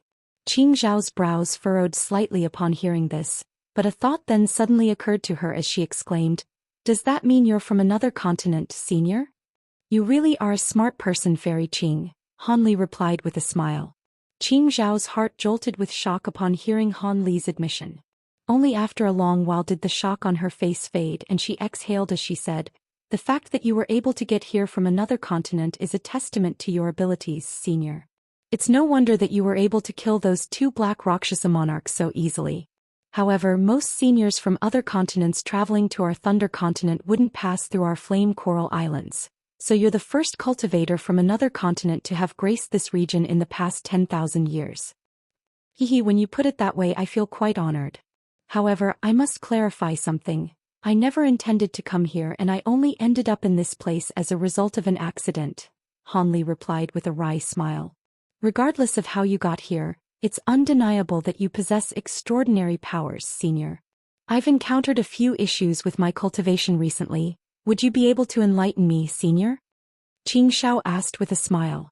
"I wouldn't dare to claim that I can provide you with enlightenment, but we can certainly exchange our knowledge with one another," Han Li replied with a calm nod. Qing Zhao was ecstatic to hear this, and she immediately expressed her gratitude. She was naturally aware that even though Han Li was speaking about this as if it were a fair exchange, she was the one that would be benefiting far more from this due to the vast disparity between their cultivation bases. Thus, the woman began to make cultivation-related inquiries to Han Li. Even though the cultivation arts they were using differed quite drastically, there were common issues that the vast majority of cultivators encountered at certain points in their cultivation. Han Li made no effort to hide anything either. After carefully listening to the issues she raised, he really did give her some useful instructions. Even though he didn't say much, he was still a spatial tempering cultivator, so his guidance was undoubtedly vastly beneficial to Qing Zhao.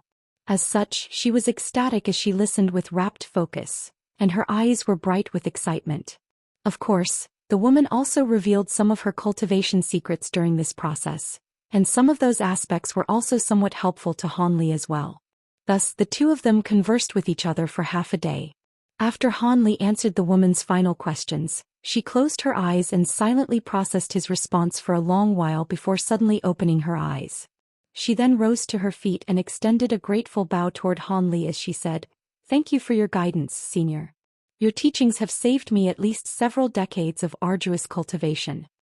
"It wasn't much. I was merely answering your questions. Besides, I have some things that I'd like to ask you as well, so it'll be an exchange of sorts," Han Li replied in a calm manner. "Please ask me any questions you may have and I'll be sure to answer them to the best of my ability, senior," Qing Zhao declared without any hesitation. "I don't have any particularly complex questions. I just wanted to ask you if there were any long-distance teleportation formations nearby that could teleport me to another continent," Han Li said in a serious voice. "Teleportation formations? Are you trying to get back to your own continent, senior?" Qing Zhao immediately guessed Han Li's intentions. "Indeed. I'm almost fully healed from my injuries and I don't intend to stay here for much longer. According to my experience, long-distance teleportation formations should exist in all places inhabited by large numbers of cultivators," Han Li replied with a nod. A wry smile appeared on Qing Zhao's face upon hearing this. "That is indeed true, senior, but I'm going to have to disappoint you." "What? There are no teleportation formations here?" Han Li's heart sank a little upon hearing this. If you'd come here several thousand years ago, then there would still be a teleportation formation on Flame Coral Islands that led straight to the Thunder Continent. However, this formation was destroyed by a massive beast from another region of the sea thousands of years ago, and the high-grade cultivators guarding the formation have also all been devoured by this beast. Unless you're confident in your abilities to fly to the Thunder Continent, I'm afraid this region of the sea is virtually inescapable, Senior Han. I presume that's also why the Black Rakshasa race were able to reveal themselves in such a reckless manner and suddenly attack the Naga race. Xianxia sighed. Han Li was silent for a long while before a grim expression appeared on his face, and he asked, "Is there no way to repair the teleportation formation?"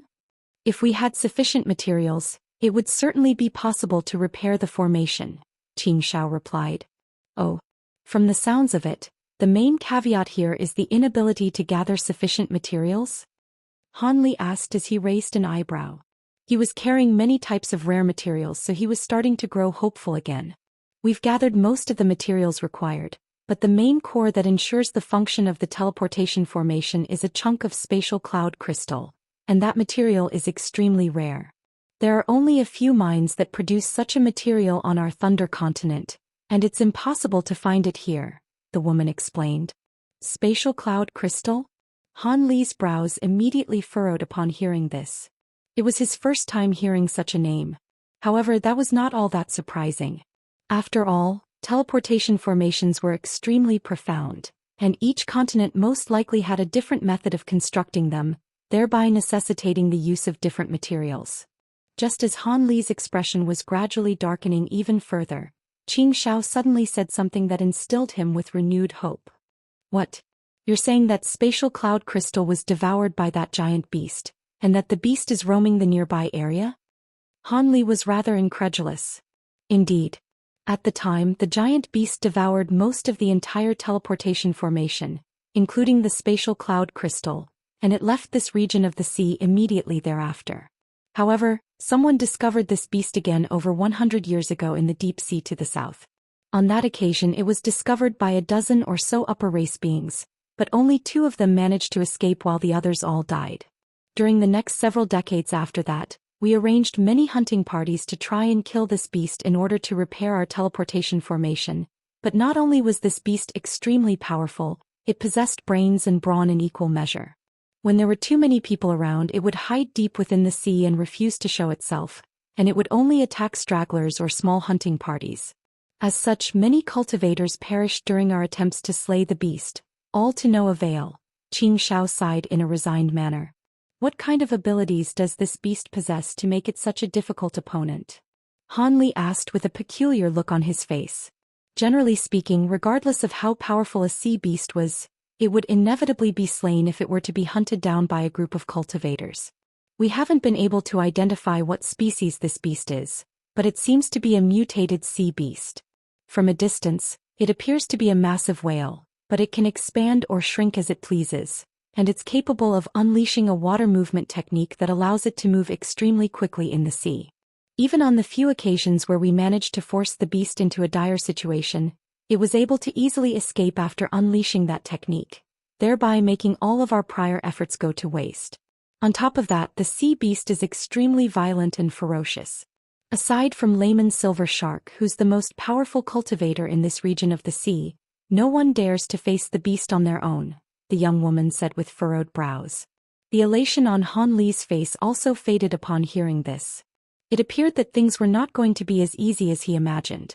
However, a skeptical look then appeared on his face as he asked, "Will the spatial cloud crystal still remain in the sea beast's body after so many years? Wouldn't it have been refined or absorbed already?" "Rest assured, Senior, the spatial cloud crystal possesses spatial attribute powers, so there's no way to destroy it unless an attack imbued with spatial powers is used. That sea beast possesses a diverse range of powers and abilities, but it doesn't possess spatial attribute powers. That's something that we've managed to ascertain after hunting it for so many years," Qing Xiao replied in a confident manner. Han Li nodded in response before falling into deep thought. "Fellow Daoist Qing, do you know the rough location that this sea beast tends to appear in?" Han Li asked. "Do you intend to kill this beast, Senior Han?" the woman asked as a grave look appeared on her face. "Indeed. It wouldn't be plausible for me to fly to the Thunder continent. Even if I fly without any rest, it'll take me the better part of a year, and unless I become significantly more powerful than I am now, I'll most likely perish along the journey considering all of the hazards that are present deep within the ocean. However, if I want to return to the continent that I was originally from, then I have no choice but to visit the Thunder continent, which is the continent closest to us. Only there will I be able to find teleportation formations capable of teleporting people between continents, Han Li mused as he stroked his chin. It would indeed be vastly beneficial to everyone in this region if we could repair the teleportation formation. This region of the sea has a few decent spirit veins, but cultivation resources are sorely lacking, and many people have reached bottlenecks, only to find themselves unable to progress any further. After a few more millennia, all of the cultivation resources in this area would most likely be completely exhausted. If you intend to hunt down this beast, then how about you join forces with us, senior? The woman offered with a smile. She then paused momentarily before continuing. Truth be told, I left my cave abode on this occasion to visit Layman's silver shark on his island as he was trying to organize another hunting party to kill that sea beast. I've actually come here to visit you with the intention of inviting you to come along with us, senior. If you can repair the teleportation formation, then of course I wouldn't mind working with all of you, Han Li replied with a smile.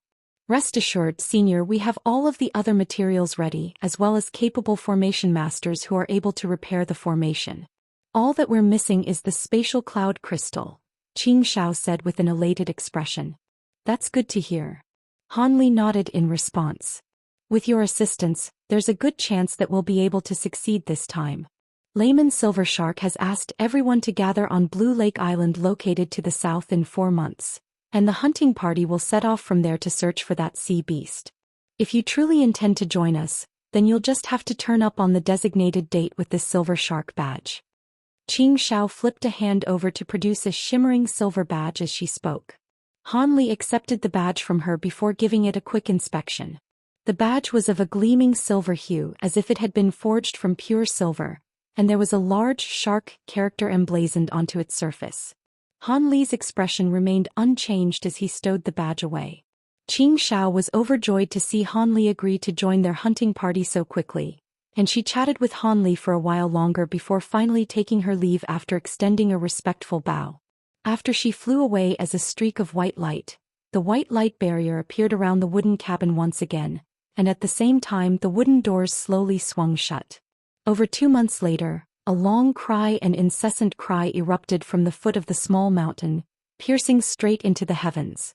Almost all of the fire-young beings on the island heard this cry, and all of them turned toward that direction with bewilderment etched on their faces. The high priestess was discussing some things within the palace with some high-grade serpentine beings, and she immediately emerged from the palace upon hearing this sound. She stood on the plaza and cast her gaze toward the small mountain with a peculiar look on her face. Moments later, the long cry drew to an abrupt conclusion, following which a streak of azure light shot forth from the foot of the mountain. The streak of light reached an extremely high altitude in a flash, then flew toward the edge of the island. Not long after that, the silver streak of light appeared over the surface of the ocean several hundred kilometers away from Firecloud Island, heading toward the southern direction without any pause or delay. Han Li flew within the streak of light in a completely expressionless manner while contemplating what he was about to do next. If he could join forces with the hunting party and slay the sea beast, then that would naturally be the ideal outcome. After recovering the spatial cloud crystal, he'd be able to head to the Thunder Continent, then return to the Tianyuan continent from there. If they failed to kill the beast, then he'd have to wait in this area for further opportunities to arise or to hunt down the sea beast again in the future. In any case, he was carrying a large quantity of spirit medicines as well as that small vial, and they would be sufficient to support his cultivation for a long time. Having said that, though, it had been a long time since Han Li had left the territory of the human race, and he was wondering what state the human race was currently in. Had a battle with other foreign races broken out? Was Deep Heaven City still standing? He hadn't stayed in that city for long, but he certainly didn't want to see the human race being wiped out. In reality, the main reason why he wanted to return to the territory of the human race was because he was worried that Nangongwan might ascend to the spirit realm soon. According to his estimations, it would take quite a bit more time before Nangongwan could ascend to the spirit realm through a spatial node, but he obviously couldn't reliably foresee the future. Perhaps Nangongwan could have encountered some kind of miraculous opportunity that had taken her to the deity transformation stage, and maybe she'd already ascended to the spirit realm. With his current cultivation base and abilities, he was powerful enough to protect Nangongwan on his own in the human territories. Even for one as calm and steadfast as Han Li, He couldn't help but be struck by a sentimental feeling at the thought of his beloved wife. However, it only took him mere moments to cast aside that train of thought and refocus on the task at hand. Much to Han Li's surprise, this journey was quite a smooth one. He slew a few insolent demonic birds that dared to attack him along the way, but he didn't even encounter so much as a single sea beast. Thus, over a month later he finally arrived in an unfamiliar region of the sea. As he sped through the air, his spiritual sense scoured the area down below. According to the map that he was consulting, he should have been close to the so-called Blue Lake Island. However, there were no islands to be seen in the nearby area. Han Li felt this to be rather strange, but his expression suddenly changed slightly after he flew ahead for several tens of kilometers further, and he abruptly changed directions while accelerating at the same time. Thus he soon flew into a strange region of the sea. The weather there shifted in the blink of an eye, and it began to snow over the ocean. Countless white snowflakes were swept up by the gusts of frosty winds, striking one with a bone-chilling sensation. What was even more peculiar was that the ocean down below didn't show any signs of freezing despite the frosty weather. Instead, there seemed to be bursts of hot steam rising up from the surface of the ocean. The hot and cold air combined and intertwined in a peculiar phenomenon, creating a vast expanse of mist over the ocean. After flying for a while through the wind and snow, Han Li suddenly made a grabbing motion downward to draw a stream of seawater into his grasp, only to find that it was extremely hot. Han Li raised an eyebrow as he looked on at the mist in the distance, which was only growing denser as time passed, but he merely continued onward without any pause.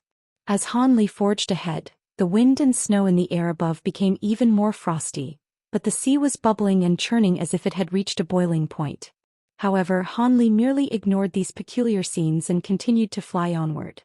After traveling for several tens of kilometers, the mist suddenly disappeared up ahead, and Han Li was greeted by the sight of a translucent island of ice. The snowstorm had already ceased here, but the air temperature only plummeted even further.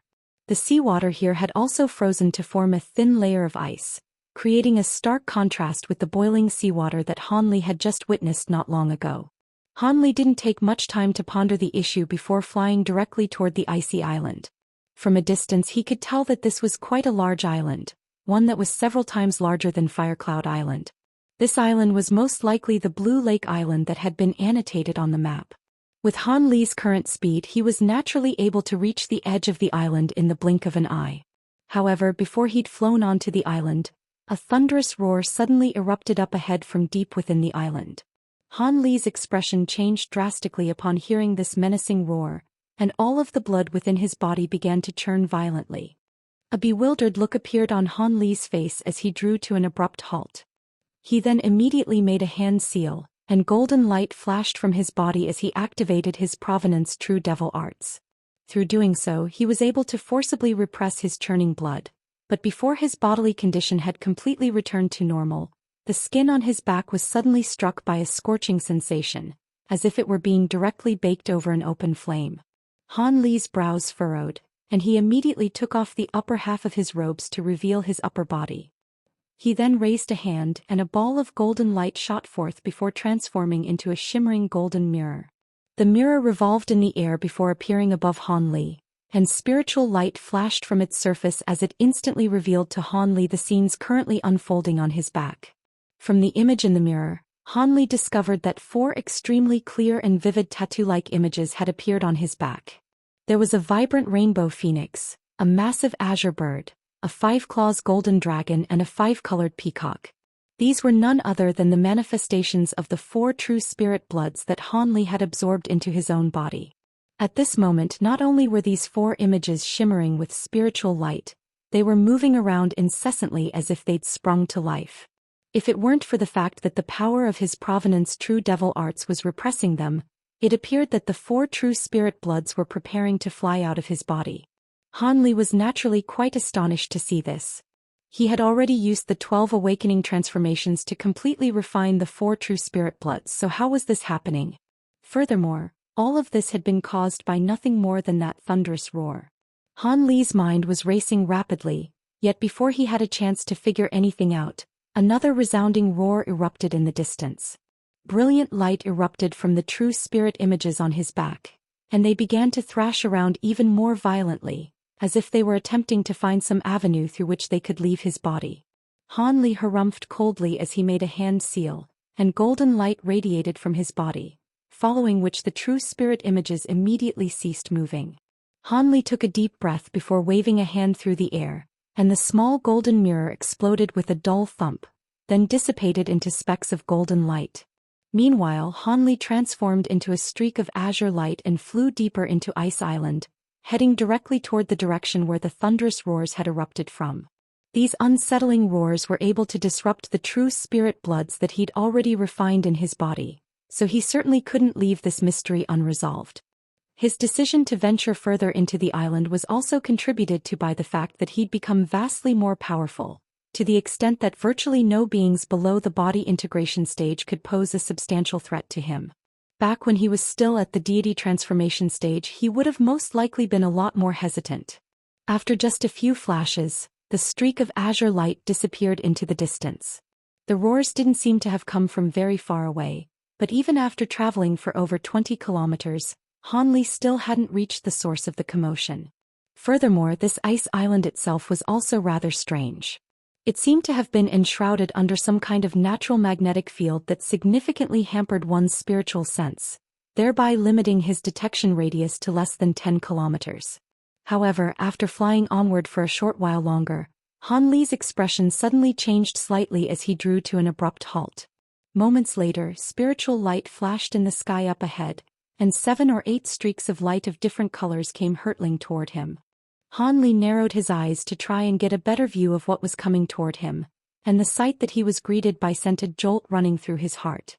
The streaks of light flying in his direction consisted of a group of cultivators, all of whom were at around the nascent soul stage. All of them wore extremely horrified expressions as they flew as quickly as they could, indicating that there seemed to be something extremely fearsome hunting them down. Han Li cast his gaze into the distance behind this group of fleeing cultivators, only to find nothing there. His brows furrowed, and he was just about to call out to these people when a thunderous roar erupted in the distance. One roar after another then rang out in a relentless sequence, and an astonishing turn of events unfolded. As the roars rang out in quick succession, the spiritual light around the bodies of the nascent soul cultivators flickered unsteadily, and their skin suddenly took on a vibrant red color.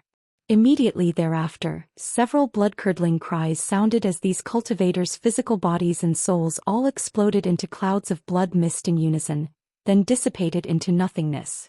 A grim look appeared on Han Li's face upon seeing this. Right at this moment, spiritual light flashed once again up ahead, and 2 more streaks of light came hurtling toward him.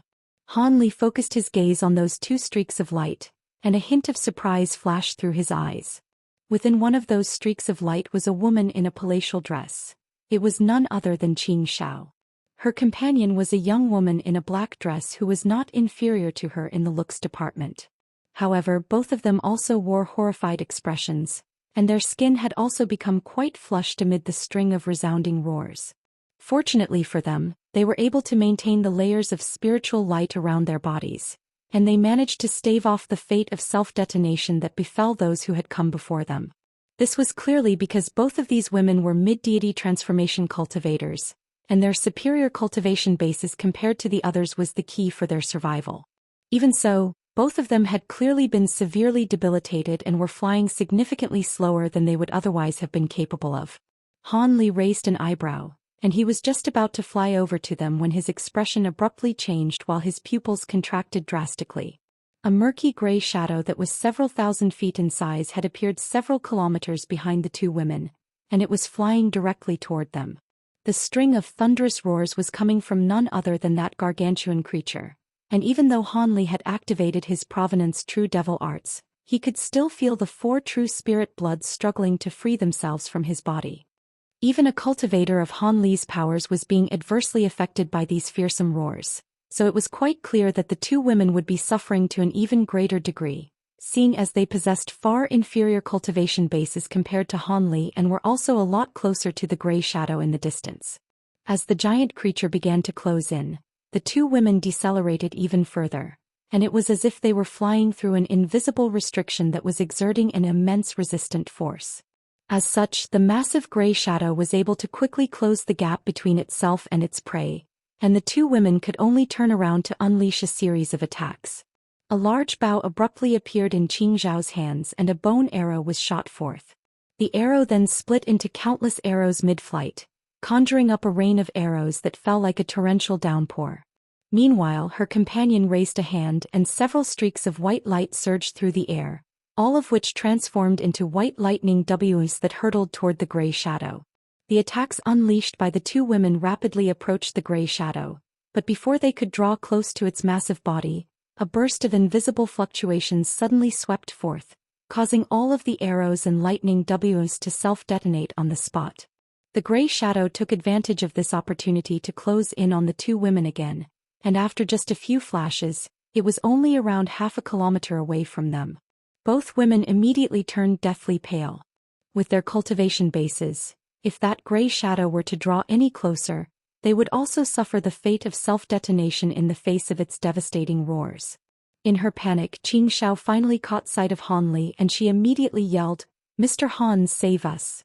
Qing Xiao was appraising Han Li as if she'd just found her savior, and her female companion faltered slightly upon seeing her expression. She then also hurriedly cast a glance at Han Li, just in time to witness a burst of piercing blue light flashing through his eyes. Han Li had activated his spirit eye ability, and he was staring intently at the gray shadow in the distance with a grave expression on his face. Through the use of his spirit eye ability, he was able to identify the massive creature as a flying moth-like monster. The creature's wingspan stretched for over 1,000 feet, and it had two heads, one on the top of its body while the other was situated on the underside of its body. Its upper head was similar to that of a furry lion with a pair of green eyes, and that head was the one responsible for letting loose those thunderous roars. Meanwhile, its lower head belonged to that of a giant python, and the eyes on that head were tightly shut, but it was flicking its forked serpentine tongue in an erratic manner. What is this thing? I've never heard of anything like it. Even with Han Li's vast wealth of knowledge and experience, he still couldn't help but draw a sharp breath at the sight of this fearsome beast. Thankfully, the demonic power emanating from the beast's body wasn't overly powerful, and it appeared to be a late spatial tempering stage being. As soon as Qing Zhao's plea for help rang out, Han Li swept both sleeves through the air, and 72 small azure swords immediately shot forth. The swords then transformed into 72 azure threads that flew through the air toward the giant moth. Qing Xiao was the one who had invited him here and they'd conversed with one another extensively on a past occasion, so he naturally wasn't going to abandon her in such a dire situation. Han Li's newly refined flying swords were drastically faster than they once were, and they reached the giant gray moth in a flash before piercing toward its body like lightning. The massive moth clearly didn't expect Han Li's attacks to reach it so quickly, and it didn't have time to adopt any defensive measures before the azure threads punctured its body with ease. The gray shadow immediately faltered, and the unsettling roars also came to an abrupt halt. Immediately thereafter, the azure threads revolved around the giant moth's body, quickly slicing it into countless pieces. However, Han Li was not elated in the slightest by his easy victory. Instead, his eyes narrowed as a wary look appeared on his face. Having just been saved from certain death, Qing Xiao and the woman in black were ecstatic. The massive moth's roars had just cut off, thereby freeing them from its restrictive power, and they immediately took this opportunity to fly toward Han Li with all their might. At the same time, Qing Xiao yelled out from afar, "Be careful, Senior Han. This thing seems to possess an immortal body that can't be killed by normal treasures." An immortal body? Han Li faltered slightly upon hearing this. Right at this moment, the countless sections of the giant moth's body suddenly converged, and gray light flashed as it instantly regenerated back to its original form. Han Li's expression darkened upon seeing this, and all of his flying swords transformed into azure threads again at his behest, then hurtled toward the giant moth. However, the massive creature let loose a thunderous roar of fury, and at the same time, it flapped its wings to emit those invisible fluctuations again. The ripples proliferated in all directions, instantly sweeping up all of the oncoming azure threads. The azure threads shuddered in unison before reverting back to their sword form, then exploding into balls of azure light in quick succession. Han Li didn't know what kind of ability those invisible fluctuations were, but even his azure bamboo cloudsworm swords were completely unable to withstand it. Xianxia and her companions' faces paled again upon seeing this. They'd only opened up a little bit of distance between themselves and the giant moth at this point, so if it were to let loose its roars again, they would still be in a dire situation. However, Hanli remained completely unflustered at the sight of his flying swords being destroyed. Instead, he harumphed coldly and made a rapid series of hand seals before pointing a finger toward the distance. An astonishing scene then ensued. The countless azure flying sword fragments suddenly began to emit a loud buzzing sound while revolving around the massive moth. The fragments then joined together to form 72 azure flying swords again, and the two women were struck by a sense of déjà vu as they witnessed those swords slicing the giant moth into countless pieces once again. Hanli had naturally just unleashed his flying sword's void form ability, and the two women were truly flabbergasted. However, they quickly came to their senses and flew even faster over to Hanli before stopping right beside him. "Thank you for saving our lives, Senior. However, this monster is too powerful. We should run away while we still can," Xianxia said in an urgent voice. "You two can do as you please. I'm rather interested in this thing, so I want to see if I can kill it," Hanli replied in a calm manner. "Senior, we don't know where this beast came from, but it's extraordinarily powerful. Even Layman Silver Shark suffered a terrible death at its hands. I think it's best to retreat first and work out a strategy before returning to try and hunt it down." The woman in black was clearly also of the opinion that a temporary retreat was the best option. Even though Hanli just displayed the abilities of his powerful flying swords, the two women still didn't think that he'd actually be able to defeat the monstrous moth. "Rest assured, you two, even if I can't defeat it, it'll be no problem for me to ensure self-preservation." Hanli shook his head with a faint smile. At this moment, gray light flashed in the distance, and the giant moth's body regenerated back to its original form again. However, the monster had flown into a thunderous rage, having been killed twice in quick succession, and it began to roar and flap its wings with even greater ferocity. Earth-shattering booms akin to loud thunderclaps rang out as a series of ripples radiated from the moth's body, proliferating in all directions in a frenzy. All of the flying swords exploded into even smaller pieces than before. However, the massive moth had learned its lesson from last time, and it continued to flap its wings violently without any respite. The moth was being kept at bay by the flying swords, so it wasn't able to approach Hanli, but its roars immediately made Xianxia and her companion's skin turn a deep shade of red again, as if their blood were about to escape from their bodies. In contrast, Hanli merely furrowed his brows and activated his Provenance True Devil arts to a slightly greater extent, thereby allowing him to ward off those negative effects. He then caught sight of the two women's dire conditions, and his hand shot forth like lightning as he thrust his palm toward them. Golden light flashed from his hand, and two golden pillars of light disappeared into their bodies in a flash. The two women immediately felt the churning blood within their bodies settle down to a great extent, and their flushed skin also reverted back to a more normal complexion. Both of them immediately heaved a collective sigh of relief before thanking Hanli for his assistance. "This beast's roars are quite peculiar and can affect quite a vast area, so you two should get out of here for now," Hanli said as he waved a dismissive hand. He could see that the space within an area with a radius of over 10,000 feet around the giant moth was twisting and warping incessantly, making it feel as if he were appraising a massive illusion. Hanli wondered whether this was a result of the monster's roars or the invisible ripples emanating from its flapping wings. The two women were already petrified of the monster's devastating roars, so they already intended to flee the scene.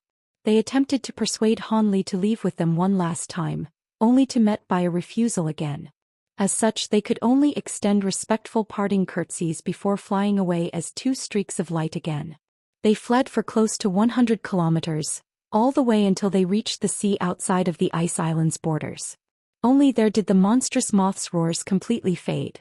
The two women stopped in midair before turning around to look behind them with lingering fear in their eyes. The woman in black took a moment to compose herself before asking, "Sister Qing, is that the Mr. Han you were talking about last time?" "Indeed. Mr. Han possesses the same cultivation base as Layman Silver Shark, but he appears to be far more powerful," Xianxia replied with a nod. "No matter how powerful he is, there's no way that he could be a match for that monster. Even Layman Silver Shark and his Silverlight Shark Spirit Beast working together could only last a few exchanges before they were killed by that thing. That monster's lower serpentine head is even more fearsome than its upper head. Senior Han's decision to engage it in battle really is quite unwise, the woman in black sighed. That may not necessarily be the case. It appears that Mr. Han can remain completely unscathed in the face of the moth's roars, so he must have some kind of powerful protective ability. Also, the fact that he's so confident indicates that he'll at least be able to get away from that thing even if he can't defeat it. Let's wait here for now for the outcome of the battle. In the worst-case scenario, we'll just have to gather all of the upper beings among the races here to set up a few powerful formations to combat this beast. Qing Xiao was quite confident in Han Li's abilities, and she was already thinking ahead into the future. In the face of such a powerful monster, we can only rely on the power of spell formations. Otherwise, no matter how many people we gather, all of them will simply fall to those accursed roars. Thankfully, this thing appeared here quite early. Otherwise, in a month from now, all of the members of the hunting party will be gathering here, and even more fellow Daoists would perish, the woman in black said with a wry smile. That's true. I wonder where this beast came from. It doesn't appear to be a sea beast, Qing Xiao murmured to herself with a set of furrowed brows. A hint of confusion also flashed past her companion's face, and she naturally didn't have the answer to that question either. After the two women departed, Han Li's flying swords continued to be shattered into smaller and smaller pieces by the invisible power unleashed by the moth's wings. However, Han Li merely looked on with a cold smile on his face. This monster was at the late spatial tempering stage and its abilities appeared to be quite powerful as well, but he certainly wasn't going to be fearful of it. After all, he was a simultaneous cultivator who had cultivated to the second part of the Provenance True Devil arts, and he possessed several insanely powerful abilities. Thus, he immediately made a hand seal, and brilliant golden light emanated from his body as a golden halo appeared above his head. Within the halo, a projection with 3 heads and 6 arms gradually surfaced, and each of its 6 hands was making a different hand seal. Han Li let loose a low cry, and the golden projection waved all 6 of its arms toward the giant moth in unison. A string of dull thumps rang out, and 6 pillars of golden light that were as thick as large bowls shot forth from the projection's palms. The pillars of light pierced through the warped space up ahead, and was just about to strike the massive moth's body when a peculiar turn of events abruptly unfolded. The moth's gargantuan body suddenly blurred, and the 6 pillars of golden light were diverted away from their original paths, thereby glancing past the moth without hitting their target. Han Li faltered upon seeing this, but he then immediately reached out with an inky black hand before gently thrusting it toward the giant moth up ahead. A vast expanse of gray light immediately erupted from his fingertips, forming a gray light barrier that hurtled toward the giant beast in a frenzy. The divine essence-fused light continued to expand drastically as it surged through the air, and it quickly encompassed virtually the entire sky. Such a large-scale attack was quite alarming even to the monstrous moth, and its green eyes flashed as it directed all of the invisible fluctuations from its wings toward the oncoming gray light. The gray light and invisible ripples clashed with a resounding boom akin to that of a thunderclap, and they seemed to be evenly matched as their clash resulted in a complete stalemate. Han Li's expression darkened upon seeing this, and the 5 fingers on his inky black hand suddenly curled inward slightly. All of a sudden, a black shadow appeared within the gray light, following which a small black mountain appeared, seemingly out of thin air. The small mountain then expanded at an alarming rate, reaching over 10,000 feet in size in just a few flashes. It was none other than the divine essence-fused mountain. The giant moth faltered initially upon seeing this mountain, but it then immediately let loose a thunderous roar. The invisible ripples hurtling through the air suddenly converged, forming a semi-transparent pillar of light that was visible to the naked eye, which then sped directly toward the underside of the massive mountain. These invisible ripples had been able to pulverize Han Li's flying swords, so it wasn't difficult to imagine their destructive power when condensed into a single pillar of light. Prior to fusing with those strange stone blocks, the divine essence-fused mountain may not have been able to withstand this pillar of light. However, ever since those stone blocks had been melted into it, the mountain had become resolute to an incredible degree. Gray light flashed from the underside of the mountain, and the pillar of light struck it amid a resounding boom. However, the pillar of light was quickly vanquished, but it had been unable to leave so much as a single scratch on the underside of the mountain. The giant moth was stunned to see this, and it was almost unable to believe its eyes. In contrast, Hanli remained completely expressionless, as if he'd anticipated this in advance. He quickly made a hand seal and the mountain came crashing down with devastating might. The massive moth was still conjuring up invisible ripples with its wings, but those ripples were swept aside with ease by the divine essence-fused mountain's enormous weight and power. Just as the black mountain was about to crush the massive moth into mincemeat, its lion head suddenly blurred before transforming into the giant serpentine head that had its eyes closed. The green serpentine head then abruptly opened its eyes to reveal a pair of shimmering golden pupils. It wore a frosty look on its face as it raised its head to appraise the oncoming black mountain. An eerie hissing sound escaped its mouth, and as it continued to flap its wings, puffs of gray powder suddenly began to permeate through the air, completely enshrouding and concealing the monster's body within. It seemed to be preparing to unleash some kind of powerful ability. A cold look appeared in Hanli's eyes upon seeing this, and he abruptly made a hand seal, following which the black mountain accelerated in its descent, sinking into the gray powder in the blink of an eye. An earth-shattering boom erupted, and only a small section of the black mountain managed to sink into the gray powder before being stopped cold in its tracks, as if it were being obstructed by something. Hanli was truly quite stunned to see this. There was naturally no one more aware than him of just how heavy the divine essence-fused mountain was. At the very least, he wouldn't have been able to hoist this mountain up prior to reaching the spatial tempering stage.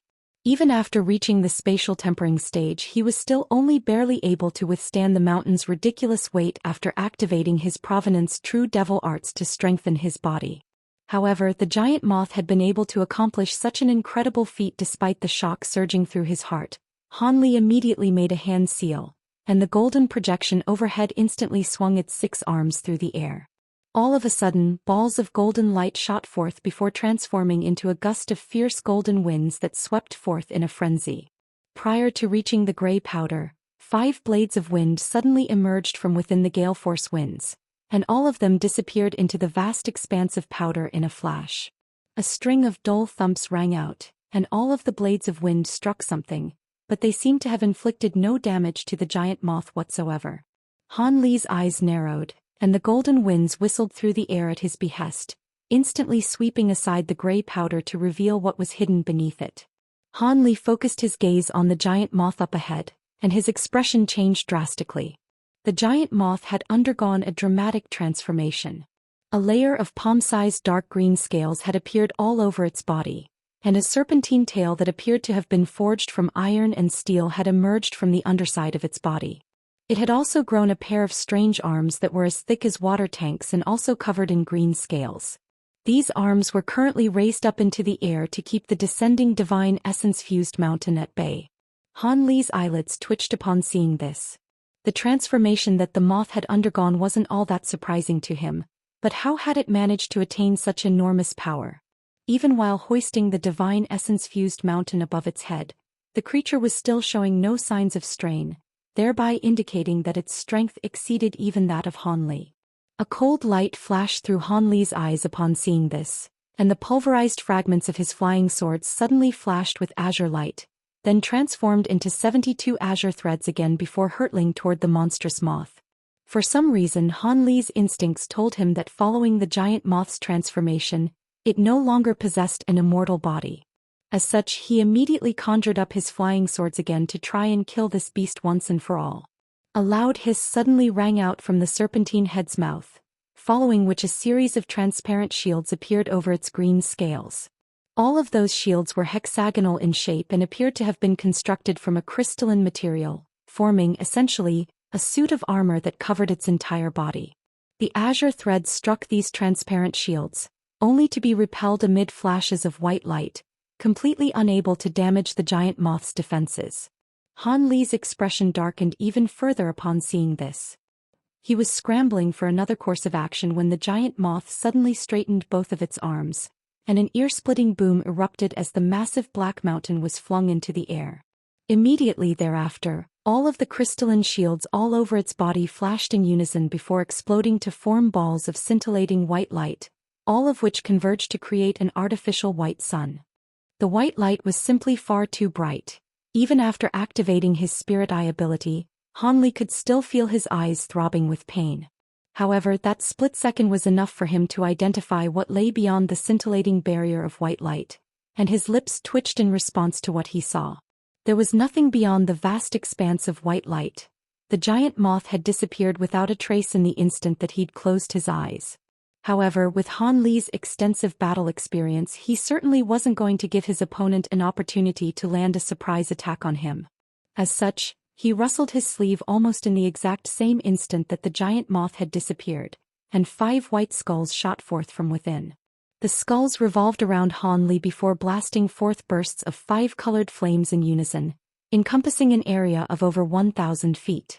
All of a sudden, a monstrous cry erupted several hundred feet away from Han Li, and a black figure that was around 70 to 80 feet in size abruptly appeared within the 5 colored flames. It was none other than the monstrous moth that had just disappeared. The moth had shrunk down to less than a tenth of its original size, and it was moving extremely slowly within the flames, appearing as if it had been trapped within. Han Li was ecstatic to see this, and he immediately opened his mouth to expel a ball of silver flames and a small azure cauldron at the same time. The silver flames transformed into a silver fire raven that was around a foot in size, and it immediately hurtled through the air. Meanwhile, the small azure cauldron began to emit a faint buzzing sound before its lid flew off of its own accord.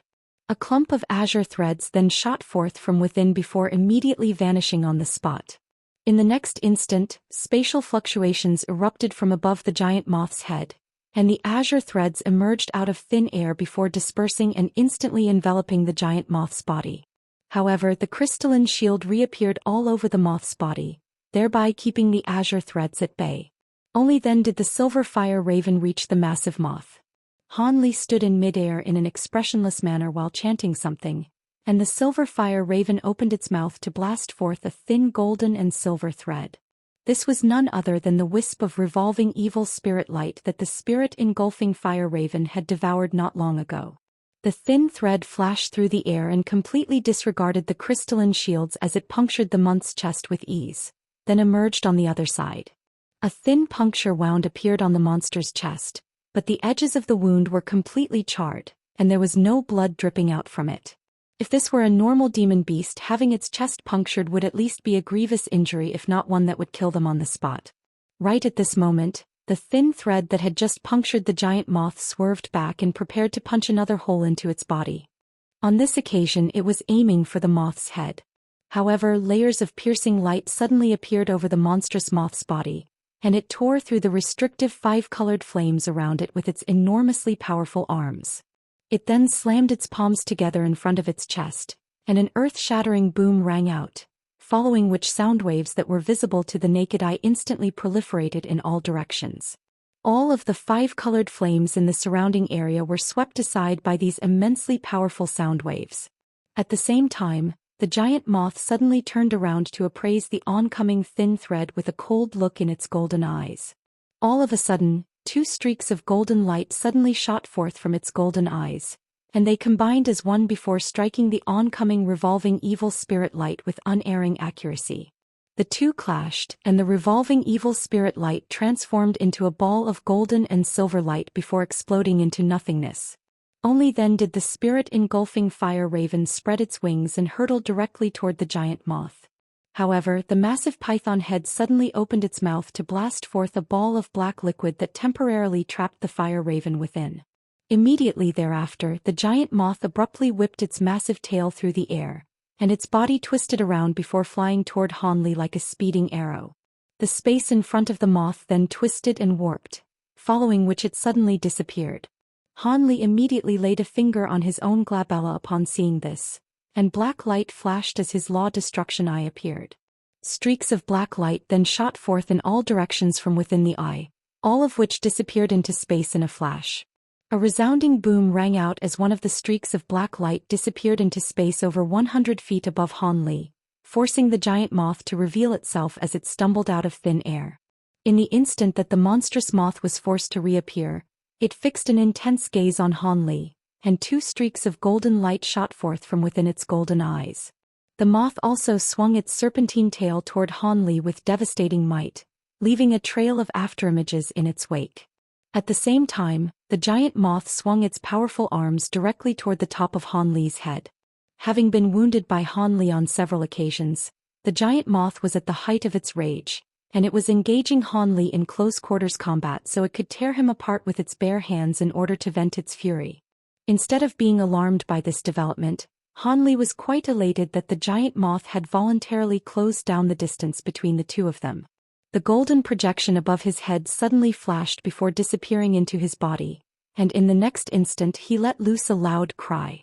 Immediately thereafter, shimmering golden scales appeared all over his body, and 4 golden arms also sprouted from his back. At the same time, a golden weapon appeared in each of his hands, and they consisted of a saber, a sword, a staff, a ring, a pestle, and a mace. His law destruction eye then flashed as a thick pillar of black light shot forth to strike the 2 oncoming pillars of golden light.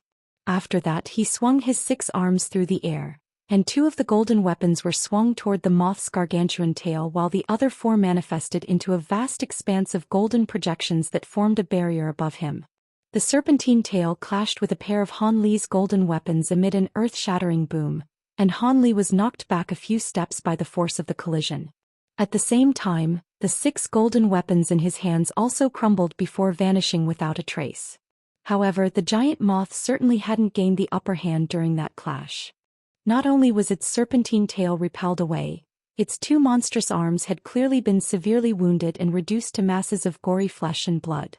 This monstrous moth perhaps possessed slightly superior strength to Han Li, but its body was nowhere near as stalwart, and the small crystalline shields it had conjured up didn't appear to be very effective against attacks from actual weapons.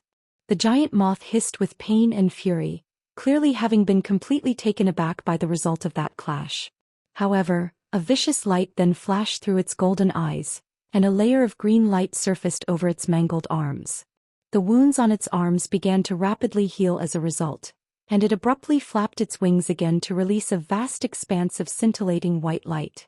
The wings then disappeared in a flash, transforming into hundreds of shimmering flying blades, each of which was around half a foot in length.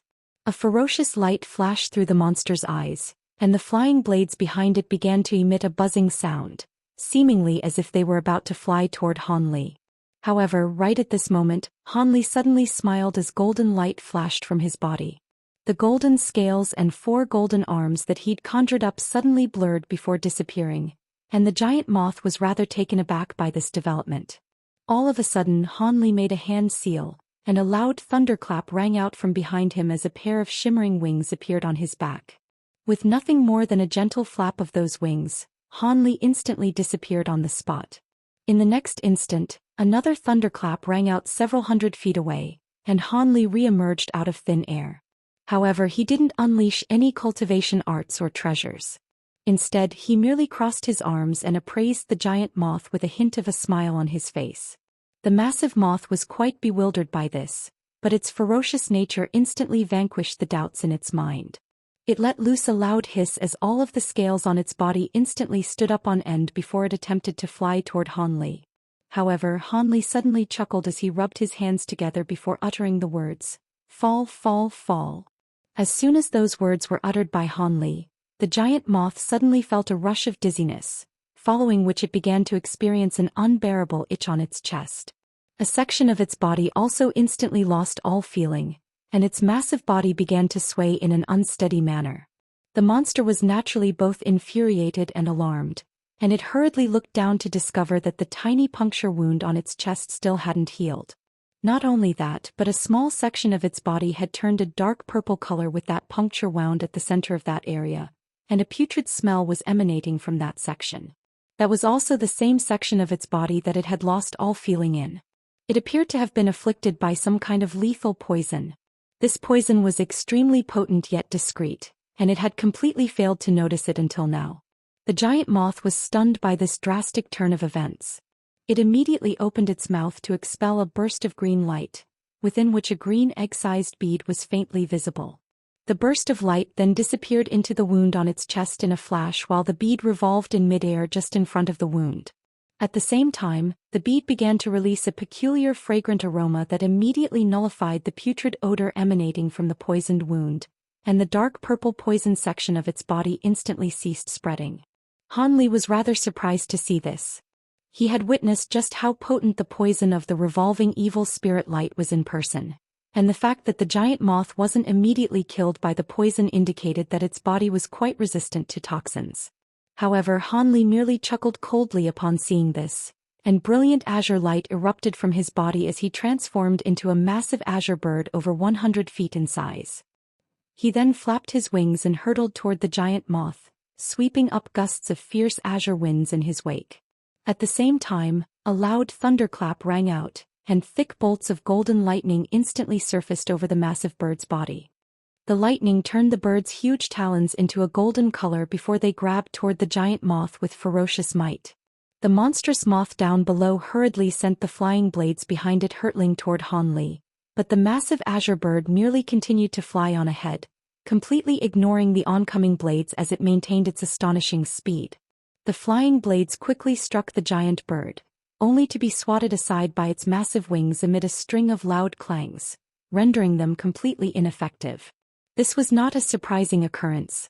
After all, Han Li's physical body was already powerful to the extreme, and after undergoing his Kuan Ping transformation, it was enhanced even further, so there was naturally no way that these blades would be able to harm him. In contrast, his sharp talons swept through the air like lightning and managed to tear through the monstrous moth's body with ease.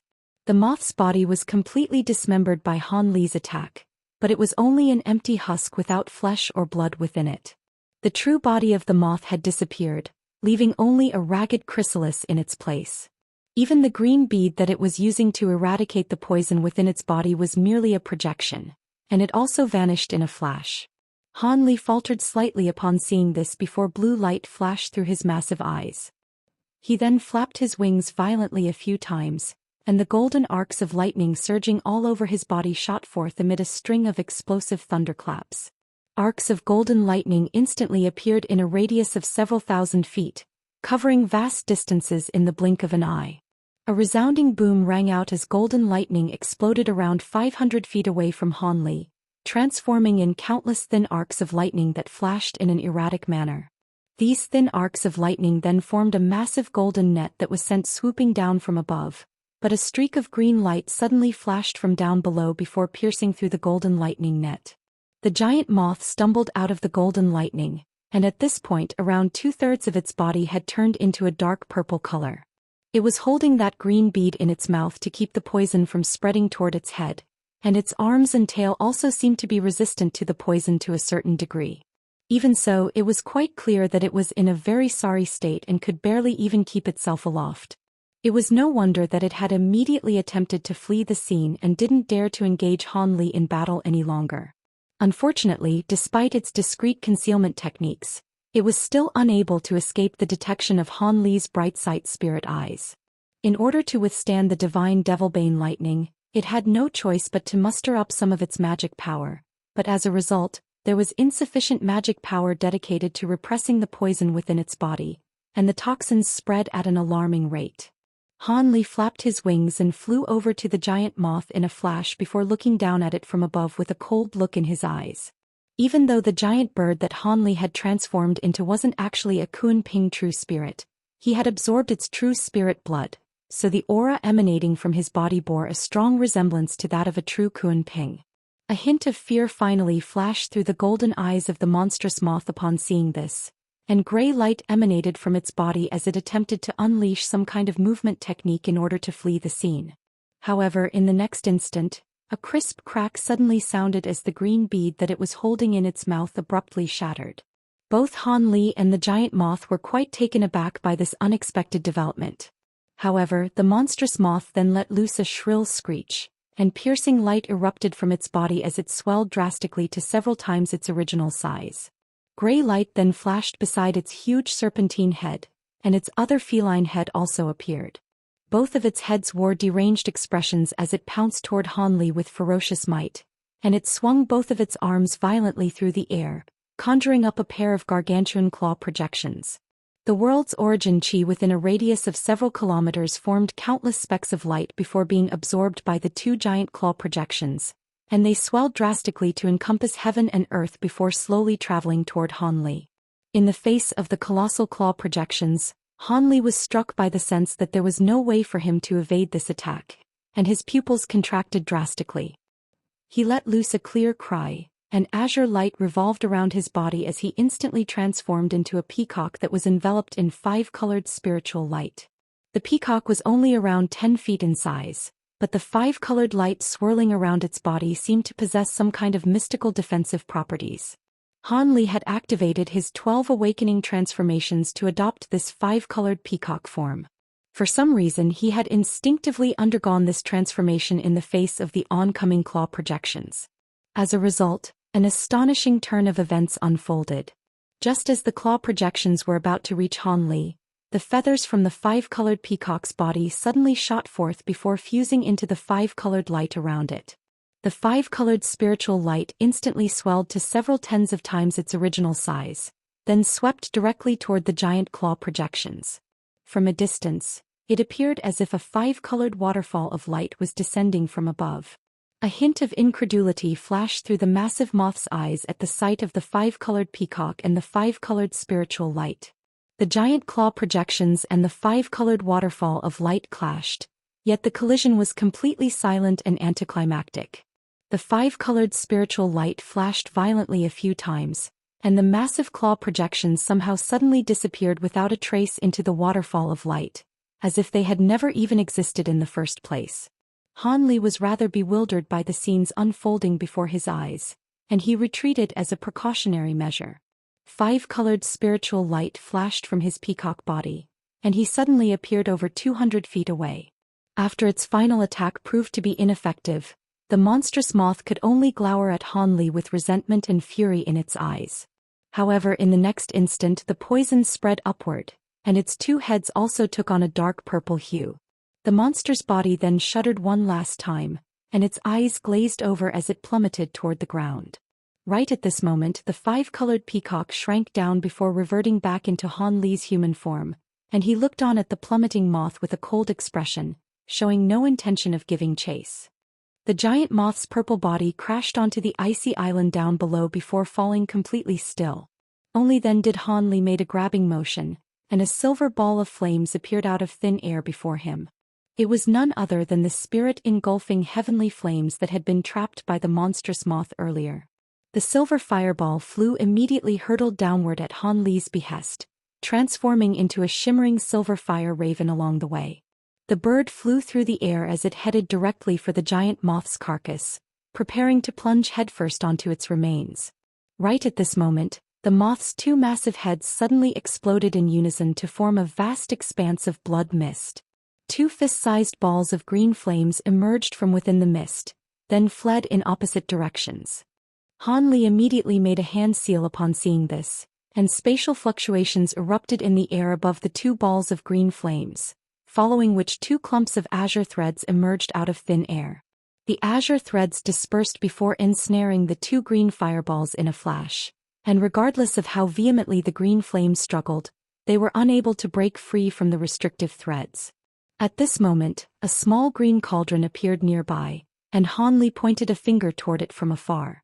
The silver fire raven that was flying toward that direction exploded amid a dull thump, then flew through the air as 2 silver fireballs before striking the pair of trapped green fireballs with unerring accuracy. A pair of shrill shrieks rang out, and the 2 balls of green flames converged within the silver flames to form a pair of eyeball-like objects. The pair of eyeballs turned toward Han Li, and they blinked as a peculiar light flashed from within them. Han Li's heart jolted upon seeing this, and he reflexively disappeared on the spot. At the same time, the 2 green eyeballs were completely reduced to nothingness within the silver flames. Only then did Han Li reappear over 100 feet away amid a flash of azure light, and his brows were tightly furrowed as he looked down from above. The souls of high-grade beings were most definitely quite useful, but he didn't dare to keep them in case they possessed certain abilities that could harm him. As for using a soul search technique, that was not advisable on beings of a higher cultivation base than himself, as he could easily suffer spiritual backlash. However, Hanli was quite surprised by the fact that this monster possessed two independent souls. Furthermore, the pair of eyeball-like objects that the souls manifested into in the end were also rather peculiar. After conducting a thorough examination of his own body, Hanli didn't discover anything amiss, so it appeared that the spirit engulfing heavenly flames had eradicated those two objects before they could unleash any abilities. With that in mind, Hanli heaved a faint sigh of relief as he swept his sleeve through the air.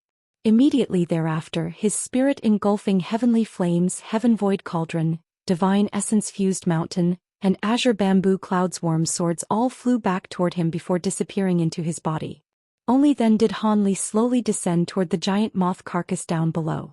Unbeknownst to Hanli, right after he had slain the monstrous moth, a sequence of events was unfolding in a palace constructed from flawless white jade located deep within the pitch-black ocean.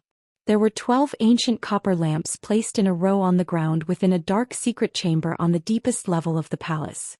These lamps were each around a foot tall, and there were faint green flames of different sizes flickering within the lamps. There was a tall and thin humanoid figure seated with their legs crossed in a motionless manner in front of the ancient lamps. The humanoid figure had its head lowered, and its entire body as well as its face was concealed under a golden cloak. There was a series of strange patterns emblazoned onto the cloak, and it was shimmering with spiritual light. In the instant that Hanli had destroyed the two souls of the monstrous moth, one of the medium-sized lamps was suddenly snuffed out. A strange creaking sound rang out from the humanoid figure's body as it slowly raised its head, and two balls of green flames appeared, instantly revealing its true appearance. The humanoid figure had a white skeletal face, and the two balls of silver flames were burning within its eye sockets, creating a very eerie and unsettling scene to behold. The skeletal head turned to appraise the snuffed-out ancient lamp with a cold look in its eyes, and it let loose an enraged harumph as it suddenly opened its mouth to expel a ball of black light. The object that had been expelled was a square black seal. The object was extremely smooth, but there was an inky black true dragon carved onto its surface, revolving several times around the seal. The skeleton uttered a strange incantation, and a swath of black light swept forth from the black seal, following which a giant black object appeared. Under the dim light of the lamps in the secret chamber, the black object was revealed to be an azure beast that was around 30 to 40 feet in length with the head of a giant cow. The monster lay motionlessly on the ground, and if it weren't for the slight rise and fall of its chest, one could be forgiven for thinking that it was a dead carcass. The skeleton opened its mouth and a possessed ball of fire flew forth from within, then disappeared into the monster's body in a flash. The monster shuddered and a series of cracks and pops sounded from its joints, following which it opened its eyes and rose to its feet. It looked around in a confused manner initially, but a hint of clarity soon crept into its eyes, and its hands balled up into fists as it threw back its head and let loose a loud roar. A rumbling thunderclap erupted, and arcs of azure lightning surfaced over the beast's body. The skeleton suddenly let loose a string of inhuman screeches, as if it were giving the monster a series of instructions. The cow-headed monster nodded before the arcs of lightning emanating from its body intensified in brightness, and it abruptly disappeared amid another thunderclap using a lightning movement technique. The secret chamber turned dim and silent again following its departure. The green flames in the eye sockets of the skeleton flashed, and it cast its gaze toward the ancient lamp that had just been snuffed out before pointing a skeletal finger toward it. Following a barely audible thump, the flame in the lamp was relit, but it was only a feeble possessed flame that looked as if it could be snuffed out by a gentle breeze. After doing all that, the green flames in the skeleton's eye sockets flashed a few times, and it withdrew its gaze from the ancient lamp as it cocked its head to the side in deep thought. However, in the next instant, it suddenly swiped a finger through the air and drew a circle up ahead. As soon as the circle took shape, spatial fluctuations erupted, and a shimmering silver mirror was manifested before the skeleton. The skeleton opened its mouth to expel a ball of green light onto the mirror, and the mirror's surface flashed with bright spiritual light before a series of images appeared on it. Some of these images were extremely clear as if they were right before the skeleton's eyes, while some were quite murky and indistinct, as if they'd been concealed by something. Each and every image depicted a different setting and subject, some of which were humanoid in nature while others were beastly creatures, but all of them appeared to be extremely powerful. All of a sudden the skeleton suddenly pointed toward the mirror, and it locked onto a single image. The image depicted a young man with his hands clasped behind his back. He was hovering in midair in a completely expressionless manner and dressed in a set of azure robes. The man in the image was none other than Han Li. The skeleton appraised the image of Han Li in the mirror with a cold expression for a long while before waving a hand through the air in a nonchalant manner. A crisp crack immediately rang out, and the mirror shattered down the middle before dissipating into specks of azure light. The green flames within the skeleton's eye sockets then burned for a while longer before they were also snuffed out, following which it lowered its head and fell completely motionless again. Meanwhile, Han Li had just descended next to the carcass of the monstrous moth and was carefully inspecting it. With a beast of such a high caliber, many of its body parts would naturally be extremely rare and precious materials. However, the thing that interested Han Li the most wasn't the beast's inner core. Instead, it was those scales that could conjure up small crystalline shields, as well as the pair of giant wings that could manifest countless sharp blades. Despite Han Li's interest in the moth's carcass, now wasn't the time to dissect it. As such, he rustled his sleeve and a storage bracelet shot forth from within before expelling a swath of azure light. The carcass of the monstrous moth rapidly shrank down within the azure light before being stowed away into the storage bracelet. After that, Han Li drew the storage bracelet back to him before inspecting his surroundings. After a brief pause for contemplation, azure light erupted from his body as he flew into the distance, traveling deeper into the island rather than away from it. A short while later, Han Li appeared above a cluster of buildings that had been reduced to rubble. This cluster of buildings stretched for around several kilometers, and all of them were glittering and translucent, having been constructed from glacial ice. However, all of these buildings were completely empty with only a few traces of blood and ruined scraps of clothing to indicate that they'd recently been inhabited.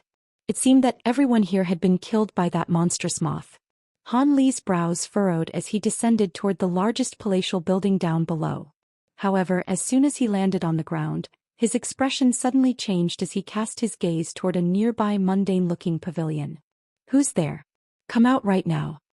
Han Li's body blurred, and he abruptly appeared right in front of the pavilion with a cold expression on his face. "Please spare our lives. We're merely servants of Master Silver Shark." A female voice sounded from within the pavilion. Immediately thereafter, a group of several tens of young men and women emerged from within. This was quite a youthful-looking group of beings, with most of them appearing to be around 16 to 17 years of age, and they were led by a white-robed woman who appeared to be in her 20s. As soon as they emerged from the pavilion, all of them knelt down before Han Li with horrified expressions on their faces. Han Li glanced at this group of beings and a hint of surprise flashed through his eyes. At first glance, these beings appeared to be identical to normal human mortals, and none of them possessed any magic power, but upon closer inspection, one would realize that that was not actually the case. All of these young men and women had remarkably translucent skin, and faint glacial qi was emanating from their bodies. They were also quite sparsely dressed considering the air temperature, and they didn't seem to be fazed by the frosty conditions in the slightest. Han Li raised an eyebrow, and he was just about to ask them a question when he suddenly turned toward another direction. Moments later, spiritual light flashed in the distance, and two streaks of light shot forth rapidly through the air, reaching the nearby area after just a few flashes. The lights then faded to reveal a pair of slender figures. They were none other than Xianxia and the woman in black. As soon as the two women appeared, expressions of shock and elation appeared on their faces. "Senior Han, if you're here, then does that mean the giant moth?" Qing Zhao's voice trailed off as an incredulous look appeared on her face. The woman in black beside her also awaited Han Li's answer with bated breath. "I've already killed that thing," Han Li replied with a smile. He flicked his wrist and the giant moth carcass was dumped onto the ground before him with a dull thump.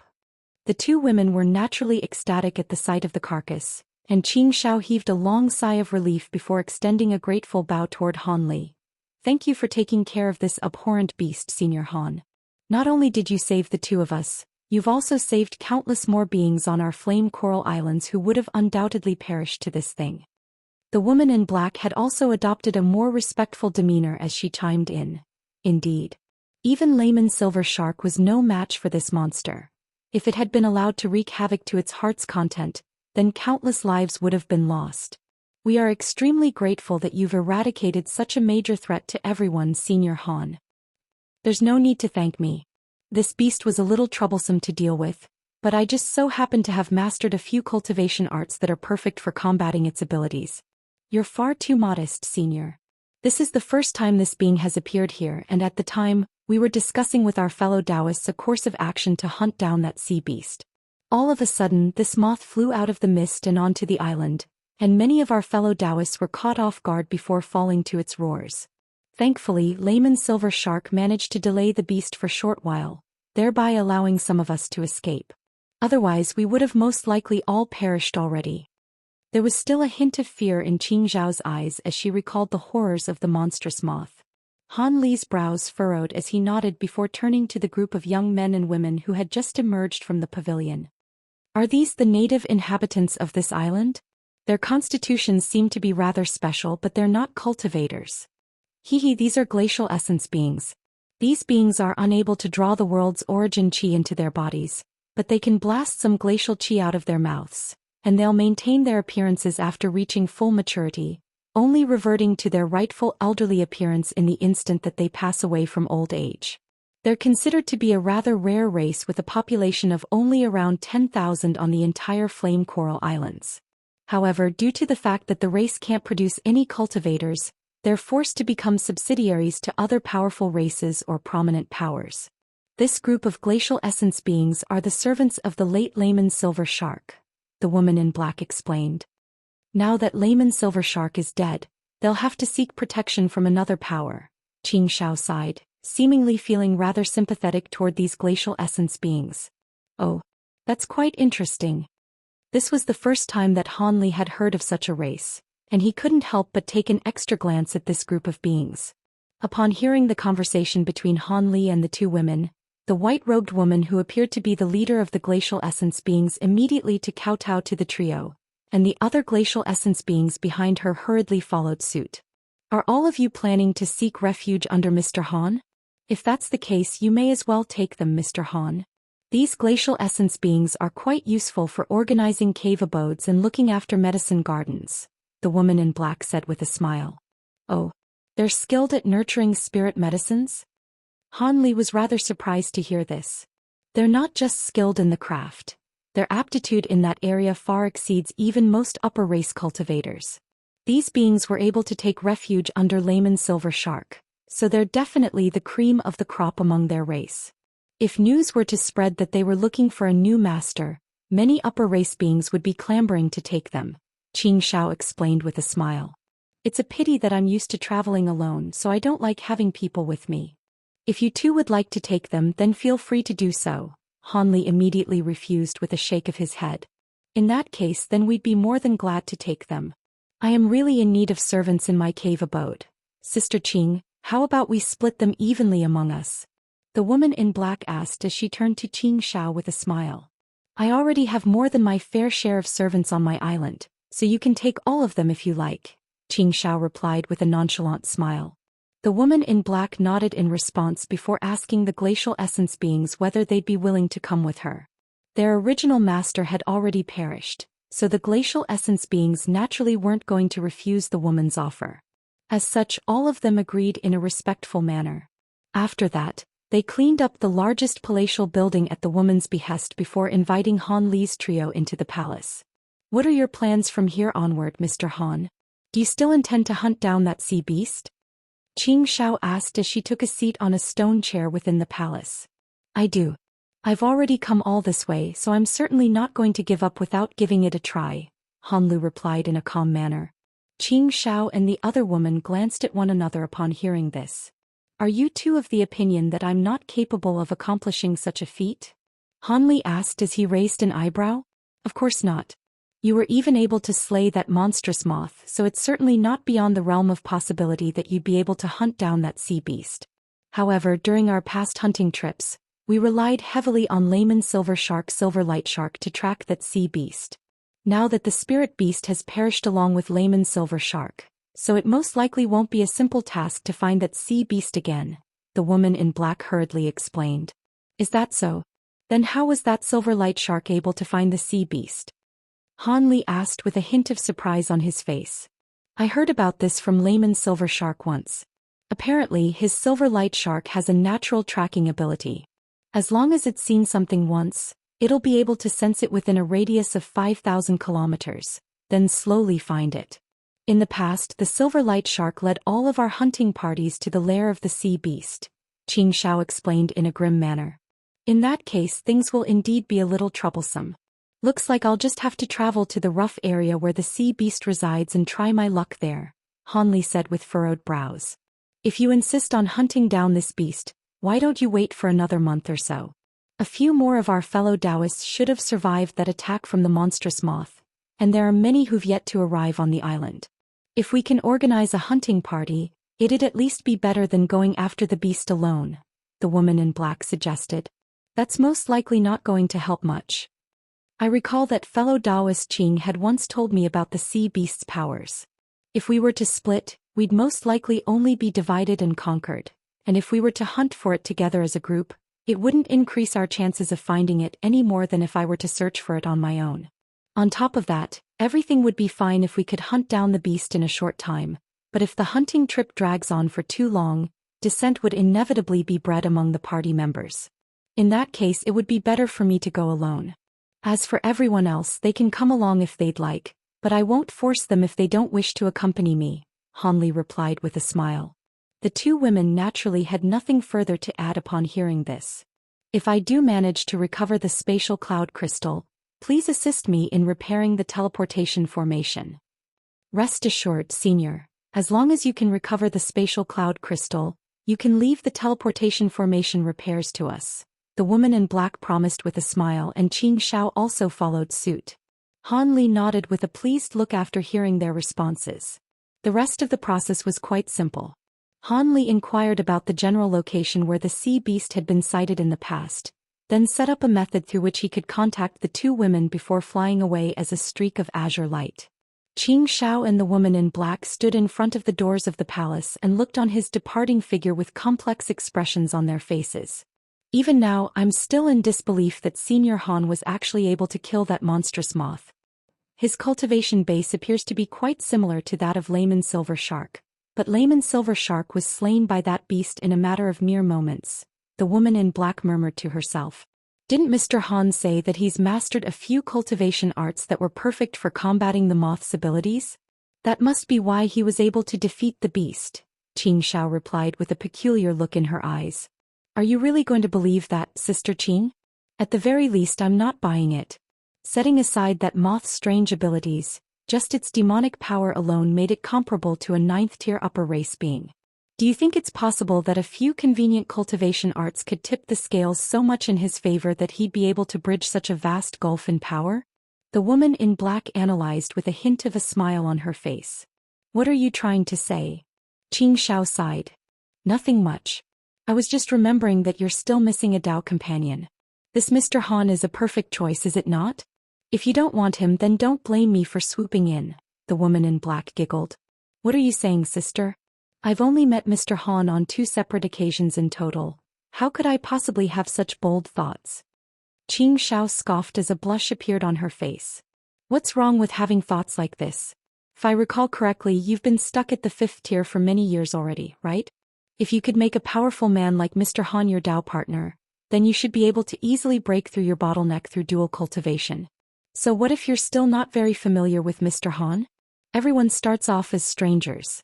As long as he doesn't leave this region, you'll have more chances to meet and interact with him. With your looks and talents, you can't tell me that he won't fall for you, the woman in black giggled with a teasing look in her eyes. Stop spouting nonsense, sister. Mr. Han has to return to his own continent sooner or later, so how could he possibly stay here for long? Besides, perhaps he already has a Dao companion. Xianxia finally managed to muster up a coherent response after forcibly recomposing herself. That's indeed an issue. However, that sea beast is extremely cunning and this region of the sea is extremely vast. Tracking it down and killing it will be no easy task. As long as he's unable to recover the spatial cloud crystal, he'll be forced to remain on Flame Coral Islands. In that case, what does it matter if Mr. Han already has a Dao companion or not? The woman in black replied with a nonchalant shake of her head. This time, Xianxia didn't say anything in response. She merely looked on toward the direction that Han Li had departed in and heaved a barely audible sigh. Over 2 months later, a streak of azure passed over a certain region of the ocean, flying along at low altitudes. All of a sudden, the streak of azure light swerved around before flying toward another direction at several times faster than its original speed, covering a distance of over 100 feet in the blink of an eye. As such, the monstrous fish that was trying to attack it chomped down onto empty air, but the fish whipped its tail through the turbulent waves to try and pounce toward it again. Right at this moment, a loud cry rang out from within the azure light, and several tens of azure threads shot forth in a flash before revolving around the fish. The massive sea beast was instantly sliced into countless pieces, and its remains plummeted from the sky amid a rain of rank green blood that stained the entire area of the nearby ocean. The streak of azure light then continued onward toward along its original route in an unhurried manner. Within the azure light, a young man who appeared to be in his 20s was standing motionlessly atop a massive azure sword with an indifferent expression on his face. He was none other than Han Li, who had already been searching for the whale-like sea beast in this region for over 10 days. Even though he hadn't been searching for his target for a long time, he was still struck by the feeling that he was searching for a needle in a haystack. During these past few days he had slain several similar insolent sea beasts that had attempted to attack him, but he'd found no leads indicating the whereabouts of the sea beast he was searching for.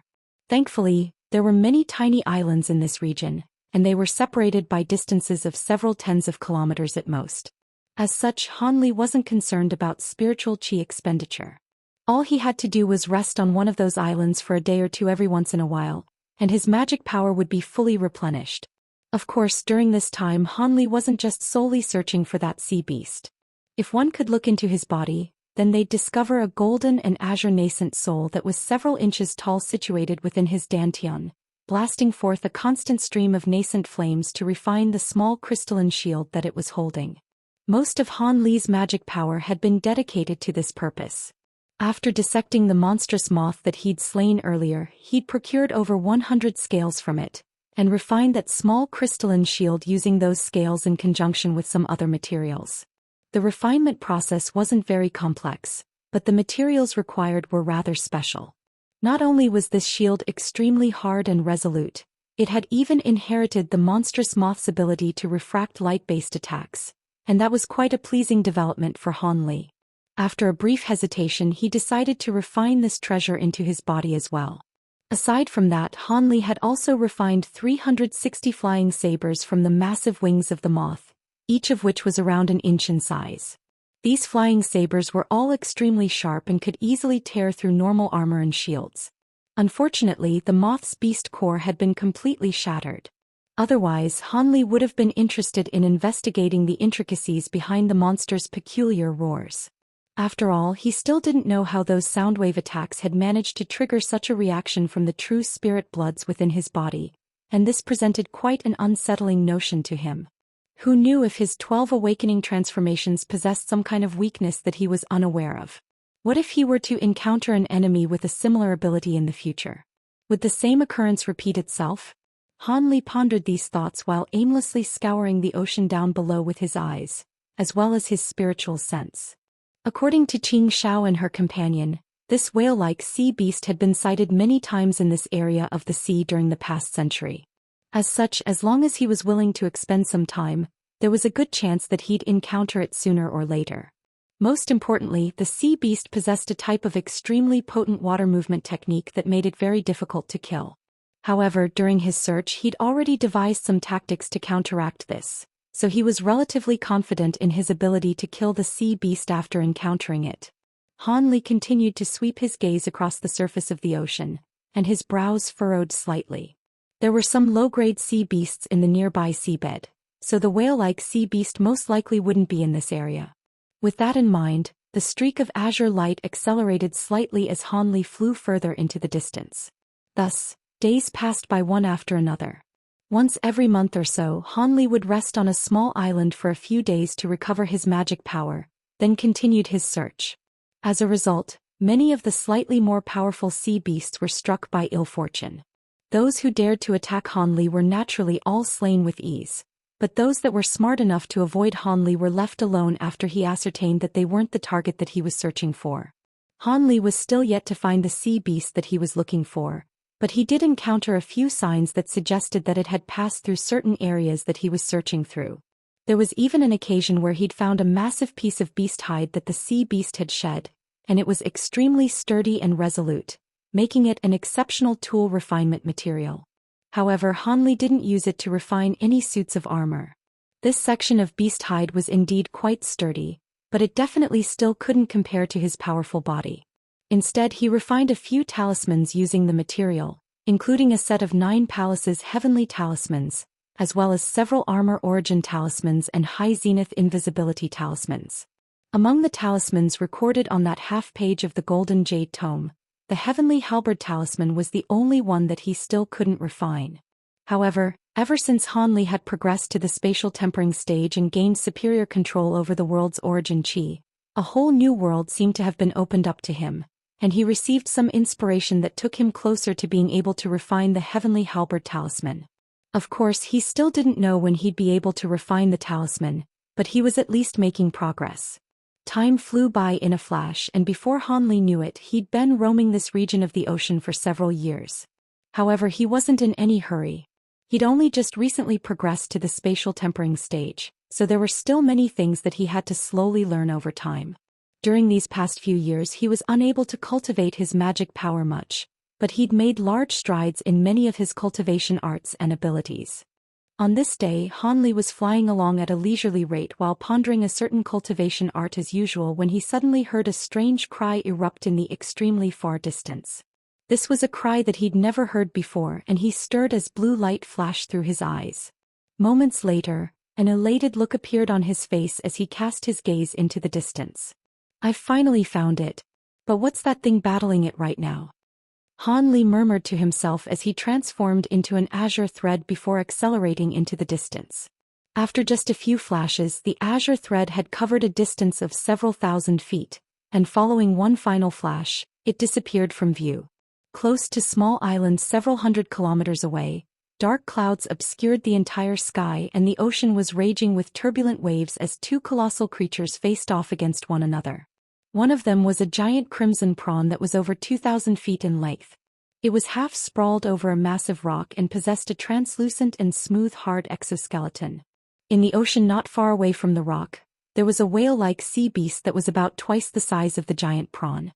The sea beast possessed an identical body and tail to those of a whale, but the only difference was that its entire head was covered in scales, and there were also golden horns and pair of long feelers protruding from its head, making it akin to the head of a wurm. The 2 giant beasts appraised one another with caution in their eyes, and the giant prawn was roaring incessantly. All of the dark clouds and turbulent waves in the nearby area had been conjured up by this massive beast. In contrast, the giant whale-like monster was merely floating along in a completely silent wraith-like manner. However, its eyes were fixed firmly on the giant crimson prawn, and there was a hint of greed flashing through its eyes. Even though the prawn was causing a massive commotion while the giant whale was quite silent and subdued in comparison, one could sense that the prawn was a lot more uneasy and was merely kicking up a ruckus in a futile attempt to intimidate its opponent.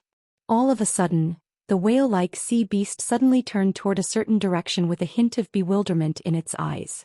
Moments later, spiritual light flashed in the distance in that direction, and a barely visible azure thread shot forth toward them at an incredible speed, making no effort to disguise or conceal itself in the process. Even the crimson prawn couldn't help but turn toward the azure thread with a wary look on its face. The azure light receded, and Hanli appeared in the air directly in between the 2 giant beasts in a wraith-like manner, then looked down at them expressionlessly. "There's no mistaking it. This is the beast I'm searching for. And there's also a bloodfire prawn here as well. I'm in luck." Hanli murmured to himself in an excited manner. Immediately thereafter he swept both sleeves through the air at once, and a clear cry rang out within one of his sleeves before several tens of small azure swords came flying out from within. The flying swords hurtled toward the whale-like sea beast, but suddenly disappeared into space mid-flight. Meanwhile, a black shadow emerged from within his other sleeve, and it swelled drastically in size to form a massive black mountain that came crashing down toward the bloodfire prawn. At the same time, Han Li made a hand seal, and brilliant golden light erupted from his body as he conjured up the golden projection with 3 heads and 6 arms. The projection's 6 arms swept through the air, and 6 pillars of golden light shot forth, 3 of which were aimed toward the prawn while the other 3 flashed toward the whale-like sea beast. Han Li had attacked both sea beasts at once, and he wasn't holding back in the slightest. After activating his Provenance True Devil Arts to its maximal extent, the speed at which the pillars of golden light was traveling through the air was downright incredible.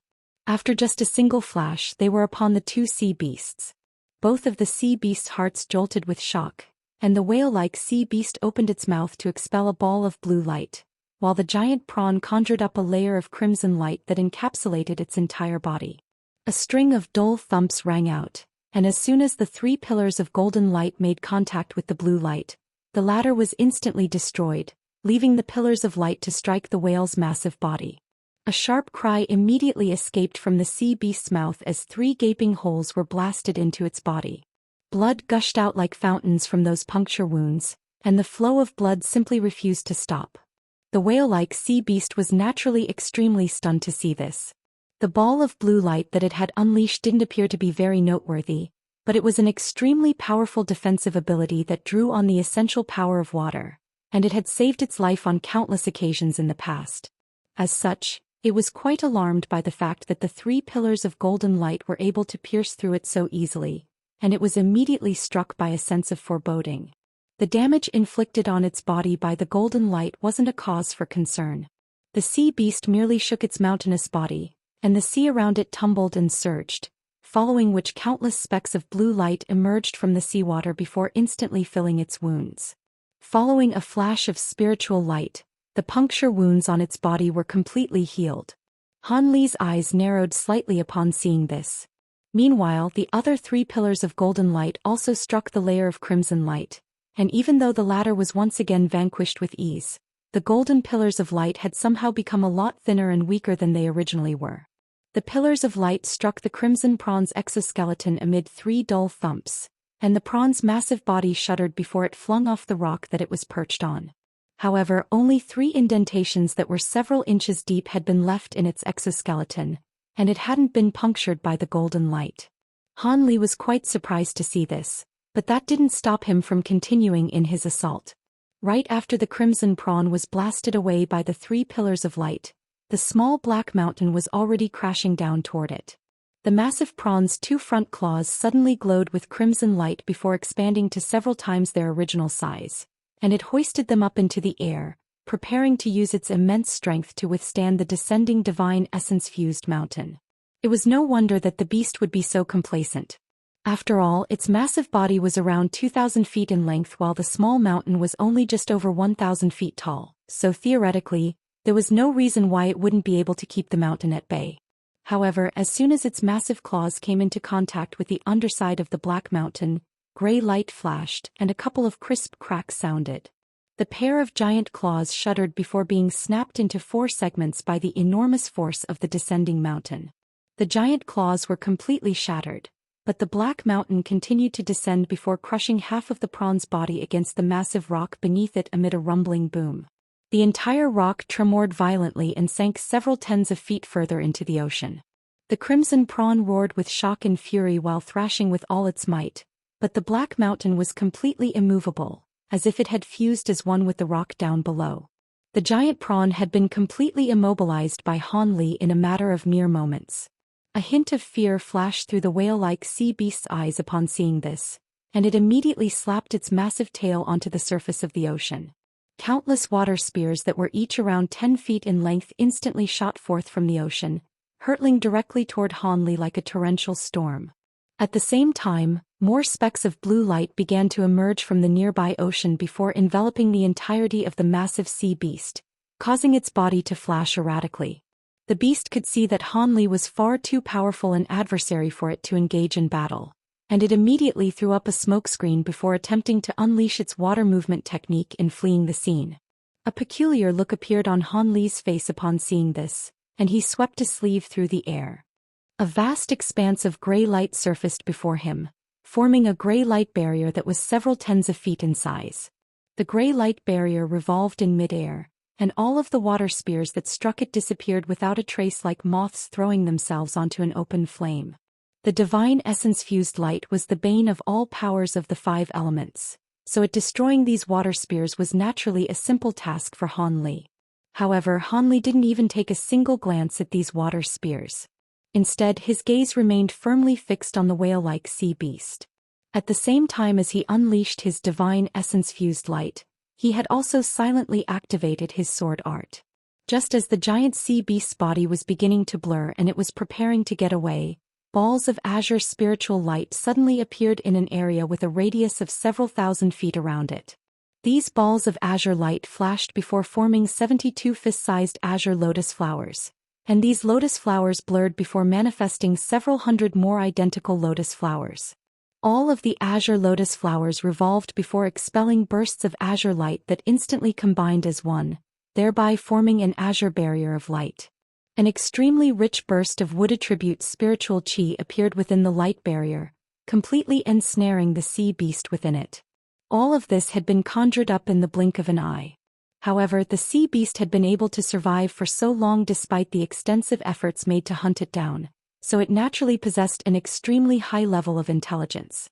As such, it immediately realized that it was in a dire situation, and the blue light around its body abruptly exploded to form a dazzling ball of spiritual light.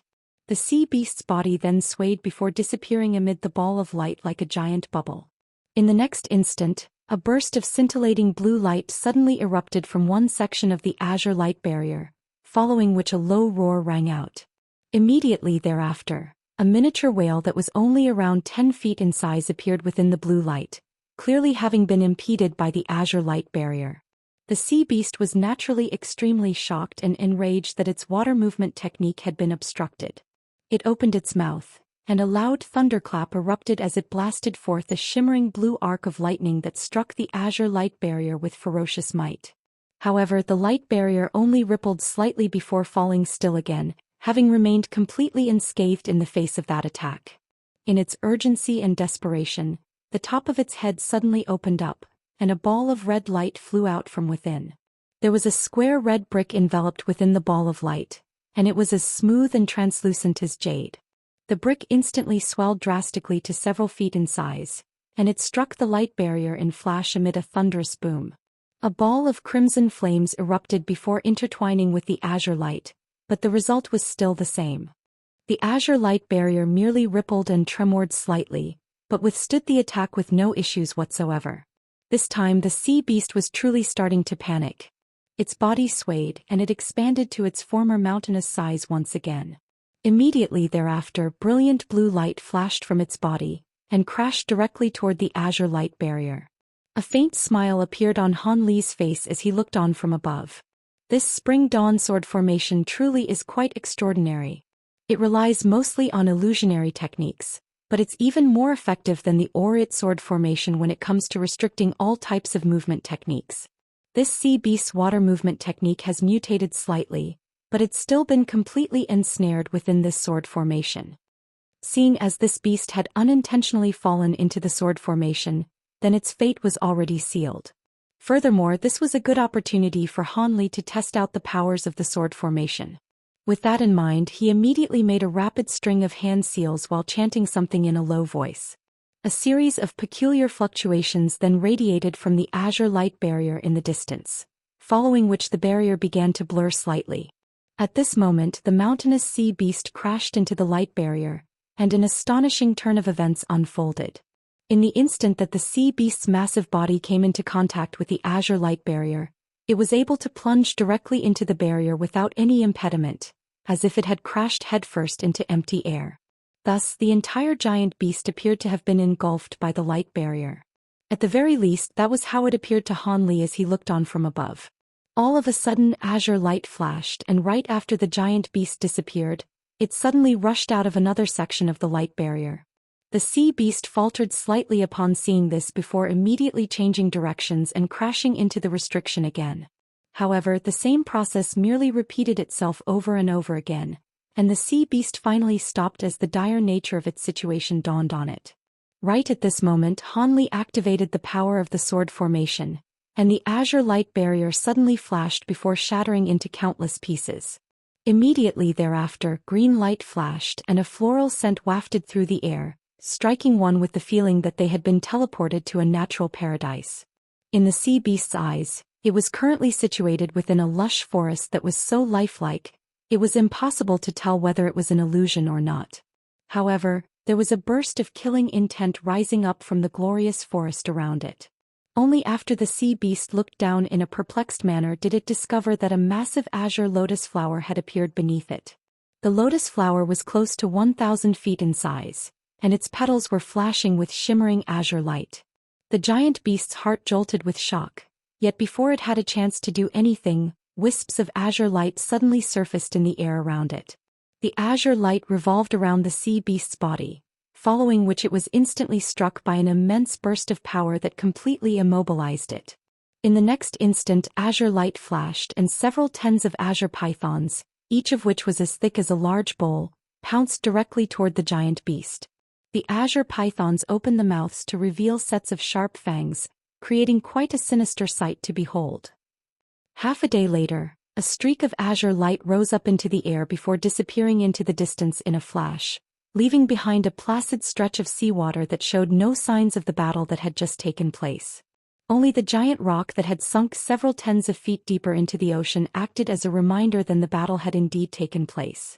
2 years later, a piece of monumental news spread through the entirety of the Flame Coral Islands.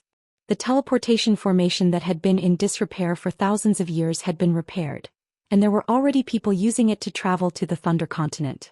All of the more powerful cultivators on the islands were ecstatic to hear this, and they all rushed toward the teleportation formation for a chance to travel to a land rife with cultivation opportunities. Han Li's eyelids fluttered open, and he took a moment to recover from his rush of dizziness before he assessed his surroundings. He was quite relieved to find himself situated within a hall that was over 1,000 feet in size, and there was not a single person to be seen in the nearby area. However, there was a faint white restriction flashing from the walls of the building, as well as a stone gate that was firmly shut. There was a stone pillar that was several tens of feet tall situated in each of the 4 corners of the hall, and there was an unidentifiable glowing rock embedded onto each of the pillars to illuminate the entire hall. Han Li looked down to find that he was standing atop a massive teleportation formation. Thus, he made his way out of the formation without any hesitation and strode directly toward the stone gate. He pushed the gate open to find that it was virtually completely weightless despite its hefty appearance, and he was immediately greeted by a set of lively and bustling scenes. Han Li was caught completely off guard and slightly startled by this development. Han Li hurriedly cast his gaze around him, and what he saw came as quite a surprise to him. He was situated at the edge of a massive plaza that was tens of thousands of feet in size. The plaza had been paved using some kind of white stone, and there were countless beings situated on top of it. Most of these beings were humanoid in nature and wearing different types of armor. Some of them had extraordinarily long rabbit-like ears, some had black fur all over their bodies, some were as tall and broad as massive apes, and some were completely encapsulated in suits of shimmering golden armor that made it impossible to glean their appearance. There were even some humanoid beings with serpentine lower bodies. These were clearly beings from the Naga race. The most common demographic among them was a type of green-skinned foreign beings. All of them wore suits of green armor and wielded shimmering red halberds. Despite the diversity in the species among these beings, one thing remained constant, and that was that all of them wore extremely concerned looks on their faces. There were some beings among them who were emanating magic power fluctuations, but most of them were at around the foundation establishment stage or the core formation stage. There were nascent soul stage and deity transformation stage beings among them as well, but those beings totaled only around 100. All of them were gathered in groups of varying sizes while discussing something, and Han Li quickly swept his spiritual sense throughout the plaza to discover a group consisting of 3 spatial tempering stage foreign beings, a discovery that came as quite a surprise to him. According to Qing Shao, he should have been teleported to a small city inhabited by several small races, and generally speaking, the most powerful beings here would normally only be a handful of deity transformation cultivators. Under normal circumstances, there would only be around 4,000 to 5,000 cultivators in the entire city, but at present, there were tens of thousands of cultivators gathered on this plaza alone, among which were several that were of the same cultivation base as him, so how could he not be surprised? Could it be that this green light city had undergone some kind of drastic transformation during the thousands of years that the teleportation formation had been in disrepair? Furthermore, his spiritual sense could detect faint restriction fluctuations over the entire plaza, and everyone standing on the ground with not even a single being rising up into the air, so there was clearly a flight restriction in place. Han Li took a deep breath before slowly making his way toward the bustling crowd. Just as Han Li was about to inquire someone about the situation, a dwarven spatial tempering stage foreign being with a disproportionately large and complete hairless head suddenly pulled out a wooden disc with a confused look on his face. The disc was flashing with specks of spiritual light, and there were some unfamiliar runes hovering over its surface. "What is it, Brother Yuan?" a nearby green-skinned foreign being asked. "An upper race being of the upper 3 tiers has suddenly appeared here. If I recall correctly, all of the teleportation formations in the city have been cut off by the Jiaoqi race. How could anyone have possibly been able to teleport here?" The big-headed being mused with a perplexed look on his face. "Is that so? Could it be that the Jiaoqi race became complacent and neglected to cut off a certain teleportation formation? In that case, let's find that being and ask them about this," the green-skinned being said with an elated look on his face. "That's impossible. I inspected all of the teleportation formations in person a few days, and none of them are functioning." The big-headed being shook his head as he stared at the wooden disc in his hand. "Let's hurry up and find that being so we can get some answers from them. Brother Yuan, you should be able to easily track down this being using your spirit light disc, right?" A being enshrouded under fiery red light suddenly interjected. "Hee, that being has just appeared and they're currently on this very plaza. I've already used the restriction to track them down." The big-headed being pointed toward Han Li as he spoke. The other 2 beings naturally turned toward the same direction. There were many people on this plaza and Han Li had used a secret technique to conceal his cultivation base, but he still stuck out like a sore thumb amid the group of low-grade beings around him, so the trio of spatial tempering stage beings were immediately able to find him. Han Li could sense those beings looking at him and he also cast his gaze toward them. At the same time, a hint of surprise appeared in his eyes at how they were able to find him so quickly. However, after a brief hesitation, he voluntarily made his way over to those 3 beings. Moments later, he had arrived before the group of spatial tempering stage beings. "You must be new here in Greenlight City, right, fellow Daoist? May I ask you name?" The big-headed being asked in a calm manner as spiritual light flashed from his hand, following which the wooden disc abruptly disappeared. "My surname is Han and I've indeed just arrived in this city. What's going on here? Are you all going to war?" Han Li asked in an indifferent manner. "It's a pleasure to make your acquaintance, fellow Daoist Han. You must have teleported here from a very faraway place, right? Otherwise, there's no way that you'd be unaware of the feud between our 13 heavenly cloud races and the Jiaoqi race," the big-headed being said with a peculiar look on his face. "The Jiaoqi race?" Han Li's expression changed drastically upon hearing this. This race was one of the top 10 most powerful races in the entire spirit realm. "We'll fill you in on everything else later, Brother Han. For now, please tell us how you were able to teleport to Green Light City. All of the teleportation formations should have been cut off by the Jiaoqi race already," the green-skinned being asked. "I teleported here from the other side of the ocean," Han Li replied in a truthful manner. "The other side of the ocean? Are there such teleportation formations that lead to a small city like this one?" The being enshrouded under red light exclaimed in a surprised manner. "There are indeed 2 such formations, but they'd been destroyed many years ago. Which teleportation formation did you use to get here, fellow Daoist Han?" A hint of surprise also appeared in the big-headed being's eyes. Countless thoughts were racing through Han Li's mind, but he merely gave a simple and concise response. "The Flame Coral Islands. If I recall correctly, that teleportation formation had been destroyed thousands of years ago.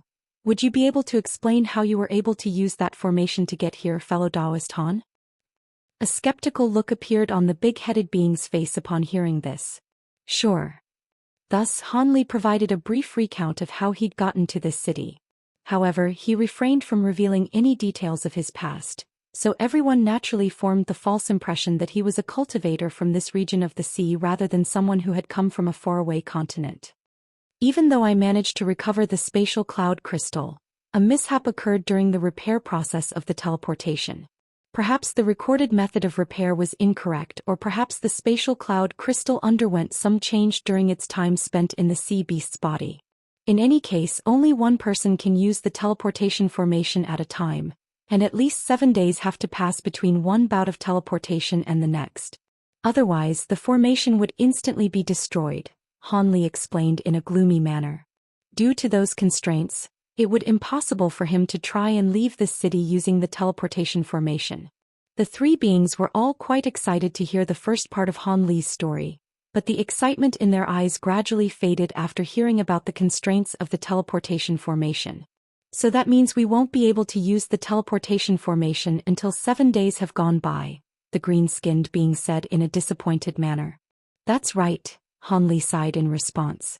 The three foreign beings glanced at one another before the big-headed being said, "It's not that we don't trust you, fellow Daoist Han, but this is an extremely important matter, so we'll have to verify your claims for ourselves. You don't mind, do you, Brother Han?" "Of course no," Han Li replied with a smile. "Brother Hong, you stay here for now. The two of us will go and assess that teleportation formation," the big-headed being said in a solemn manner to the being enshrouded under red light. "All right." The being enshrouded under red light hesitated momentarily, but nodded in agreement in the end. Thus, his two companions were led toward the edge of the plaza by Han Li. Moments later, the three of them arrived back at the hall that Han Li had first emerged from. The green-skinned being swept his spiritual sense through the hall before remarking, "I can sense faint residual traces of spatial fluctuations, so someone has indeed just used the teleportation formation here." Meanwhile, the big-headed being made his way into the teleportation formation and carefully inspected it before making a hand seal to cast a burst of green light onto the formation. A buzzing sound instantly rang out from the teleportation formation, and a layer of faint white light also appeared. The green-skinned being's eyes immediately widened with elation upon seeing this. However, the buzzing sound suddenly cut off in the next instant, and the white spiritual light also fizzed out as the teleportation formation fell completely silent again. "No good. The formation on the other side is very unstable and has already been closed," the big-headed being said as a grim look appeared on his face. The same expression also surfaced in the green-skinned being's eyes. "Is the situation in the city really that dire? Would you two be able to tell me about the situation concerning the Jiaoqi race?" Han Li asked in a calm voice. "What more needs to be said? As you saw, tens of thousands of cultivators have gathered at this small city, and most of them fled to this city from the nearby region so they could use the teleportation formations here to make their escape. However, the Jiaoqi race acted extremely quickly, and all of the teleportation formations connecting this city to other cities have been disabled. Either those cities have already been conquered or all of the teleportation formations in this city have been cut off by the Jiaoqi race. Seeing as you were able to arrive in this city, the former is the likeliest of the two scenarios. The initial forces of the Jiaoqi race have already arrived at the city, and they're awaiting the arrival of the main army. We've gathered everyone here and are planning to abandon the city so we can get away from here before it's too late. However, it's yet to be seen whether we'd even be able to escape from this place. At the very least, they definitely wouldn't allow high-grade beings like us to escape without a fight," the big-headed being explained with a wry smile on his face. Han Li's expression immediately darkened upon hearing this. Right at this moment, a dull rumbling thump suddenly erupted from the outside the stone gate, following which the layer of white spiritual light surfaced along the walls. The spiritual light flashed sporadically, and the ground tremored violently as if the entire building were about to collapse. What's going on? These tremors naturally couldn't harm these three spatial tempering stage beings in any way, but they were all still quite alarmed by this sudden development. The green-skinned being exchanged a glance with the big-headed being before both of them rushed out of the hall in unison. One of them transformed into a streak of azure light that flew out of the building while the other merely blurred before disappearing on the spot. Even though there was a flight restriction imposed on the entire plaza, beings of their cultivation base could naturally still fly if they wanted to. Doing so would only expend more magic power than normal. Han Li didn't waste any time either.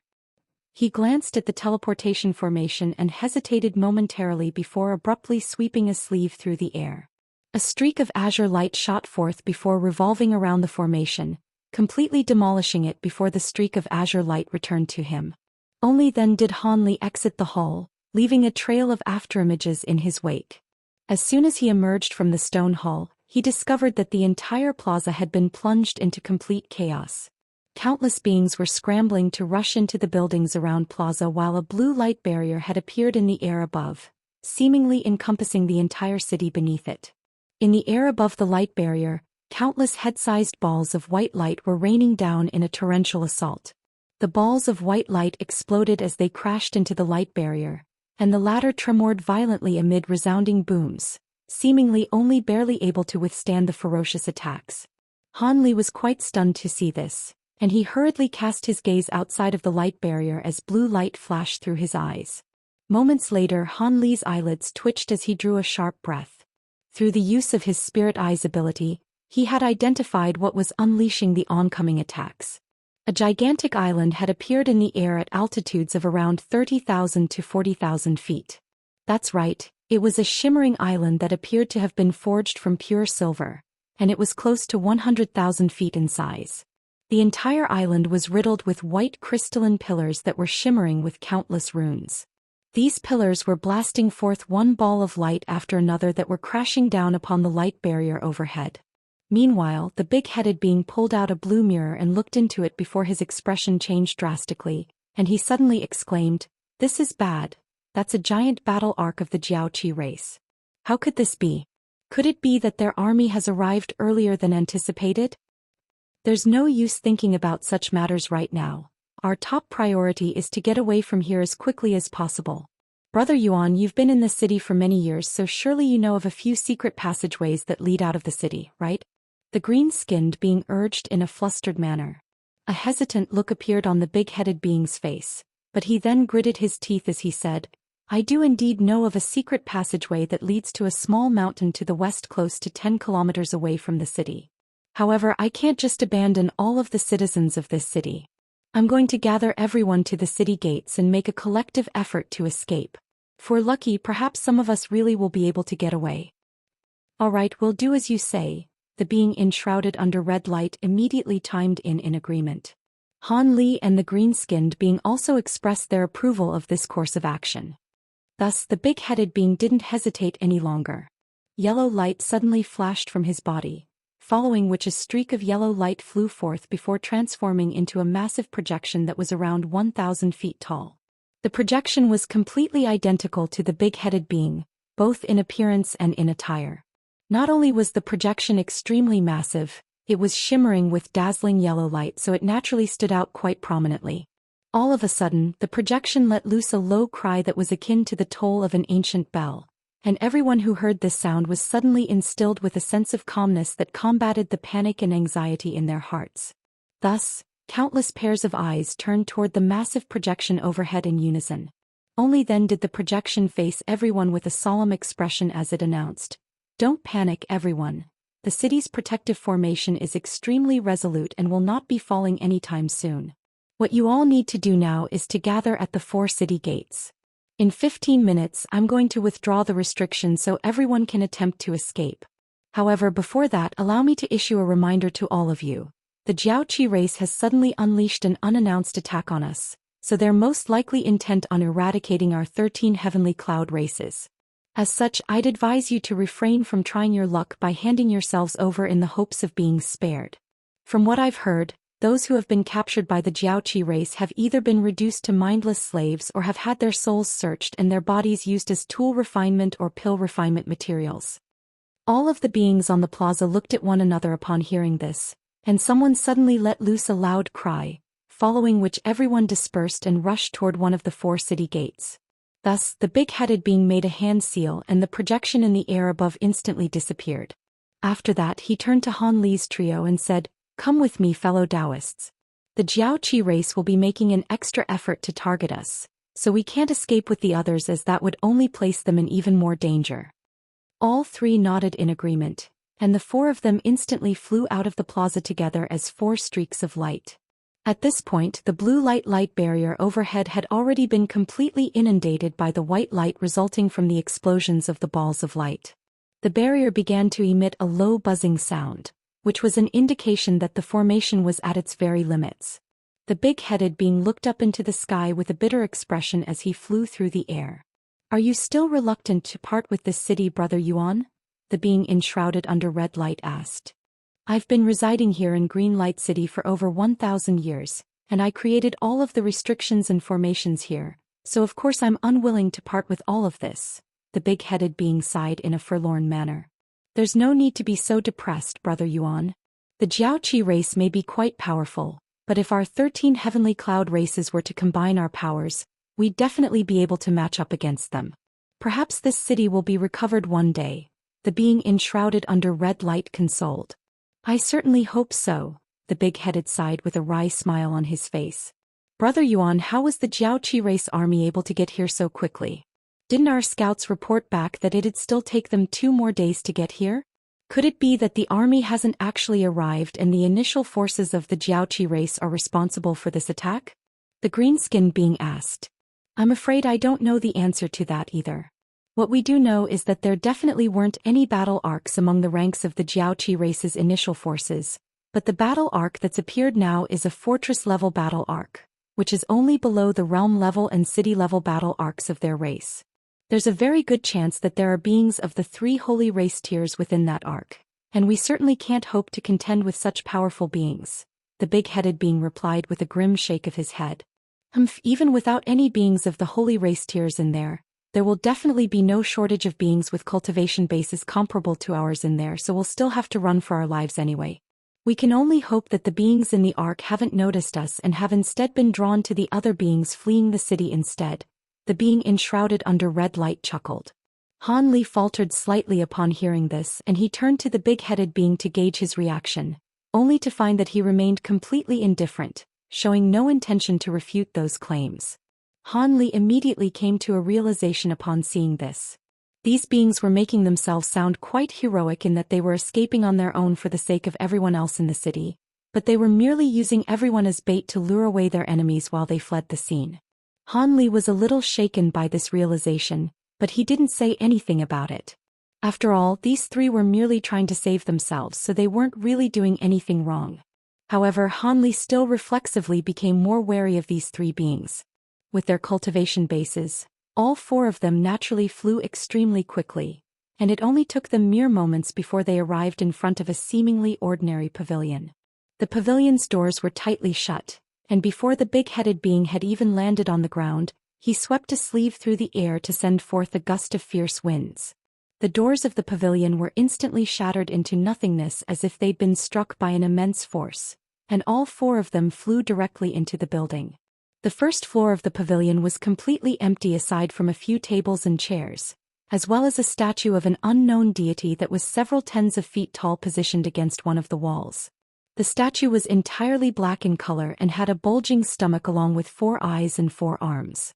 It was seated in a cross-legged manner, and its legs were disproportionately thin and frail compared to its massive stomach, thereby creating a rather peculiar sight to behold.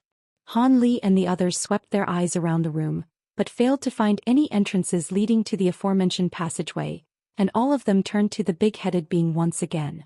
The big-headed being disregarded everyone's inquisitive expressions as he made his way over to the black statue. He opened his mouth and a round yellow gem shot forth from within, then disappeared into the statue's head in a flash. A burst of piercing light flashed, following which a series of ripples proliferated over the surface of the statue. All of a sudden, yellow light flashed from the statue's 4 eyes, and it suddenly rose to its feet. Han Li and the others were quite stunned to discover that this statue was actually a puppet. As the big-headed being made a series of hand seals, an even more astonishing turn of events unfolded. The puppet waved its 4 arms through the air, and its body expanded to about twice its original size amid a flash of brilliant yellow light. Its massive stature took up virtually the entire space on the first floor of the pavilion, and it patted all 4 of its arms onto its stomach at once. Spiritual light flashed and a peculiar rune surfaced on its belly. A crisp crack then rang out as a small entrance suddenly appeared on its stomach, beyond which was a space that was several tens of feet in size. There was a small teleportation formation around 10 feet or so in size situated on the ground within that space, and the big-headed being rushed into the puppet's stomach without any hesitation before standing atop the teleportation formation. Fellow Daoists, this formation leads straight into the secret passageway. I'll be going ahead first. The big-headed being smiled before casting an incantation seal onto the teleportation formation. White light flashed from the formation, and the big-headed being abruptly disappeared, leaving behind only the deity statue in his wake. Brother Yuan sure is resourceful to have installed a teleportation formation inside this puppet of his. The green-skinned being chuckled before also striding into the puppet's stomach, and he also cast an incantation seal onto the teleportation formation before abruptly vanishing on the spot. You can go before me, Brother Han, the being enshrouded in red light offered. Han Li was rather surprised by this gesture, but his expression remained unchanged as he nodded and strode forward.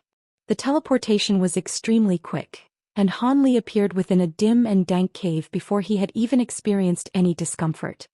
He looked around to find that this was only a small cave just over 100 feet in size, but there was a glowing crystal hanging from the roof of the cave that illuminated his surroundings. On one face of the cave was a square entrance to a passageway that was around 10 feet tall.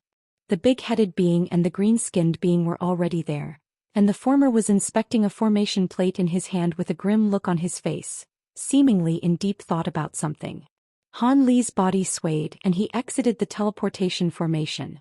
Moments later, white light flashed within the formation once again, and the being enshrouded under red light also appeared. Seeing as everyone was present, the big-headed being raised his head with a smile and was just about to say something, when a dull rumbling erupted around them from all directions, and the entire cave began to tremor slightly. Everyone's expressions immediately changed slightly in response to this alarming development. Let's hurry up and get out of here. The city's protective barrier won't last much longer, the green-skinned being urged. All right, I'll lift the restrictions on the city gates so everyone else can flee first. The big-headed being nodded with a solemn expression before tossing the formation plate in his hand into the air before making a rapid series of hand seals. Incantation seals of different colors disappeared into the formation plate in quick succession, following which the plate suddenly exploded amid a dull thump. Han Li's trio were all quite taken aback by this.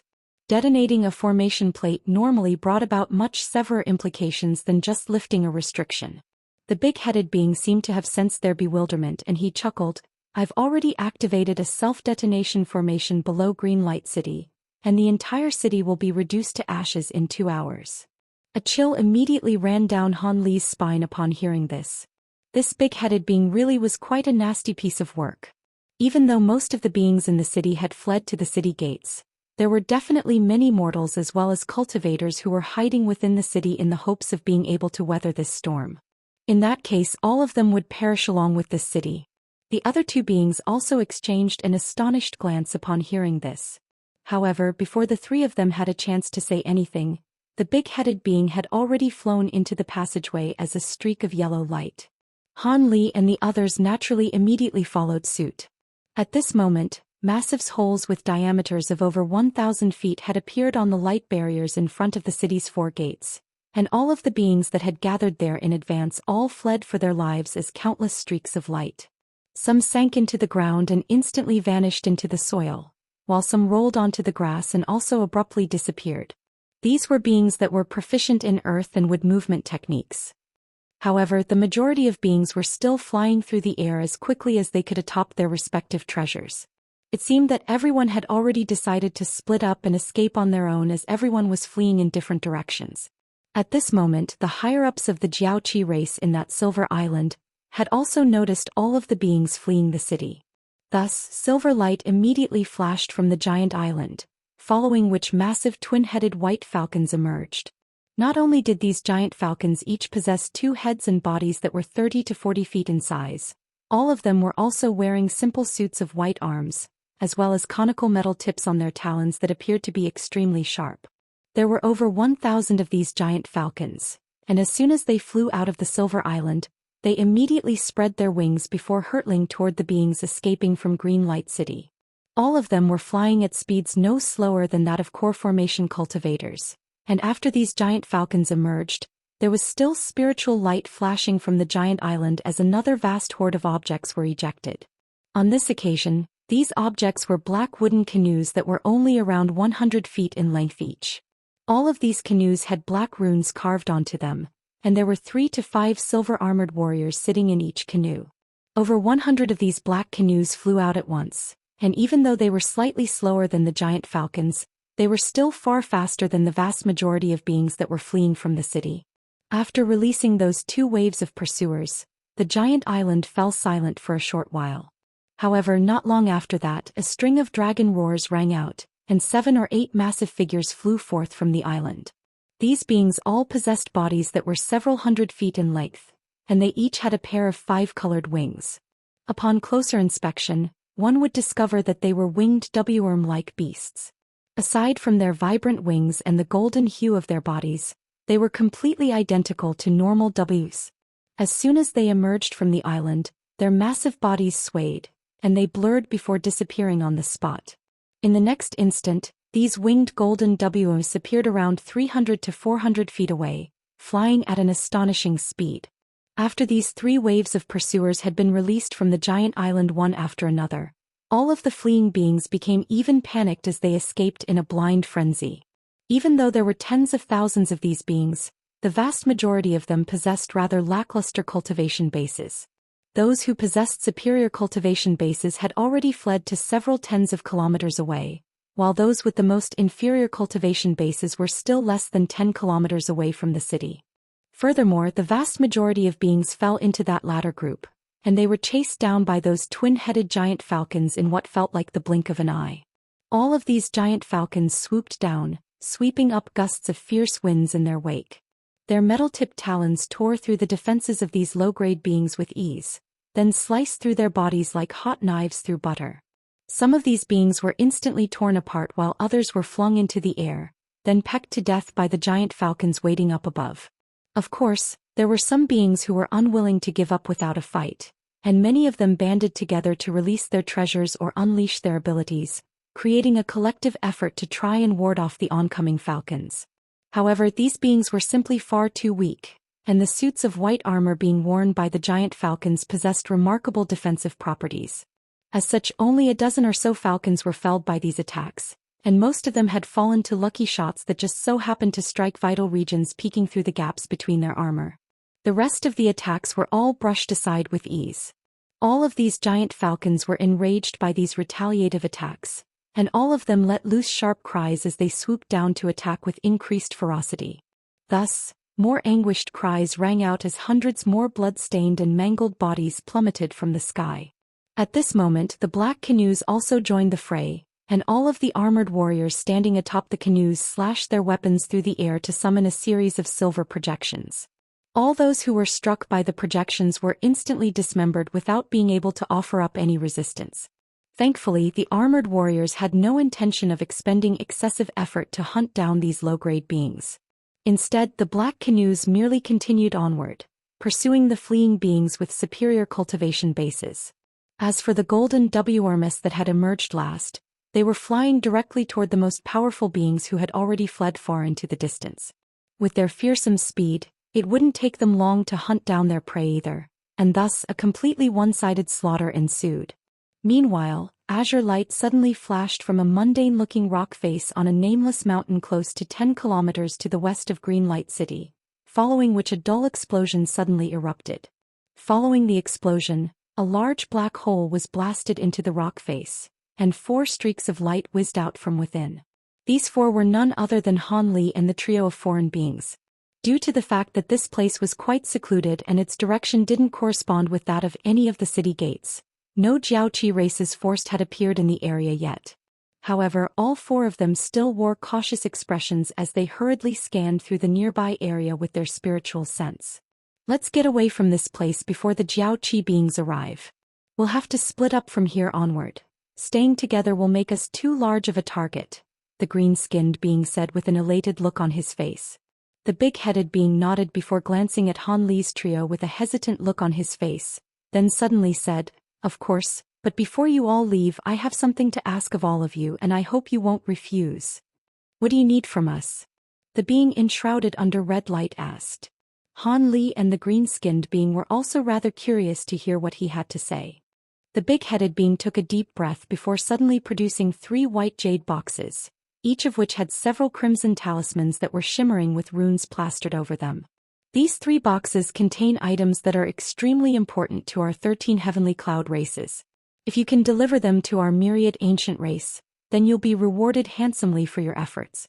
However, if you get hunted down by the Jiaoqi race, then it'd be best for you to immediately destroy the boxes before you're captured. Otherwise, if you're caught in possession of these items, the Jiaoqi race will definitely torture you for information. The big-headed being flicked his wrist as he spoke, and the 3 jade boxes were immediately sent flying toward Han Li's trio. Everyone caught the jade boxes flying toward them, and the being enshrouded under red light inspected his jade box with a hesitant look as he asked, "What items are in these boxes for you to hold them in such high regard, Brother Yuan?" "Forgive me, but that's not something I can tell you. However, I can guarantee you that you can exchange those items for a sentient puppet or other treasure of the same value from the elders of our myriad ancient race," the big-headed being replied with a solemn look on his face. "What? A sentient puppet?" the green-skinned being exclaimed with shock in his eyes. Only Han Li's expression remained unchanged as this was the first time he'd heard of such a thing. A skeptical look flashed through the eyes of the being enshrouded under red light as he said, "Are you serious, Brother Yuan? If this item can be exchanged for such an extraordinary treasure, then can I ask for a myriad wonder pill instead?" The big-headed being hesitated momentarily before replying, "Myriad wonder pills are even rarer than sentient puppets, so I can't guarantee that the elders would be willing to agree to such an exchange, but there's a good chance that they will." Rather than being discouraged by this more reserved response, the green-skinned being found his words to be more plausible instead. Thus, his fingers reflexively tightened around the jade box in his hands, and he stared at the box with an intense look in its eyes. Meanwhile, Han Li was attempting to assess the contents of the box using his spiritual sense, only for his attempts to be thwarted by some kind of restrictive power. It appeared that the talismans plastered onto the boxes were restriction talismans capable of keeping out one's spiritual sense. "I'd advise you not to open the boxes. Otherwise, if any mishaps occur, don't blame me for not warning you beforehand." The big-headed being seemed to have read everyone's minds, and he immediately issued a stern warning. "Humph, are you telling that there's something inside these boxes that can harm us?" the green-skinned being harumphed in a skeptical manner. "The items in the boxes are extremely important to our 13 heavenly cloud races, so there were naturally more restrictions placed on them than just a few talismans. Of course, if you can escape from the Jiaoqi race and are confident in your ability to eradicate the restrictions that I've set, then you can certainly try to open the boxes." The big-headed being chuckled with a dark expression on his face. "How can you guarantee that the elders of your race will actually exchange the items in these boxes for valuable treasures? What if they take these boxes and refuse to give us anything in return?" Han Li asked in a calm voice. The big-headed being's brows furrowed slightly upon hearing this question, and only after a long while did he begrudgingly reply, "If you don't trust our myriad ancient race, then you can give the jade box to any race among the 13 heavenly cloud races. They should be willing to offer you handsome rewards for them as well. However, I must remind you that those items are nowhere near as important to the other races than to our myriad ancient race, so the rewards you'll receive also won't be anywhere near as bountiful. At the very least, you can completely forget about things like myriad wonder pills." The green-skinned beings and the being enshrouded under red light both fell into deep thought upon hearing this. Han Li stroked his chin and also became quite interested in the items within the boxes. "If these items are so important, then why don't you take them back to your race yourself rather than entrusting them to us, Brother Yuan?" the being enshrouded under red light asked. "I'd only just received these items not long ago myself, and Jiaoqi race suddenly sent their forces to attack Green Light City. Keeping in mind the fact that Green Light City is by no means a major city, so theoretically, it shouldn't have come under attack so quickly. I'm concerned that the Jiaoqi race may have somehow been alerted to the fact that I'm in possession of these treasures, so it would be far too risky for me to take them back to my race on my own," the big-headed being explained in a truthful manner. "You're saying the Jiaoqi race deployed their army for the items in these boxes?" The green-skinned being drew a sharp breath as an incredulous look appeared on his face. Han Li was also quite stunned by this notion. "I'm only guessing that to be true, but it may not actually be the case. As such, I'm only entrusting these items to you 3 as a safety precaution," the big-headed being replied. Alright, in that case I'll take this item for now. The being enshrouded under red light made up his mind first, and white light flashed from his hand, following which the jade box vanished. The green-skinned being seemed to be grappling with some kind of internal conflict, but he also decided to accept this task in the end. Thus he opened his mouth and a long translucent green tongue reached out from within before drawing the jade box into his stomach. As a result, Han Li was the only one among the three who hadn't made his decision. Do you still have some doubts, Brother Han? The big-headed being turned to Han Li with a hint of surprise in his eyes. Fellow Daoist Yuan, you do realize that you're handing over such an important item to a complete stranger, right? Aren't you afraid that you'll be entrusting this item into the wrong hands? Han Li asked with a hint of a smile on his face. I haven't been able to identify what kind of being you are as of yet, but I can be sure of the fact that you're definitely no Jiaoqi being. I've already deduced that it would be far too much of a risk for me to continue carrying these items, so entrusting it to you is clearly a better option, the big-headed being replied with a smile. A series of thoughts raced rapidly through Han Li's mind before he finally nodded and agreed. All right, seeing as you've placed your trust in me and led us through your secret passageway, then I'll lend you my assistance. He swept a hand over the jade box and it was stowed away into his storage bracelet. He didn't know what this sentient puppet and myriad wonder pill were, but for these spatial tempering stage beings to hold them in such high regard clearly indicated that they were extremely rare treasures. For the 13 heavenly cloud races to be willing to offer such precious treasures for these boxes suggested that the items they contained were even superior in value. Now that such a precious item was being handed to him, he certainly wasn't going to refuse it. In any case, judging from the conversation held between the three beings earlier, it was rather unlikely that they would be pursued by beings of the body integration stage or above, so he should be able to take care of any enemies that tried to hunt him down. As for whether he was actually going to take this item to the 13 heavenly cloud races, that was yet to be seen. The big-headed being was quite elated to see Han Li stow away his jade box and he said, "All right, seeing as all three of you have agreed, then let's go our separate ways now. Those Jiaoqi beings are most likely hunting down all of the other beings in the city at the moment, so this is the ideal opportunity for us to get away. I'll be taking my leave first." After that, he quickly surveyed his surroundings before suddenly tossing out a black metallic spinning top-like object. The object was only around a foot in size, but it abruptly swelled to 30 to 40 feet after the big-headed being cast an incantation seal onto it. The big-headed being then disappeared into the black top as a streak of yellow light before a thought suddenly occurred to him, and he said, "By the way, from what I've heard, all of the elders of our 13 races have gathered in Cloud City in order to combat the assault from the Jiaoqi race. Even the grand elders of a few races, including our myriad ancient race, have gathered at the city, so I hope to see all of you there in a few months." Han Li's trio stirred upon hearing this, and a contemplative look appeared on Han Li's face. He seemed to have heard Qing Shao mention this Cloud City before, but he couldn't remember the specific details off the top of his head. In any case, that didn't really matter as he had a map of the nearby area anyway. Even though it was a map from thousands of years ago, this was the cultivation world, so not much would have changed during that time. After that, the massive black top twirled in the air before transforming into a black cone of light that burrowed into the ground, vanishing without a trace. "Take care of yourselves, fellow Daoists. I'll be taking my leave as well." The green-skinned being seemed to be quite wary of the Jiaoqi race army, and he cupped his fist in a farewell salute almost as soon as the big-headed being departed. Immediately thereafter his body blurred and became completely transparent along with his clothes. Within moments he had disappeared into thin air. Han Li was quite startled by this development, and a blue light flashed through his eyes as he instinctively attempted to track down the green-skinned being. In the end he was only able to barely catch sight of a virtually invisible humanoid figure flying away into the distance. That's a concealment secret technique unique to the dark green race. Only cultivators with a cultivation base significantly superior to his or using special abilities will be able to detect his presence after he unleashes that secret technique. The only downside is that while using his ability, his speed is significantly hampered. The being enshrouded under red light chuckled as he caught sight of Han Li's intrigued expression. "Oh, I see," Han Li replied in an indifferent manner.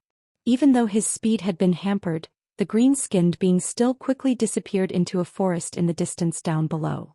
"Are you planning to leave as well, Brother Han?" Before that I have a suggestion. Would you like to hear it? The being enshrouded under red light suddenly asked. What is it? Han Li asked with a hint of surprise in his eyes. You're not from the 13 heavenly cloud races, right? In that case, why take the risk to act as their errand boy? Why don't you give me what Brother Yuan just entrusted to you? The foreign being suggested in a calm manner. You want that jade box? A peculiar look appeared on Han Li's face as his eyes narrowed slightly. Indeed, I'm very interested in the item in the jade box. It makes no difference to me whether I deliver 1 box or 2 boxes to the heavenly cloud races, so why don't you allow me to do the honors in your stead? The foreign being's voice took on a slightly sinister tone as he spoke. What if I were to say no? Han Li asked in an unflustered manner. I'm sure you wouldn't be so foolish, fellow Daoist. What use would that treasures be to you if you were to perish here? The being enshrouded under red light chuckled. Are you going to attack me here?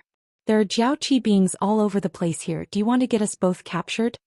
A frosty look appeared on Han Li's face. The foreign being's brows furrowed slightly upon hearing this, but he then suddenly flipped a hand over to produce a small translucent vial before offering it to Han Li for inspection.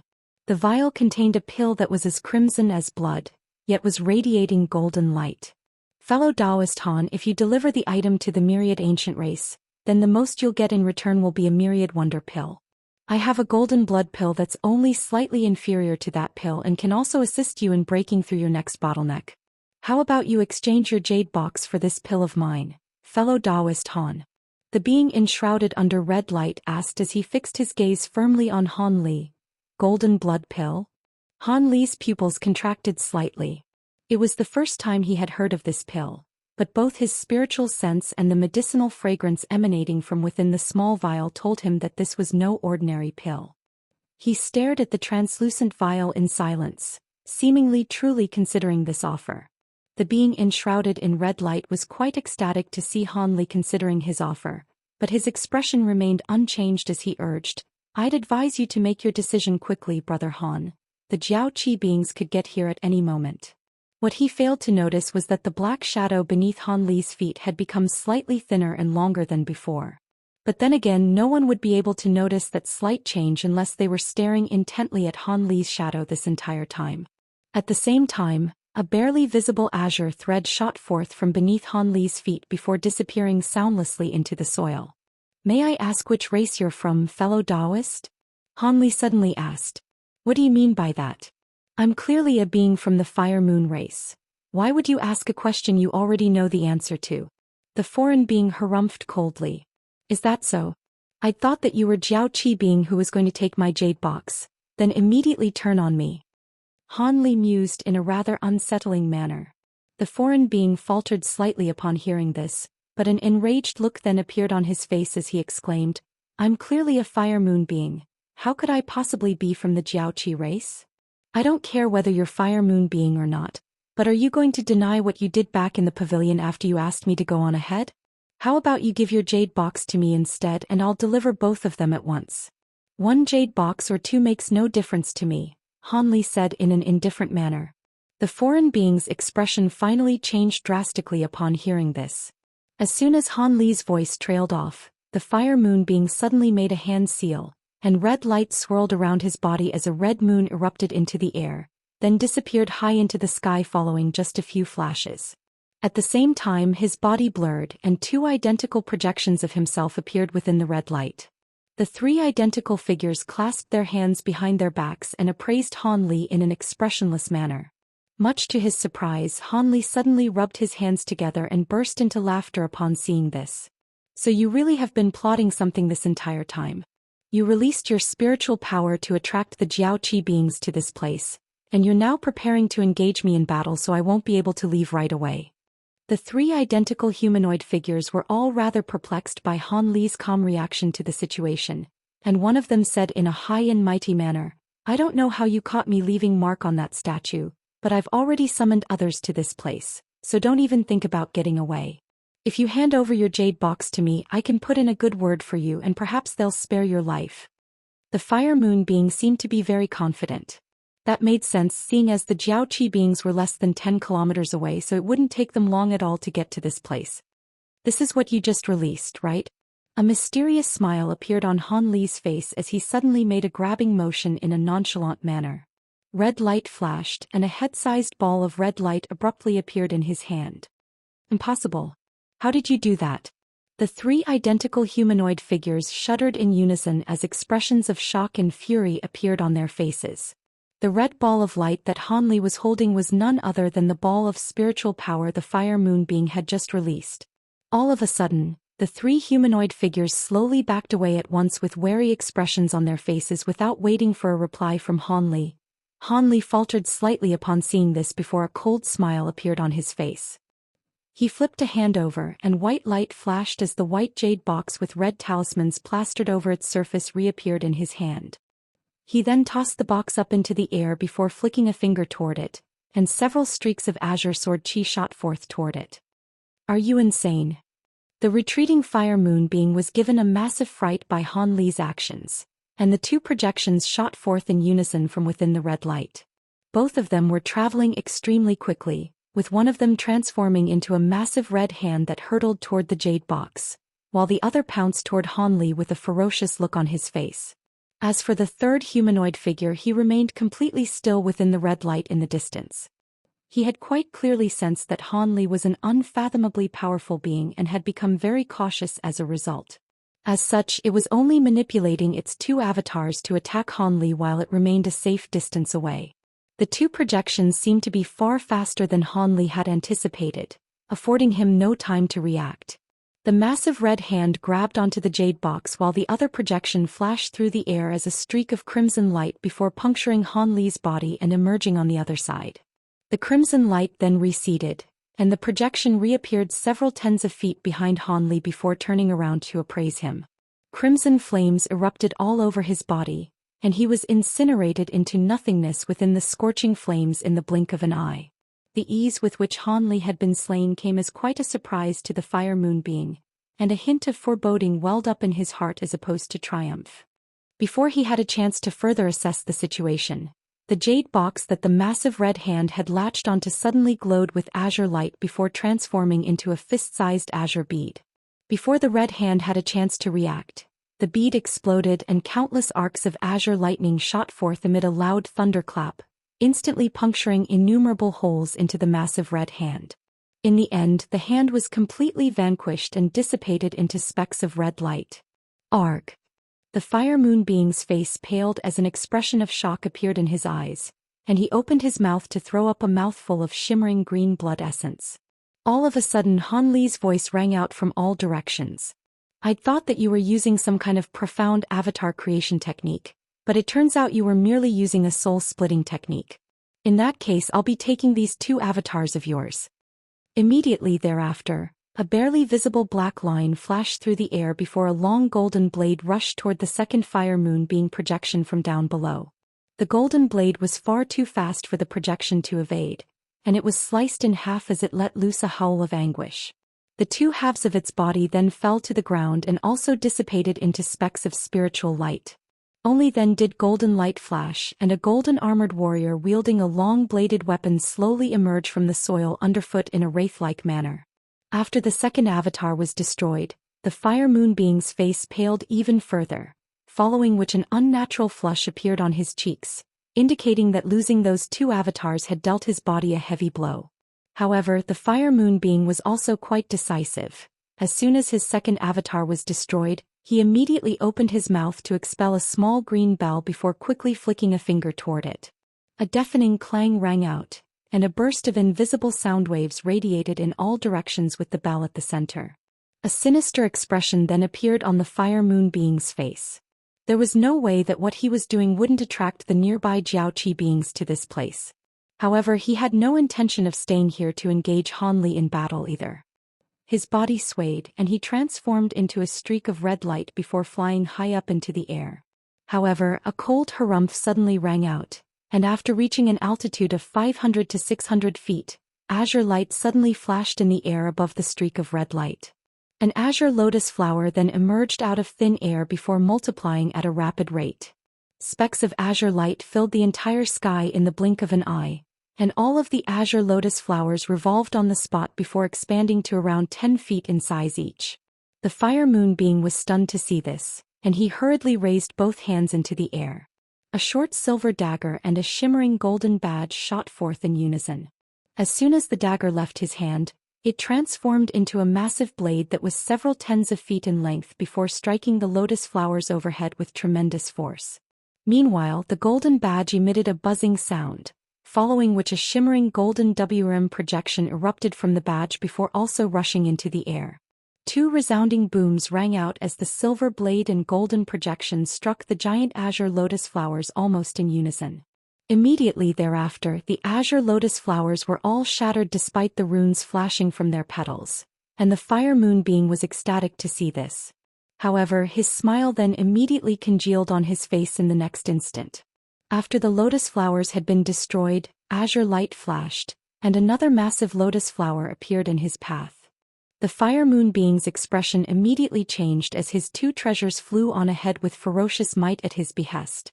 At the same time, he began to chant something as if he were going to unleash some other powerful ability.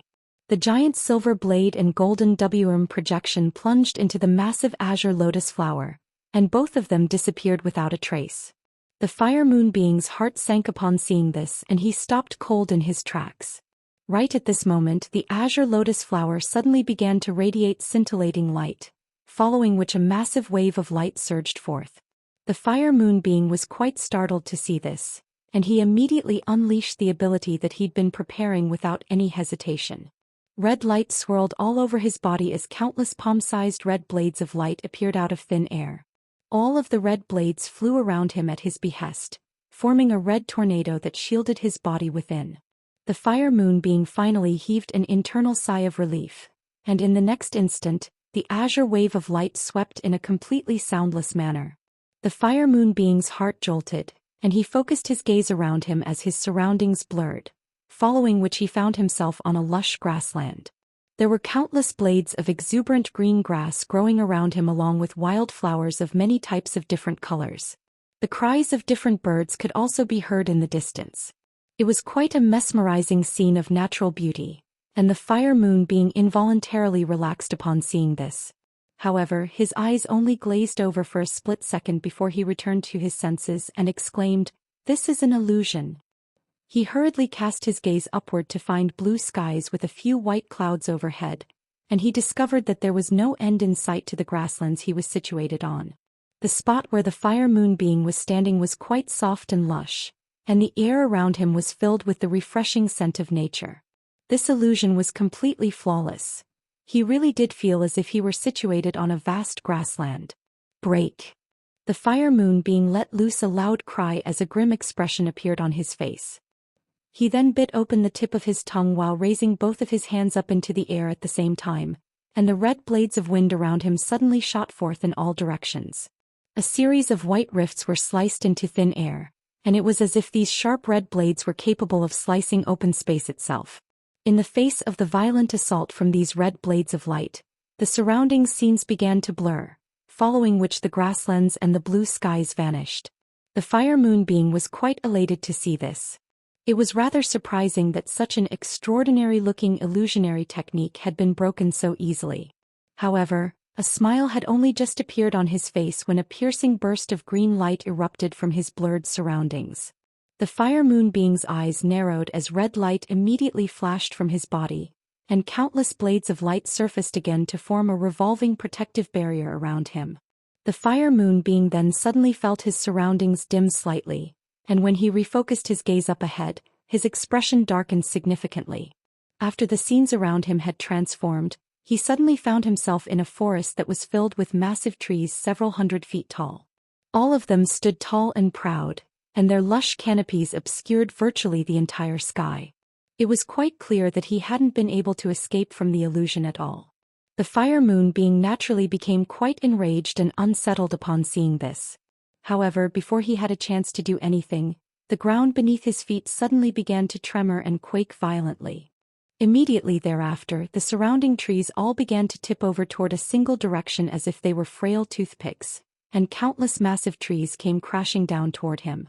The fire moon being's heart jolted with shock, and the sharp blades around his body immediately shot forth in all directions again. All of the falling trees were shredded amid flashes of red light before they could strike their target. Yet just when the fire moon being was about to try and break the illusionary technique again, a series of dull thumps suddenly rang out. Many of his blades of light had struck a black shadow that was extremely resolute and stalwart. All of the red blades that struck the object disappeared in a flash, and the black shadow expanded to several times its original size before crashing down with devastating might. It was a black mountain that was over 1,000 feet tall. Arg! The fire moon being was caught completely off guard, and he only had time to raise his head and opened his mouth to expel a ball of red mist. There seemed to be something hidden with that ball of red mist. As soon as the red mist came into contact with the small mountain, red light flashed, and a crimson treasure that appeared to be a wooden board with countless runes flashing over its surface emerged. The wooden board was certainly quite a powerful treasure, but there was no way that it would be able to withstand the divine essence-fused mountain's insane weight and power. The small black mountain crushed the red light around the wooden board with ease, then continued to descend toward its target without any pause or delay. Crap. The fire moon being's expression changed drastically, but it was too late for him to do anything, and he was crushed under this immensely heavy black mountain. At the same time, the surrounding scenes warped before dissipating into specks of spiritual light. All of the illusions disappeared, and the fire moon being reappeared within the small valley that he'd been situated all along. However, he found himself hovering in midair as opposed to standing on a bed of lush grass, and the small black mountain was still plummeting straight down from above.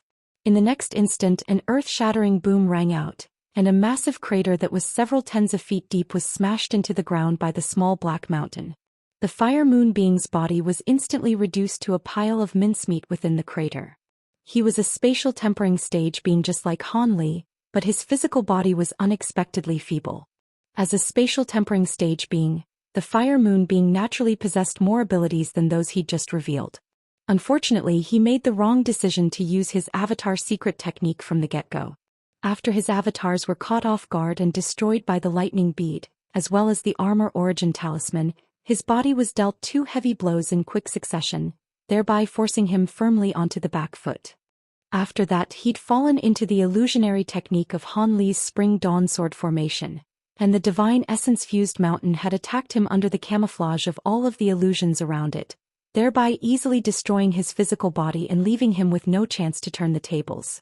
Right at this moment, red light flashed from the fire moon being's remains beneath the black mountain, following which an egg-sized bead shot forth before disappearing into the soil down below in a flash. All of a sudden, a swath of gray light erupted from the underside of the small mountain, instantly sweeping up the red bead within the soil and completely immobilizing it. Immediately thereafter, gray light flashed and the bead was hurled viciously out of the ground. At the same time, azure light flashed from the summit of the small mountain, and a humanoid figure appeared out of thin air before making a grabbing motion toward the bead. The bead was instantly drawn into the humanoid figure's grasp by an enormous suction force.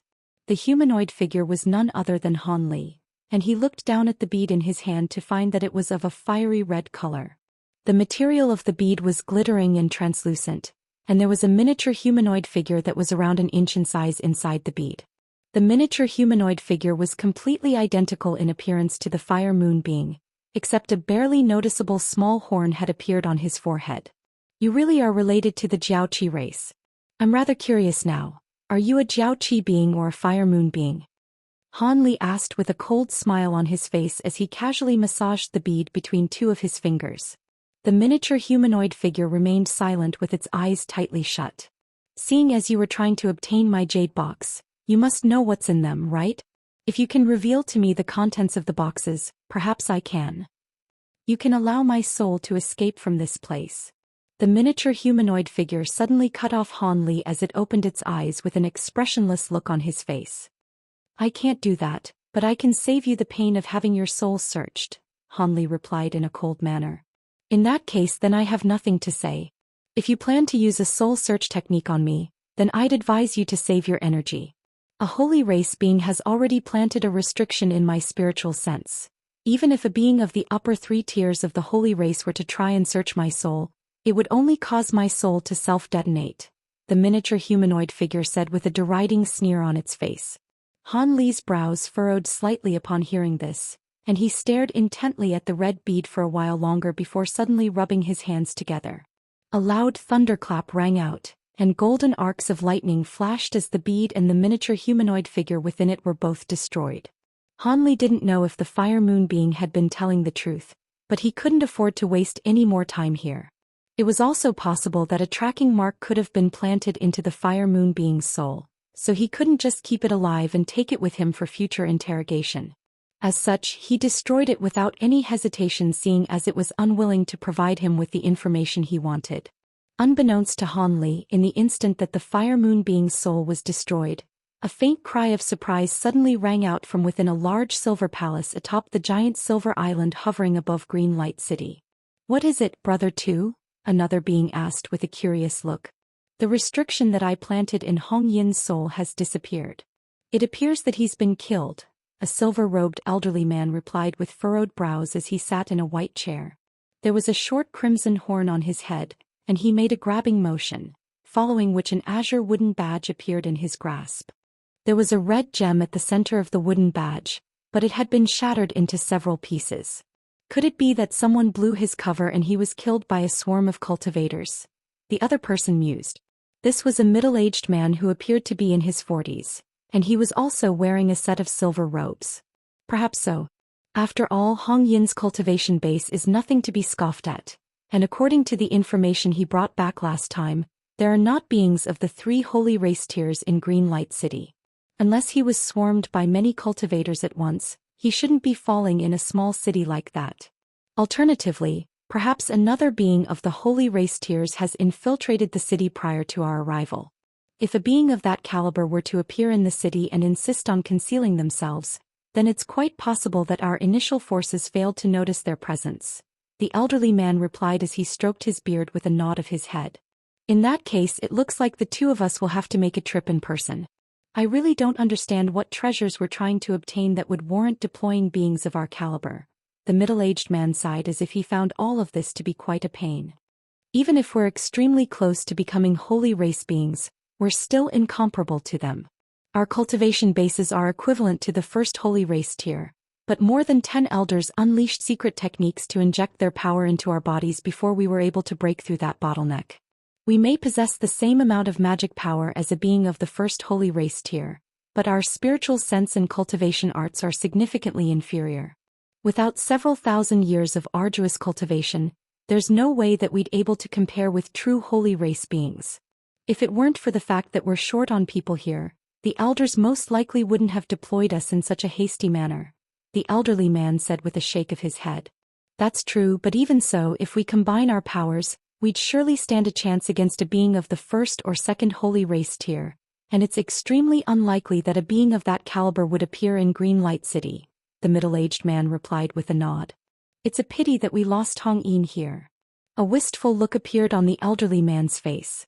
"I heard that he possessed both the bloodlines of our Jiaoqi race as well as the Fire Moon race, and that the Jiaoqi race bloodline stems from your fire faction. Could it be that he was somehow related to you, Brother Two?" the middle-aged man asked with a smile. "He was indeed a distant descendant of mine. I unintentionally discovered him and I planted him as a spy within the heavenly cloud races. He possesses superb aptitude, and it's quite possible that he could reach our cultivation bases one day. Our fire faction elders had already decided that after he completes his spy duties in the heavenly cloud races, they were going to completely transform his body and convert it into that of a Jiaoqi being. Who would have thought that he would fall at the final hurdle?" A dark expression appeared on the elderly man's face. "Hee, there's no need to be sad, Brother Two. All we have to do is torture his killers to death in order to avenge him. It's a pity that we couldn't plant any tracking marks on his body, as that could lead to him being exposed. Otherwise, we could easily find the perpetrators. Even so, it's not a big deal. We've deployed most of our troops from this battle arc, so there's no way that they'll be able to get away from this place," the middle-aged man said with a smile. "With the profound heaven-shifting disc given to us by the elders, we naturally don't have to worry about them getting away. The only issue is that there are more than one of those items, and we don't know if the myriad ancient race is in possession of them. We have to make sure to obtain those items, so we can't drive those beings too far into a corner, to the extent that they'll destroy those items. The elders explicitly stated that we have to take those items back to them in perfect condition. The elderly man sighed. I'm well aware of this. Otherwise, why would we be hiding here in this battle arc? We're trying to confirm our targets before taking those items without giving them any chance to react. Our original plan was to get Hong Yin to plant marks onto the beings who possess these items, then notify us so we can obtain the items. Now that Hong Yin has fallen, we don't know who's in possession of those items, so things have indeed become a little troublesome, the middle-aged man mused with furrowed brows. It's become a little more difficult, but it's nothing that we can't overcome. Those items are extremely important, so we can presume that they definitely wouldn't be entrusted to beings with lowly cultivation bases. After all, we've deployed so many troops with the sole purpose of capturing everyone and ensuring that none of the low-grade cultivators manage to escape. If those people really were stupid enough to entrust those items to low-grade cultivators, then our jobs would be made a lot simpler. As such, the scope of our search can be narrowed down quite significantly. I think that the items are most likely being carried by a being of the mid or upper tier of the upper race. Of course, if a holy race being has appeared in the city, then the items would undoubtedly be in their hands, the elderly man analyzed in a slow and methodical manner. That does indeed significantly minimize the scope of our search. We'll leave the mid-tier upper race beings to the winged Daoist, but we have to take down the beings of the 3 upper tiers in person. The middle-aged man agreed with a nod of his head. Keep 2 of the generals here in the battle arc and deploy the rest of them. Judging from how much time has elapsed, the vast majority of those low-grade beings should have been taken care of already. Without their interference, the profound heaven-shifting disk should be able to easily track down the approximate locations of those high-grade beings, the elderly man murmured. The middle-aged man didn't say anything in response, but a contemplative look had also appeared on his face. At this point, the giant falcons and silver-armored beings on the canoes were searching through the city, scouring for foreign beings. Most of them had been killed or captured, with only a small proportion of beings with advanced concealment techniques hiding nearby, hoping to be able to survive this ordeal. All of the beings of a higher caliber had already fled the city, and they were being pursued by the winged Ws. As for whether they'd be chased down or not, that was something that only the heavens knew. However, the armored warriors and twin-headed falcons were merely searching through the nearby area without displaying any intention lending their assistance to those Ws, and that was a clear indication of just how fearsome these winged Ws were. As the giant falcons and armored falcons scoured through the city over and over again, there would occasionally be a few streaks of light erupting from obscure hiding spots, only to be instantly slain by their pursuers. At this point, Han Li was already around 40 kilometers away from Green Light City. The battle he'd waged against the Fire Moon being seemed to have been an extremely intense one that would have surely kicked up a massive commotion, but in reality, no spiritual chi fluctuations had managed to escape out of the Spring Dawn sword formation that he'd set up. Even the astonishing sound wave unleashed by that azure bell had been completely absorbed by the sword formation. Thus, even though their battle had taken place extremely close to Green Light City, none of the Jiao Qi beings had noticed anything amiss. As soon as Han Li had destroyed the Fire Moon being's soul, he'd secured the jade box and the golden blood pill before burning his body into nothingness. After that, he stowed away his treasures and sword formation, then snuck away after using one of his high zenith invisibility talismans. With the concealment ability of his high zenith invisibility talisman, even beings of the same caliber as Han Li would find it extremely difficult to detect his presence, so the Jiao Qi beings that had been deployed to scour through the area were naturally unable to track him down. Thus, Han Li was able to fly right past a few twin-headed falcons and black canoes, and the Jiao Qi beings completely failed to notice him. As for the big-headed being and the green-skinned being, Han Li had no idea where they had fled to. However, they'd had to sacrifice some of their speed for stealth and discreetness, so they were most likely still within several hundred kilometers of Green Light City. Han Li continued onward as these thoughts flashed through his mind. As he did so, he was constantly surveying his surroundings and flying toward the places with the fewest pursuers from the Jiao Qi race. Shortly thereafter, Han Li was several hundred kilometers away from Green Light City, and there were no more enemies in sight. He heaved a faint sigh of relief upon making this observation, but he still didn't dare to deactivate his high zenith invisibility talisman. Who knew if the Jiao Qi race had some kind of special secret technique or treasure that could detect his presence even from thousands of kilometers away? Unbeknownst to Han Li, the caution that he was exercising really was paying off. Just as he was flying further and further away from Green Light City, 6 black shadows were hovering in the air above the massive silver island. 2 of them were the elderly man and middle-aged man who were conversing in the palace earlier, and the other 4 also appeared to be important beings. At this moment, the 6 of them were hovering in a circular formation around a golden disc treasure that was slowly rotating on the spot. At the center of the treasure was an arrow that was several inches in length, and it was extending and withdrawing in an erratic manner. There was a series of circles carved onto the disc for calibration purposes, and at the same time, golden runes were emerging from the disc before hovering in the air above it. The 6 beings stared intently at the golden disc, and after rotating a few times, the arrow suddenly shuddered before coming to an abrupt halt. The arrow also extended and shrank before settling between 2 of the calibration circles, following which it fell completely still. Alright, we've tracked down the 4 most powerful beings.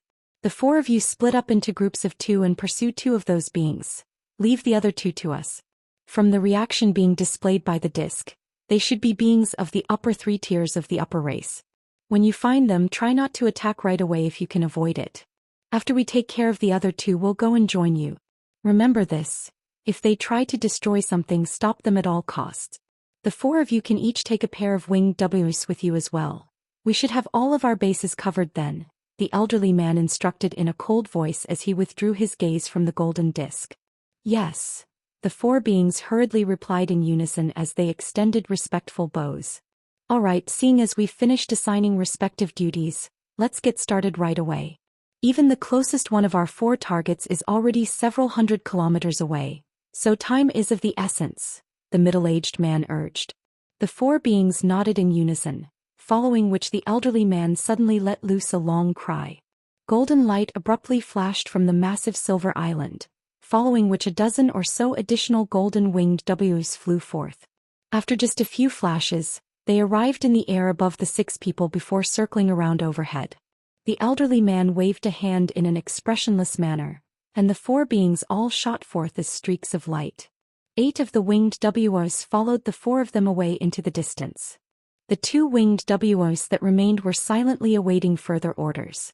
At this moment, the elderly man turned back toward the golden disc, and a peculiar look appeared on his face. All of a sudden, he made a hand seal to cast a beam of red light that disappeared into the disc in a flash, following which the arrow began to rotate once again. After a short while, the arrow settled on a certain direction. It was none other than the direction that Han Li was escaping in. What is it, brother 2? Are you still concerned about the being in that direction? The middle-aged man asked. I am. The disc is reacting to that direction, but the intensity of the reaction is fluctuating drastically. At times, that being appears to be the most powerful of the lot, but at other times the disc barely reacts to them at all. It really is quite strange, the elderly man replied with an indecisive look on his face. Looks like that being either possesses a treasure that can disrupt the profound heaven-shifting disc's detection, or they truly possess immense magic power, allowing them to unleash an ability that can disguise their cultivation base, the middle-aged man mused after a short pause. Perhaps. If it's the former, then that would be fine, but if the latter proved to be true, then we can't afford to let them escape. I suggest we deploy 2 of the winged Immerse to investigate first. Once a verdict is reached, we can make our decision then, the elderly man proposed. I also believe that to be the wisest decision. If everything goes smoothly, then this matter should be taken care of within half a day, the middle-aged man chuckled in response, clearly of the opinion that taking some things from a bunch of spatial tempering stage beings surely wouldn't be a difficult task. The elderly man nodded upon hearing this and then let loose a loud cry. The 2 golden-winged Immerse overhead immediately reacted and flew in the direction that the arrow on the disc was pointing in. Moments later, they had disappeared into the distance. The elderly man and the middle-aged man didn't delay any longer either, as they shot forth as streaks of light, traveling toward different directions. White light suddenly flashed from one of their bodies, and they slowly took on a transparent and virtually invisible form. As for the other streak of light, after it had flown through the air for close to 10 kilometers, a cloud of purple mist erupted to conceal it.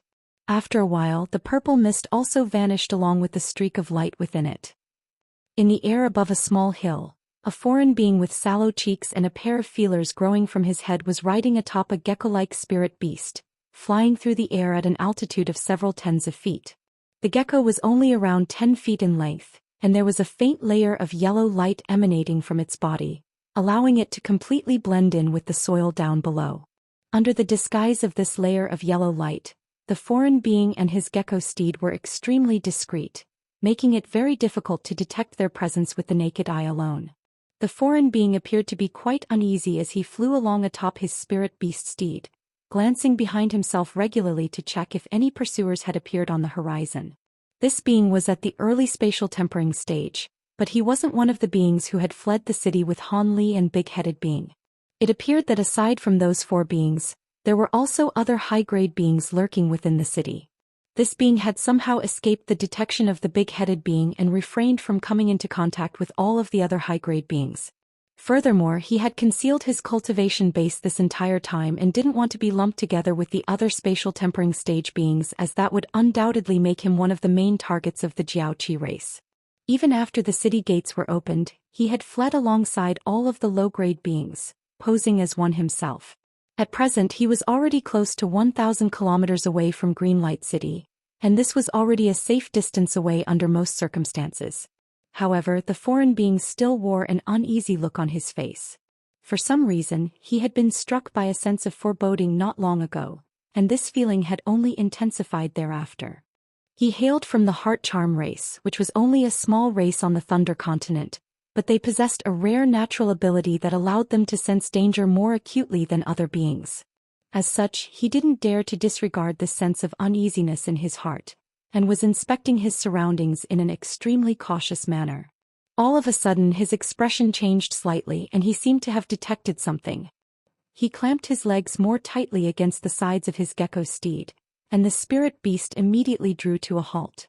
At the same time, it also began to survey their surroundings with its large red eyes.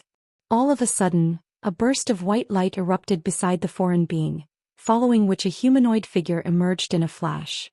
The humanoid figure raised a hand, and a streak of powerful sword chi flashed through the air. The golden sword chi was extremely dazzling to behold, and it reached the heart charm being in the flash. The heart charm being's heart jolted with shock. If it hadn't received forewarning from its instincts, then it would most likely have been caught completely off guard and slain by that attack. Thankfully, he was alert and ready, and a small black shield abruptly appeared before him amid a flash of black light. At the same time, a buzzing sound rang out from his body, and 3 barriers of light, respectively crimson, yellow and green in color, appeared around him. The heart charm being's gecko steed also abruptly shook its body, and its remarkably long tail swept through the air as a black shadow. At the same time, it opened its mouth to blast forth a ball of putrid green liquid toward the humanoid figure within the white light. As expected of a spatial tempering stage being, the heart charm being was able to formulate a rapid sequence of defensive measures despite how abruptly it had been attacked. However, the golden sword chi unleashed by the humanoid figure was also quite devastatingly powerful, slicing through the black shield before crashing into the 3 light barriers. The small black shield was sliced in half and plummeted down from above as a hint of shock appeared in the heart charm being's eyes.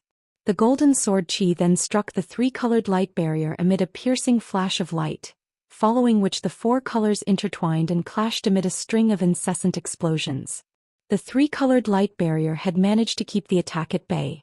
The ball of green liquid and the gecko's powerful tail also struck the white humanoid figure at the same time, but the humanoid figure merely swayed slightly, and the attacks passed through his body as if it were a mere illusion. What kind of ability is this? The heart charm being's heart jolted with shock as he stared intently at his opponent. At the same time he quickly flipped over a hand and spiritual light flashed from his palm as a silver talisman appeared. He then flicked his wrist as if he were about to hurl the talisman through the air, but right at this moment, a gentle breeze suddenly blew past in the air behind him, following which a barely visible humanoid figure appeared, seemingly out of thin air. The humanoid figure was semi-transparent and emerged in a wraith-like manner without triggering any spiritual fluctuations. As such, the heart charm being was completely oblivious to the fact that a second enemy had appeared behind him, and he abruptly raised his hand into the air. The talisman that he was holding instantly transformed into countless arcs of silver lightning that were sent hurtling toward the enemy up ahead. Loud thunderclaps erupted and silver lightning exploded before inundating the white humanoid figure.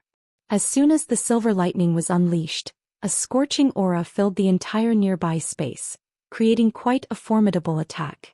Meanwhile, a sinister smile appeared on the face of the semi-transparent humanoid figure behind the heart charm being, following which he flew through the air as a streak of green light. An incredible scene ensued. The three-colored light barrier that was powerful enough to withstand the attack from the golden sword chi proved to be completely ineffective in the face of the streak of green light.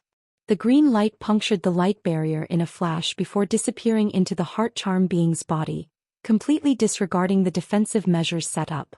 A blood-curdling cry immediately rang out as the heart charm being instantly rose up into the air before desperately attempting to flee the scene.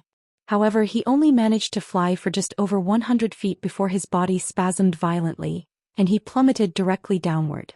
All of his flesh and blood were quickly withering away at a rate that was discernible to the naked eye, and even before he had landed on the ground, he had been reduced to an empty husk. Even the heart charm being's soul had been completely destroyed during this process.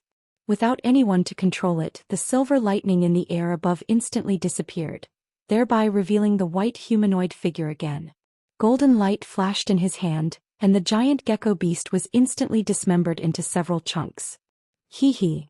A smug chuckle escaped from within the wizened husk of the heart charm being's body, and it suddenly began to expand again, reverting back to its original form in the blink of an eye, as if the heart charm being had returned to life.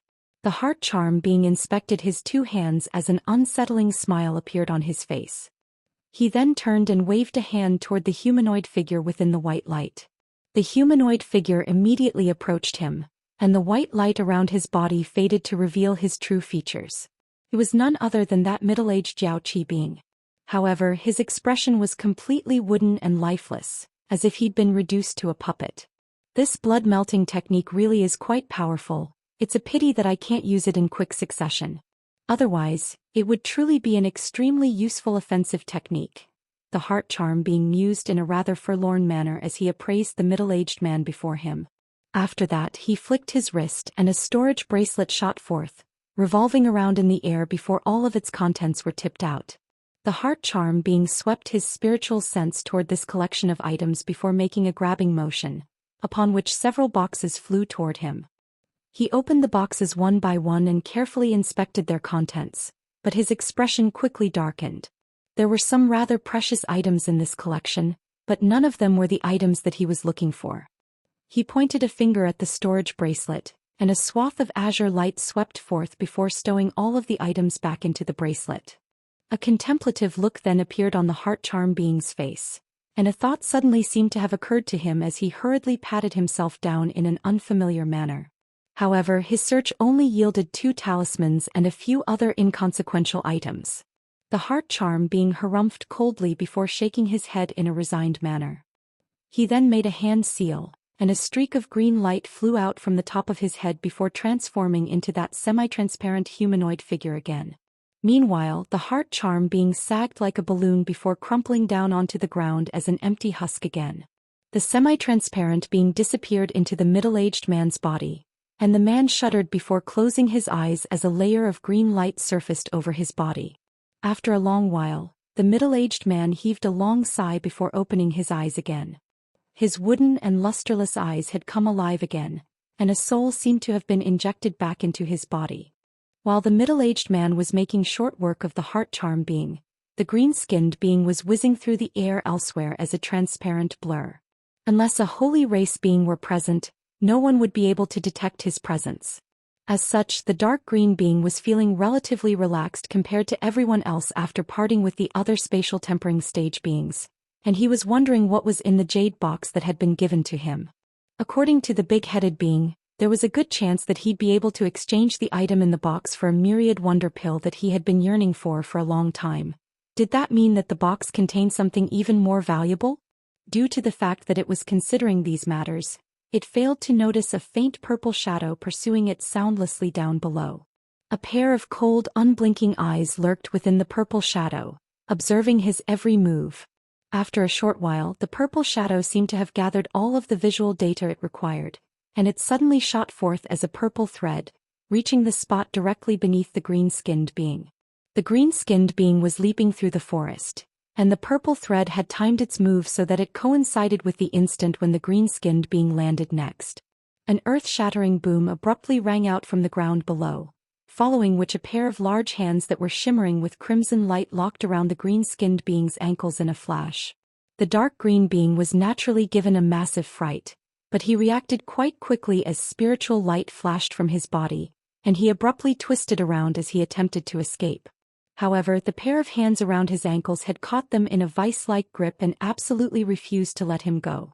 A burst of excruciating pain speared up his legs, and he was unable to move even in the slightest. His expression finally changed drastically as he realized the dire nature of his situation, and he immediately opened his mouth to blast forth a burst of white light that struck the wrists connected to those hands in a flash. A loud metallic clang rang out, and the white light receded as a small sword that was several inches in length was repelled away, leaving not even so much as a single scratch on its target. The green-skinned being drew a sharp breath as he hurriedly made a hand seal to try and unleash some other kind of powerful ability, but it was already too late. Following a cold harumph, a burst of red light erupted from the pair of large hands, instantly enshrouding the green-skinned being's entire body. The red light was scorching hot, even melting the nearby soil into a pool of lava.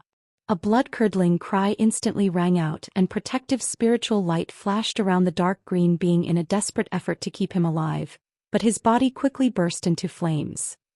Meanwhile, close to another forest elsewhere, two Jiaoqi race spatial tempering stage beings were discussing something in quiet voices as they hovered in midair. Four winged Ws had gone on ahead, circling through the air in a methodical manner as if they were searching for something. That being sure is alert. As soon as we approached this place, their aura disappeared. Even the winged Ws can't locate them now. This is going to be a little troublesome. An urgent look appeared on the faces of one of the Jiaoqi beings. Don't worry, that being is of the same cultivation base as you and me. For them to be able to completely conceal their aura like this indicates that they can't possibly be moving, so they must be hiding nearby. In that case, we'll just have to play a waiting game. Once our two masters get here, they'll have nowhere to hide.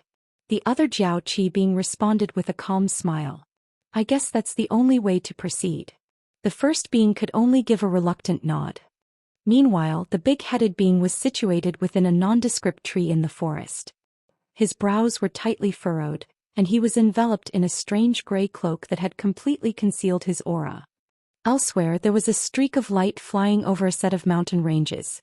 Within the streak of light was a scaled foreign being with the head of a crocodile forging ahead as quickly as he could. Several kilometers behind him, there were two Jiaoqi race spatial tempering stage beings flying through the air in a flying carriage that was several tens of feet in size, trailing along in a completely stealthy and discreet manner. Even further behind the carriage were four winged Ws, all of which were also flying along in a stealthy manner in order to prevent their target from detecting their presence. All of the spatial tempering stage beings that had fled from Green Light City were being hunted down by high-grade Jiaoqi beings, and Hanli was no exception. At this moment he was hovering high up in the air, looking down below with a hint of surprise in his eyes. Two winged Ws were currently circling through the air several hundred feet below him.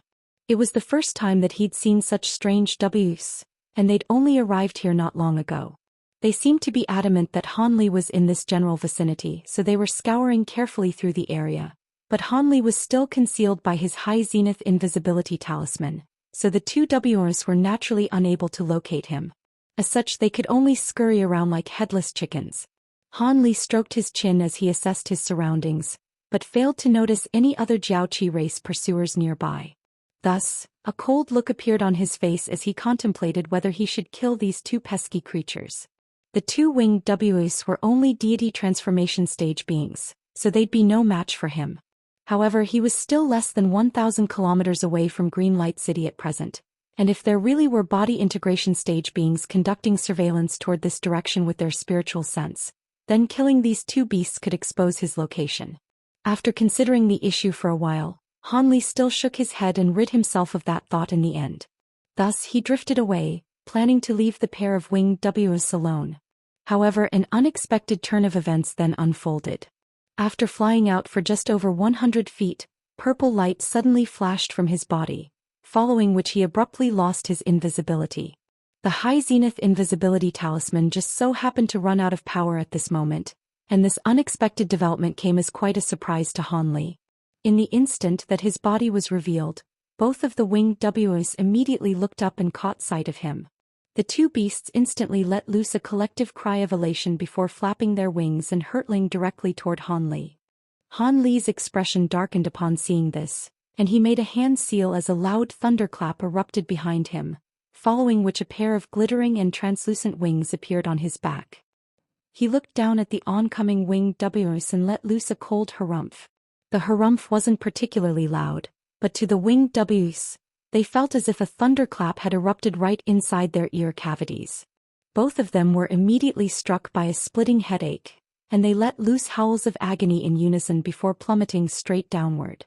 At this moment Han Li flapped his wings and instantly disappeared as an arc of azure lightning. In the next instant spatial fluctuations erupted beneath one of the winged Ws, and Han Li abruptly reappeared. He swiped a hand through the air toward this winged W, and a streak of azure sword chi shot forth before revolving around the WM's body, instantly slicing it in half. Even its soul had been completely destroyed in the process. Han Li then twisted around and disappeared once again as an azure thread. In the next instant spatial fluctuations erupted beside the other winged WM, following which Han Li revealed himself again.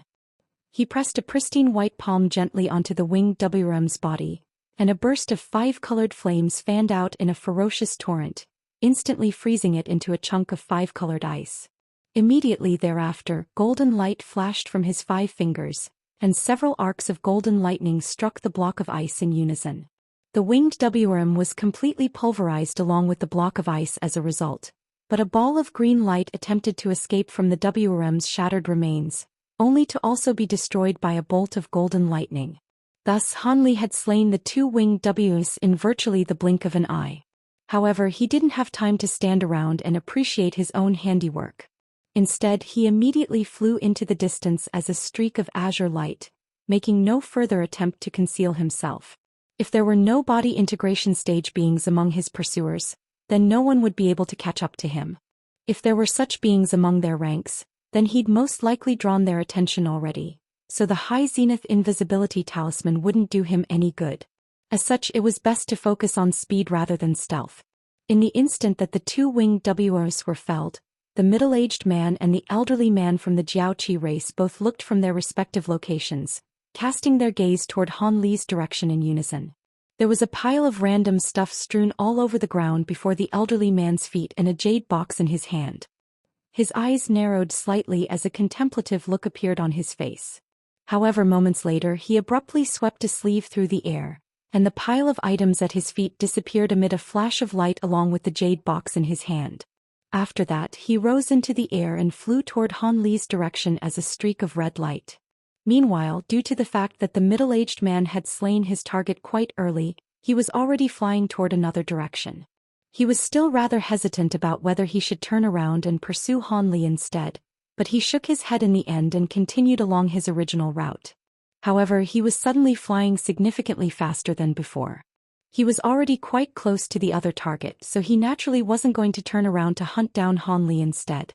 He was planning to take care of the nearby target first before turning around to pursue Han Li. Thus, only one of the two most powerful Jiaoqi beings had set off in pursuit of Han Li. Flying with all their might, the speed of beings of this caliber was truly incredible. Only around 7 to 8 minutes after Han Li had slain the winged Ws and fled the scene, his expression suddenly changed slightly as he shot a glance behind him. There in the distance, a streak of red light was hurtling directly toward him. The streak of red light was able to cover over 1,000 feet in just a single flash, and it was flying around twice as fast as Han Li was. Blue light flashed through Han Li's eyes, allowing him to spot a humanoid figure within the red light. He then swept his spiritual sense toward his pursuer, and his heart sank ever so slightly. It really was a body integration stage being. Thankfully, he only appeared to be at the early body integration stage. Even if he couldn't win this battle, escaping would definitely be no issue for him. With that in mind, Hanli reverted back to his usual calm expression again.